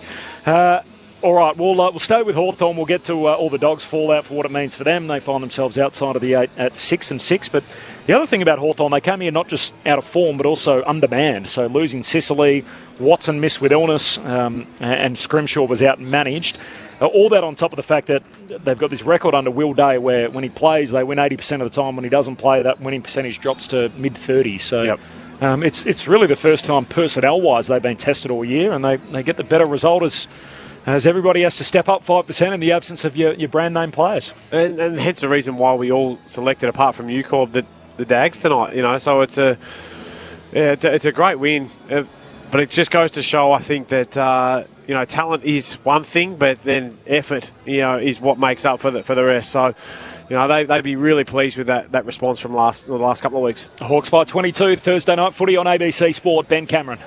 I'm down here in the Hawks rooms with Dylan Moore to reflect on that. What's your immediate reflection on that performance? Yeah, just proud of the boys. I think we've been challenged the last few weeks. Obviously, the results haven't gone our way and we haven't put in the effort. And tonight, from start to finish, the effort was enormous. So really proud of the boys. The week was an interesting one. We heard about Will Day and him leading the player-led meeting during the week. How would you characterise what happened during the week? I just think it was about open and honest conversations. We've probably been holding in a lot of anger and frustrations around how we're playing, and I think the last probably month is we've saying, no, we'll be right. Things aren't as bad as they seem, but to get smashed by 50 points, that's not our brand of football. We got smashed in tackles 2 weeks in a row, and we don't stand for that. So I think the conversation was just really open and honest, and brought out a lot of good stuff, and tonight we got to see that. I'm looking at you. You got cuts above your eye, as you always do, putting your head over the footy. But I spoke to Rob McCartney, your EGM of football pre-game, and he spoke about the desire of this group to celebrate things again. And I saw a lot of that throughout the night. We saw it in an interesting way when Jack Ginnivan was running into an open goal and showed the ball to the opposition. What did you think of that at the time? No, that's Guinea being Guinea. When Guinea's at his best, he's showboating a bit, he's causing a little bit of frustration in the opposition. So I absolutely love that. But at the end of the day, what we wanted to celebrate was all little things and what led to that goal. And I think everyone got to Guinea, but everyone got to Connor McDonald, everyone got to Gunners, everyone got to Charlie, who won contests to give Guinea that opportunity. They certainly did. Did you get an invite down to the beach to hang out with Sam Mitchell at his beach house? I did. We got to play a lot of card games. That's about it. What was the card games you were playing? It's called Cambio. It's Max Ramsden actually got everyone onto it, and ever since we haven't stopped playing it on all the away trips. Who else came along? We had a few of the younger boys, and then a few of us leaders. We were just kind of getting together because we had a couple of really open and honest conversations and meetings throughout the week that we thought it's time to gel a bit. Let's just go down to the coast. Sam's got a nice beach house, and let's just bond and love each other again. I like it. I'll send you upstairs. Brett Delidio and Adam Ramanauskas have a couple of questions. Maury, well done tonight. It's a win you had to have. It just felt like watching up here, John Newcombe set the tone early, but then it was all following after that. It felt like you just really needed to get your hands dirty, and 82 tackles would suggest you did. Yeah, exactly. Nuke led it in the middle there, and I think throughout the last couple of weeks, obviously, our tackles have been down and our hunt's just been down. So that was the biggest focus tonight, was let's hunt together as a pack. And I thought, once one person went like Newcombe, someone else followed and someone else followed them, and then we were able to run in waves. And that's when we get our best offensive change, is when we hunt, everyone's around the ball, and then we can move it well together. Yourself personally, Dill, you're probably not having the All-Australian year as you were last year, but what are you basing your game on to get back to that level? Yeah, it's obviously been a little bit of frustration with expectations going up for myself and for the team, and I just got to go back to the basics of football. I think I'm a pretty vanilla footballer, but I just do the basics really well and I work really hard, and that's what I wanted to get back to tonight. And Adrian Hickmott sat me down during the week and just said, I just want to bring you effort and work rate, and that's all that I can put my game towards now. Well, I saw he went straight to you after the game, and it was a big hug between you two. Yeah, I absolutely love Hick. He's a real 50-50 coach. If I'm not performing well, he takes it personal as well. So I absolutely love him to death, and he always gets the best out of me. Maury, it's Lids here, mate. Well done tonight. I want to ask you about, the Josh Webble or Joe Webble goal, but where's his best position, mate? I know he's so versatile, but, geez, I love him off half-back. Yeah, I love him everywhere. I wish he could play a little bit more forward, but off half-back, when he's up and going, he's so hard to stop. And I know playing as a forward, I hate when the backmen run off me, and that's exactly what he does. So he's an absolute nightmare matchup in half-back, but going forward, I think he can play anywhere. Another one of your young midfield brigade in Josh Ward. I thought he had a real standout or breakout game tonight and had the 28. Mate, do you see him being a real integral part of that midfield going forward? Absolutely. I think last year in the Doggies elimination final, he had a standout game, and throughout this summer, he's given that confidence. And he was one of the guys that actually came down to the coast with us, and we said, mate, we need you to step up. And tonight, he absolutely did that, and I'm so proud of him. Dylan Moore's with us on ABC Sport in the Hawthorn rooms, winners by 22 points. Dylan, it's Matt Clench. Did you know you'd get that response tonight? Were you pretty confident when you got to the ground that you'd see some sort of improvement from your side? I definitely thought we would see some improvement, but you're always a little bit nervous when everyone's coming at you and you're not sure everyone's going to respond. It was pretty calm in the rooms pre-game. I think there was a lot of nervous energy, but it was like the calm before the storm. As soon as that bounce went up, everyone was just rage and attacking the football. And after the first quarter, I was like, no, we're definitely on, and everyone proved that. And you would have spent a fair bit of time with Marby Ocholo over the last couple of years. His confidence looks like it just continues to grow. 4 goals tonight. What impresses you the most about the way he's going about it?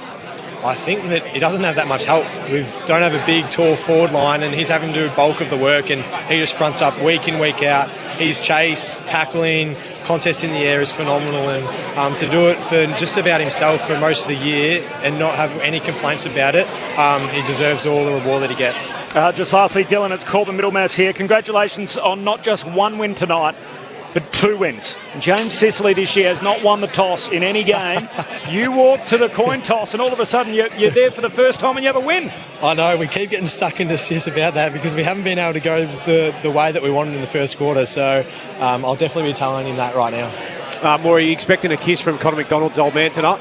Definitely, I'm looking at him right now, waiting for one. Good on you, Dylan. Appreciate your time. Well done on the win, mate. We'll see you down in Launceston next Friday. Thanks, lads. Appreciate it. Dylan Moore, the acting captain of the Hawthorn Football Club. You might have to fill us in, Lids. I noticed on the coverage a couple of weeks ago, there was a guy in there who was like slapping it up with a baseball cap on, but he was kissing all the blokes on the cheek. Gotcha. And I said to Will Day when he came into the office, I said, who's that guy that's giving all the blokes a kiss? He's, that's C-Max. that's his whole man. Gee, they got some sort of flamboyant fathers with Jack Ginnivan's old man knocking around down there, and now Connor McDonald's dad too. I know Connor McDonald's dad very well. There you go, and not out of character. No, certainly not out of character. That's on point for him. Ben Cameron again back in the Hawks rooms. Ben, I'm looking at Mr. McDonald right now. He's getting around a few of them. The Prime Minister has been having a chat to Andy Gowers. Also had a chat to Benny. Sam Mitchell. He's got a bit of security around him, and they look a little bigger than me, so I'll just be wary there. Also wanted to note, worth mentioning, Dan Butler down here in the room. So obviously a player for a rival club, but supporting his brother. So good to see him down here, and I'll zip around to the doggies' rooms and see what we can get over there. Thanks, Ben. We'll check in with you there a little further down the hall, and I imagine that would be a very different mood on the back of the Hawks win here tonight. They win by 22 points, 12-9-81 over the Western Bulldogs, 8-11-59. In front of 35,725. Thursday night footy on ABC Sport. Corbin Middlemass, Matt Clinch, Brett Delidio, Adam Ramanaskas. The Dogs, we might just start there. By the way, we're an hour in between the Socceroos and Japan. There's no score at this stage. Shots, 8-3. Yeah, we've got a little monitor going above your right shoulder, and it's fair to say they're a little uninspired by the Socceroos and their scoring prowess with so much on the line. 22 points full-time here at Docklands tonight. We spoke about the Jack Ginnivan moment during the call. Obviously, Dylan Moore just addressed it then. That's Guinea being Guinea. Gets underneath the opponent's skin. Yeah. Any other reflections on him running away inside an open forward 50 and hanging the footy back out to his opponent? Oh, they embrace it. Whatever. It doesn't worry me then if that's what it does worry me, because I don't like disrespectful it. to the game. I think it is. I think it's but well, you wouldn't have seen me do it. That's for sure. Ram, any more thoughts? I just think you look at his last 2 weeks, and he's played quite well. And I get that's his personality and that's who he is, but I think when he lets his football do the talking, that's him to me. Yes, I agree. Kick the goal, then go and celebrate with the fans. But I don't think he needs to do it. Like if he kicks a miraculous goal and the like, I get it, celebrate. But that's a walk-in goal. But he antagonises opposition, doesn't he? That's part of his characteristics. I just didn't think that one was necessary, that's all. celebrate, do what you want afterwards, but I don't think you need to shove it in the opposition, because I guarantee you, at some stage it'll come back to bite. Luke Beveridge has a very, very long memory, and he'll remember that, and he'll use that as motivation. Equal third best tonight for Jack Ginnivan in terms of disposals in a game, 23. Also kicked 2 goals. So he had his best performance of his career, at least numbers-wise, last week against the Pies in a losing cause, 31 and 3 goals. And he's backed it up with 23 and 2. Interestingly, he's had good numbers too since he got dropped. So since he was left out of the lineup, he's kicked a goal in all 7 games since his return, and he's had multiples on 5 occasions out of those 7 matches. Luke Beveridge, he pulled the group in immediately. Hopefully we get some reaction from the Dogs in a few moments' time. We're on air for a better part of another half hour. What do you think the theme of that would have been? The few things that Luke Beveridge would want to chat to his group about so soon after a defeat like that, which now leaves them 6-6 outside the top 8 and a miserable 1-6 against the other top contenders. Well, to me, it felt like not one thing went right for them. Like in terms of their game style, their ability to win it in tight, flick it around, to get it on the outside, it didn't seem to work. But that was as a result of the pressure and whatever else. But their inability then to have a forward, that they could kick to, that they could actually go and be able to clunk or be able to create a contest. Barras had his way with Norton it wasn't until Lobb went down there that they actually were able to look likely. But their half forwards were well beaten. I thought that the half backs of Hawthorn really gave them plenty. They just shut down every the outlets essentially for the Dogs all week. Oh, sorry, all night. Yeah. Is it a step back, Rammer, from where we felt like they were building? Yeah. They had the hype around them after a couple of big wins against Port Adelaide and Ballarat, and now I guess the reality check is they are a middle-of-the-road side. They're going to be hard to be a top 4 side at the moment. They're in the ruck of 7 to 12. Yep. That's where they are. And, can they elevate themselves? I don't think they can play. They can be a top 4 team now. They're even as it stands right now. So, can they be a top 8 team? So, Corb's saying probably 13 and a half wins. So, that's still finding another 7 on the run home. I just think because the top 9 have pulled themselves apart, that it almost pushes the number up. So instead of being 13 with an even bunch in the middle, it's probably going to be just above 13. Where Luke Beveridge, he's got concerns both forward and back. Yep. So forward without Sam Darcy, how does he find another winning forward? Like Karmas, when Darcy was playing as a defender, more of an intercept defender. Cody Waitman's not there, so they're really lacking that smaller goal-kicking forward, albeit Riley West has been able to do that. But Waitman's a different forward to that. He's more dynamic and aerial. And then I think back, to have to bring a Ryan Gardner back into the team tonight, he had a couple of okay moments, but I don't think he's the answer. I also think, they don't really want to play Fraser back. They prefer him up on a wing, or they don't want to play Libba back. I know that. No, they don't. But they're having to play Fraser back to help Bailey Dale with run, because they don't have another defender that's prepared to be a metres gain player. So that's Johannesson, you'd say, would be that player up front. Well, they've got one who's coming back in Darcy. They had another one who's not there, obviously. But, so that's where they're lacking their midfield. That's usually no worries. And their numbers tonight would suggest that they were pretty good. Kennedy's had 29, Richards 25, Bontempelli 24. Now, they weren't, game-breaking possessions, were they? But their ability to still win it was good, but they couldn't go forward. That was the thing. They struggled to get inside 50s, which... That's credit to Hawthorn. 100%. There's one thing being able to bomb it in there and get a contest, but just by weight of numbers, give your small forwards a chance just by getting the thing in there, but they just couldn't do that. Their harshest critics would say their midfield covers for their deficiencies in their forward line and their deficiencies in their defence. Yeah. Did their midfield get beaten comprehensively tonight? I would say comprehensively. I would say Ward and Newcombe were better than Kennedy, Richards and Bontempelli tonight. That's what I would say. And I actually thought Connor Nash had a reasonable game. His numbers, he had 21. Yeah. 4 clearances. I thought he was okay. 7 tackles. Yeah. I thought it was the small half forwards of the Dylan Moores, Connor McDonald, Ginnivan, their ability to get up the ground and then burn all the way back. They were, and that's what opens the game up and makes, they make things happen. Whereas that was usually what you see from Sanders, you see from Fraser, McNeil getting on the end of it, Vandermeer when he's up and about, but they just didn't have it today. Yeah, we see that, don't we, with the top teams, Collingwood, Geelong, Hawthorn, Bulldog, they are Hawthorn. Let me start that again. I'm just going to back out and start again. Geelong, Collingwood, and Brisbane. They're half forwards when they get up. They get up and then they burn all the way back, but they're involved and they're getting their 20s and then they're kicking a couple of goals as well. I missed the person I was 15 seconds ago, I can tell you, after trying to spit that out. Hawks by 22 points. The interesting part about these numbers, and we sort of look at the Dogs at 6 and 6, that the 1 and 6 against the other top contenders in the league, and I spoke about it a little bit during the call, the fact that snowballs, doesn't it? That all of a sudden they front up and they play a couple of teams they're meant to beat. And it's almost like, look, even if you beat them, so what? We don't want to see you again. We don't want to talk about the Dogs until they measure themselves against another top contender. Yep. And then the weight of expectation that next game then has, which is... When is that?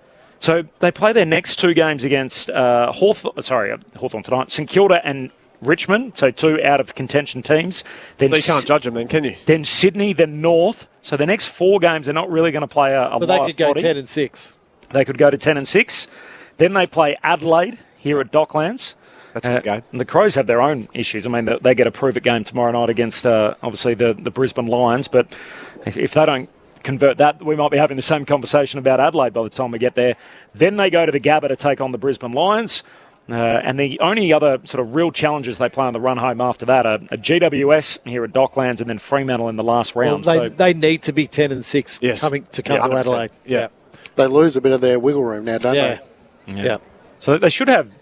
There are many games that you'd probably tip them to win on the run home, given they've played the top teams, but there's only going to be, less than a handful of chances they get against those top contenders before September.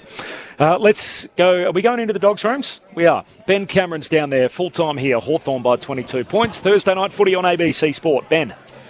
Thanks, Corb. I'm down here in the Doggies' rooms. They're not an overly glum rooms at the moment. They're sort of pretty standard losing rooms. Kylie Watson-Wheeler just getting around to a few of the players. The president, Joel Fraser, just walking in front of me as he makes his way from his family back towards the real inner sanctum of the players. There's a few little meetings going on just between players and their families, but it's a relatively chirpy and upbeat rooms, so to speak, down here, Corb. I think it should be a relatively clean bill of health. Mm-hmm. I think the only real concern was James Harms with that knee to the scapula in a marking contest, and then Adam Treloar early on when he banged his knee on the playing surface, but he seemed to get through from a soft tissue point of view. So I think those were the only injury concerns for the Dogs over the course of the evening. Thanks, Ben. Are we going to get anyone or too late? I think we're a little late getting around here. I can't find any media staff, but I think we might be a smidgen late. All right, we'll see if we can jump across Luke Beveridge. Great job down there, Ben, for all your work if we don't end up hearing from anyone in the Dogs' rooms. They do have a sort of window post-game where you get access to players, so that's our tardiness, given the fact we're celebrating with the Hawks. So we needed sprint to training run for Ben. He needed to. So Josh Dolan and I think it's Jai Sarong are out there. Mm-hmm. Ben needed to be running as fast as those, and I think those little pistons were pumping around the concourse of the Docklands. He's going from one rooms to the others. He's flat out. He's doing great work down there. Ben Cameron. No, it's not. It's all of 100 metres, I reckon. He'll be on the podcast tomorrow morning with you, Lids. There's no doubt about it on ABC AFL Daily, so you can give it to him then. But that's your Friday morning offering every week. You can hear Lids on ABC AFL Daily along with myself and Ben Cameron, and you can find that, of course, through the ABC Listen app or wherever you get your podcasts. Hawks by 22, full time here tonight at Docklands, 12-9 over the Bulldogs, 8-11. So that's the Dogs side of it. I think we've covered off on that. Any other final mentions on the Bulldogs? We mentioned the injury front. So Darcy, 1 to 2 weeks away. There was a bit of optimism around him. They won't be getting Waitman back. We know that. And Liam Jones is on the comeback trial, which is good news. He played one game in the twos before the bye. Yeah, well, he'd be a welcome inclusion down back, that's for sure. Because I think between him and Lobb down there, and they had Darcy up front, that really solidifies them, But when they're both missing, it makes it very hard. Jack Ginnivan, by the way, was on Channel 7 post-game, and he was talking about his particular incident. Yeah, what do you have to say? I don't know. Have we got that audio? We do have that audio. Let's have a listen. Geez, that's the fastest I've ever run. I'm pretty slow, so I never really get to bounce the ball much. So, but no, it's good. I was kicking pretty bad tonight, and that only just snuck in, so it would have been pretty embarrassing if I missed that. I don't think anyone was questioning how quick he was running. I think the question was around the showing of the ball. And I don't think anyone was chasing him by the end. They'd all given up. Which Brett Delidio wasn't. What was the term Lids used in the call? Disrespecting the game. Disrespecting the game. You don't see it that way? I love it. You know how there's etiquette in cricket and a lot of other sports. It breaks all that. Yep. I think that's gone, Lids. I think the next generation of right or wrong, all that all the way. Is that right though that it's gone? I don't know. Probably not, but you can't fight it. No, I can't. I can still be upset by it. Yeah. Yep. I'd let him know too if I saw him in the pub. Your thoughts? if you go the night before a game, you might. Yes. I've got two places to see him, either at races or at the pub. 0437 774 774, the SMS number. Phil from Victoria. Hawks play well when they hit the bottom and the coach scolds them. They have to do better every other week, from Phil in Victoria. They certainly sort of bottomed out, didn't they, with 3 bad weeks. They got the bounce they needed tonight. Wes from Werribee, most likely a season-defining win for the Hawks. They need to follow up against Adelaide next week. That's a really good game. Yes. On what Brendan Goddard describes as the best playing surface just about in the country. Where? Loves York Park in Launceston, thinks the surface is very nice. Do you ever play down there, Lids? Yeah, a couple of times. Only with the Giants, surely. No, we went down there as a Tigs. Yeah, not in a six game, I reckon. surely. Yeah, and then a couple of premiership points. Yep, 100%. Wow. I reckon Mark Coughlin did his knee down there. Right. Yep. I didn't think they took the real big clubs down to Launceston for those games. Well, we were battling away at that point in time. We were down the bottom end, lifting up the rest of the teams. Yeah, I'm not even going to ask you, Ramat, from your days at Essendon. There's no way you would have played down there. Bombers actually played a final there, remember? Yes, against the Western Bulldogs in the COVID days. We've tried to forget. Flogged. Yep. Andy from Wodonga. I'm not sure about a player who's not captain taking over and delivering a message. I find that as a bit of me time. Who did that? I'm not sure. We had Dylan Moore last week, obviously, give an address. I don't know if that's what he's referring to, but he's the vice captain when James Sicily was out there.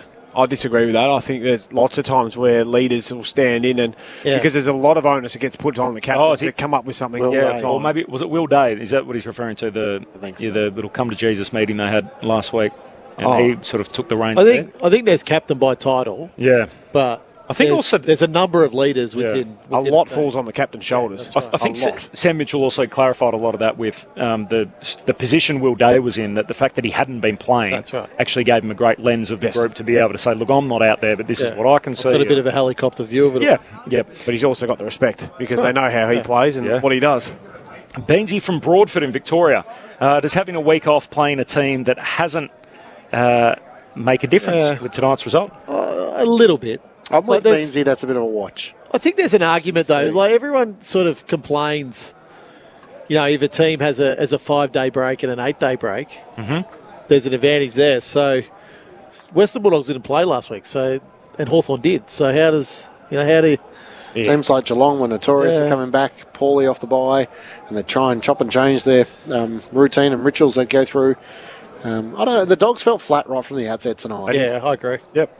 And it was underwhelming. Like, when you look at the 3 teams Hawthorn have lost to, I mean, Collingwood, Brisbane, Gold Coast in the last 3 weeks, you go, okay, they're 3 pretty good opponents, but you expected a sharp rise from the Hawks tonight. Maybe last week against Collingwood, but we got it tonight. And, I mean, I feel like that's, I don't know, up there in terms of the significance of the night. Hawthorn's probably one of their big wins for the season. It sort of defines they belong in that spot in the 8 when many were starting to wonder whether they might slip out. Well, I think at the end of the night, it's Hawthorn very good. They were on, but the Dogs just off. And when that happens, you get the result that we got. So it's I think the Dogs are a better side than what they showed us here tonight. They were better against the Cats a couple of weeks ago. There's no doubt about that. But that would be the frustration of Bulldogs fans. We don't see it consecutive weeks. Yeah, exactly right. But they did have a week off in between. So it's like, well, I don't think you forget how to play footy, but you're just not quite as sharp.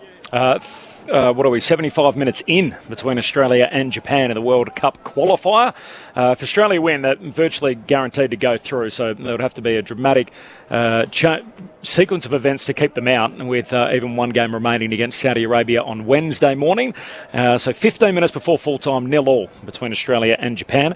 A draw might be enough for qualification, depending on the results of the other matches between Bahrain and Saudi Arabia, but it's not really the way you'd like to do it. 31% possession. Barely had the football. Can someone talk me through what we're actually doing here? Why are we trying to score? Why is there just so much tapping it around? 11 shots to 4 Japan's way. As Clinchy said, there is a way through. Lids would have been the ultra attacking striker if he was a soccer player. Yeah. Let's score or concede. Yeah. I'm not chasing. Yeah. I'll just get myself back on side and that's it. And all you would have seen is a flag go up because I would have been offside all day. Tim from South Australia off the SMS, not a fan of anyone showing the footy as they run into an open goal. Taunting, isn't it? Happy Hawks fans with the win tonight, however. Challenge for us now is backing it up next week. So they don't allow it in the college footy, do they? They don't. Stuff? No, they've got a taunting rule that you get penalised for it and the flag comes out. Yep. Should we have a taunting rule? Oh, I don't know whether it's a taunting rule. I just think it was an unspoken rule that everyone abided by. Yeah. Let's see what Mabior Chol thinks. He was on Fox Footy speaking about Jack Ginnivan's celebration. Look, I wasn't a fan of it, to be honest, but I expect he's Ginnivan. What can you do? It's him, it's his personality, but I'm just kind of glad, he's had a massive 2 weeks and hopefully can carry that into next week and, have a good rest, well-earned rest. We saw this a bit when Collingwood made their rise under Craig McRae. Just the complete openness and honesty from the group, where whenever they feel like someone asks them a question, they just answer it honestly. There's no, how for a period there, and you guys went through it in your career, sort of everything was run through this filter that it's like, hang on, I better not say too much, I better not give too much away, and the guys were so media trained, whereas these guys, that's just Mabior Chol's opinion. He didn't like it. Dylan Moore was with us, he said he does like it, it's Skinny's personality and he puts it on show, but there's no sort of team message, when someone asks about Ginnivan, we've got to play it down or say this, and it's refreshing to be able to hear it.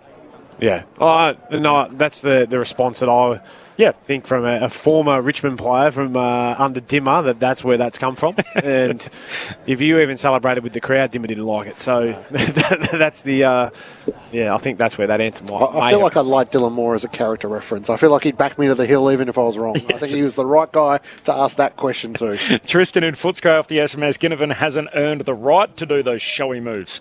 So 0437 774 774, the SMS number, the votes. So if Pendles did it, it's okay. Is that what we're saying? He's played 400 and he's...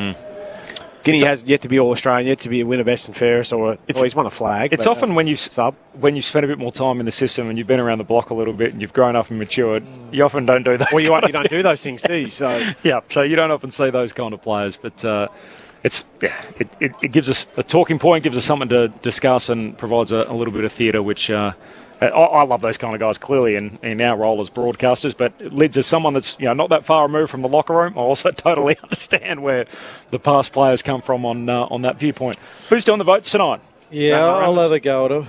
I gave one to Dill Moore. I thought it was his best game of the year.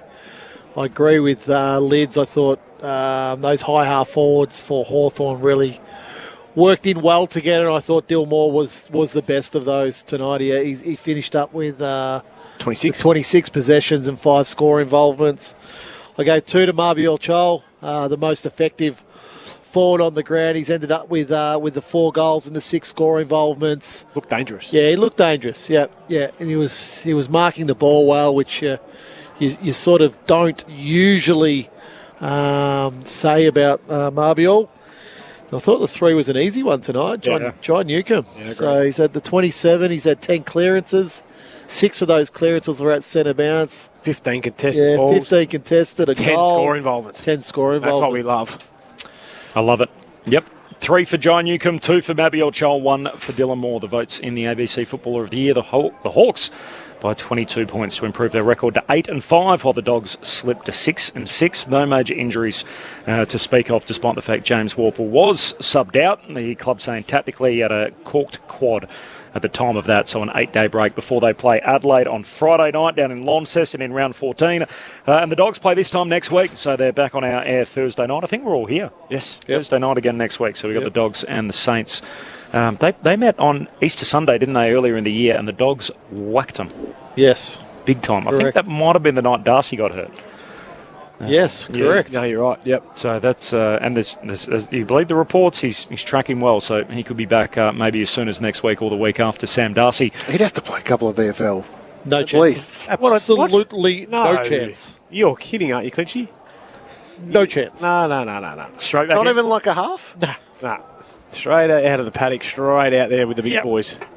He's your F1, mate. He's just come out. You don't roll him around on the rally tracks. If he's gonna hurt himself, would you prefer it in the seniors and the reserves? I guess so. Isn't that what you used to tell Leon Cameron? Absolutely. Yeah. And he still said, back to the twos you go.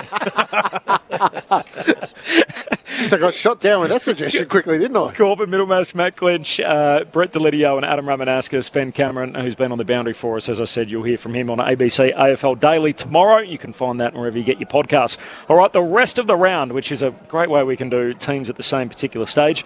Tomorrow night, Adelaide and Brisbane. So it's unusual that you get two non-Victorian teams. Usually Friday nights are reserved for sort of your big high-drawing clubs and everything else. So even if it is a Friday night in Adelaide or in Perth or Sydney or whatever it is, there's often an opponent that comes with them. Yep. And yet I couldn't be more excited for this game. I'm happy to watch this game. Two top 6 teams. I don't think there's a footy fan in the country that'll shun this fixture. So Adelaide and Brisbane, cracker Friday night. Crows need a scalp up against the reigning premiers.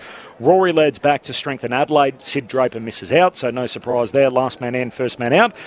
Ty Gallop, who's out of the Lions Academy, is going to make his debut, who impressed in the pre-season as a forward. Yep. Darcy Gardner is out injured, so they're the only changes, one for each team. What are we in for tomorrow night, the Crows and the Lions? Oh, it's a real test, I think, for the Crows to see where they're actually at. They've had a couple of good wins. Last week was really like a strong win, but, I mean, where are the Swans at? We're not 100% sold on them at the moment, so... If they can get the job done, it's like, yeah, okay, righto. Let's count Adelaide as a genuine contender. I'm wondering when Brisbane flex their muscle. Yep. I don't think they're played at their best. I think the loss of Joe Danaher has been underplayed. I don't think their key forwards have really got going. There's been a lot of reliance on those medium-sized forwards. So I just wonder if tomorrow night is a game where Brisbane flex their muscle and go, hey, we're still here. Don't forget us. And I'm saying that about a team that's sitting second on the ladder. Yeah. You managed Joe, didn't you? Yep. Did you hear his name come up again this week? Yep. From James Heard? Yeah, I did. Yeah. Is there any chance? No. 0. No, not at the moment. He won't play in the AFL next year. I couldn't see it. There's no way I could see that happening. Well, I spoke to Joe a couple of weeks ago, and he was somewhere in Spain. And it's a long way back from there. Yeah. And he knew about these little rumours, and he just laughed. Right. So no interest in coming back. No. Right. So I imagine you'd be. I think if Joe could, he would fall off the face of the earth and be happy for the rest of his life. And no one bothers him. And yeah. Okay. Where do you go from there? The face of the earth? I don't know. Spain somewhere. Sweet. Well, if anyone would know, you'd think the first person they'd be ringing would be you, Rama, to say, hey, I'm getting back in the game. Brisbane, by the way, so we've got this top 9 ladder. I know it's usually top 8. I'm keeping the Bulldogs in there. I feel like those teams are separated. The Brisbane Lions are 4-1 against top 9 teams, so against the best, they bring their best. Adelaide are 1-4. So there's the test for the Crows, how they go against one of the top contenders, albeit at home tomorrow night. Richmond and Sydney, Saturday afternoon at the G. Noah Bolter's back. Campbell Gray misses out, so like for like there. Tiggs can get that done, I reckon. And then the Swans have made 5 changes. So Wicks, Mills, Francis, Cunningham, Hanley in for Roberts, who's ill. Laddams is injured, and the other 3 omitted, Mitchell, Hamlin, Cleary. So Richmond, it feels like they're already playing with house money. They've already been better than most of us thought. And you think they can win this? Oh, I think they're stingy in their defence. I like Miller and Bolter plays. Broad, Vlosten, they're going really well down there. Their midfield, they compete. Hopper, Taranto, Dion back in after last week as well. And then their forwards just have a crack. Their small forwards they give you energy and they have a go. So I think they're a real chance, and they'll go in like it's a free hit and just take it up to them. Tigers scored just 1 behind in the final term against GWS, but no Joel Amati, so they're still Sydney without really a designated full forward. Logan McDonald. Huh? Or Logan McDonald. No, that's what I'm saying, yeah. Later, the game you're doing, Clinch, this is a cracker too. Geelong Gold Coast at Cadinia Park. So another test for the Suns. Ethan Reid in, Ned Moyle out. Patrick Dangerfield returns from injury. Jack Martin plays his first game as a Cat. Ted Closey's been omitted. Ollie Henry's been Which Geelong's managed. bye? Have they had their bye, or is it coming up? Not yet. They are. They've got Essendon after this, then Brisbane, then the bye. So not until round 16. Yeah, I just wonder with Danger. Like if he gets another hammy, for example, that's at least 6 weeks. Yeah, you're pushing towards getting ready for finals, aren't you? He must have been very confident it was on the minor that's- side of things. Yeah, that's sort of, yeah. Look, I hope so, because He was ready to go last week. He wasn't going to go to Perth, let's be honest. He did it in the Port Adelaide game and then missed the Dogs game on the Friday night. We actually saw him on arrival running. This was 5 days removed or something like that. I think it was a Thursday night game, and he'd done it the previous Saturday and was moving pretty well. you get to the game. You get to those night games about midday, don't you? Very early. Yeah. It's just about when Ripper Roast opens, and we're there sort of right on cue. And then he's obviously missed the Perth game, and then straight in following that here against the Gold Coast. But it is Geelong, so until the final teams get posted, you're never quite sure which team they'll roll out. I think you'll play. Can the Suns win? No. Ooh. Yeah, I think they can. Okay. Yep.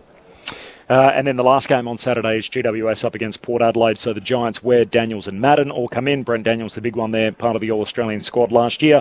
Ward, Briggs and Angove all injured. And then for Port Adelaide, Radigalia, Farrell and Sin come in. Logan Evans is out omitted, as is Ollie Lord, as is Rory Atkins.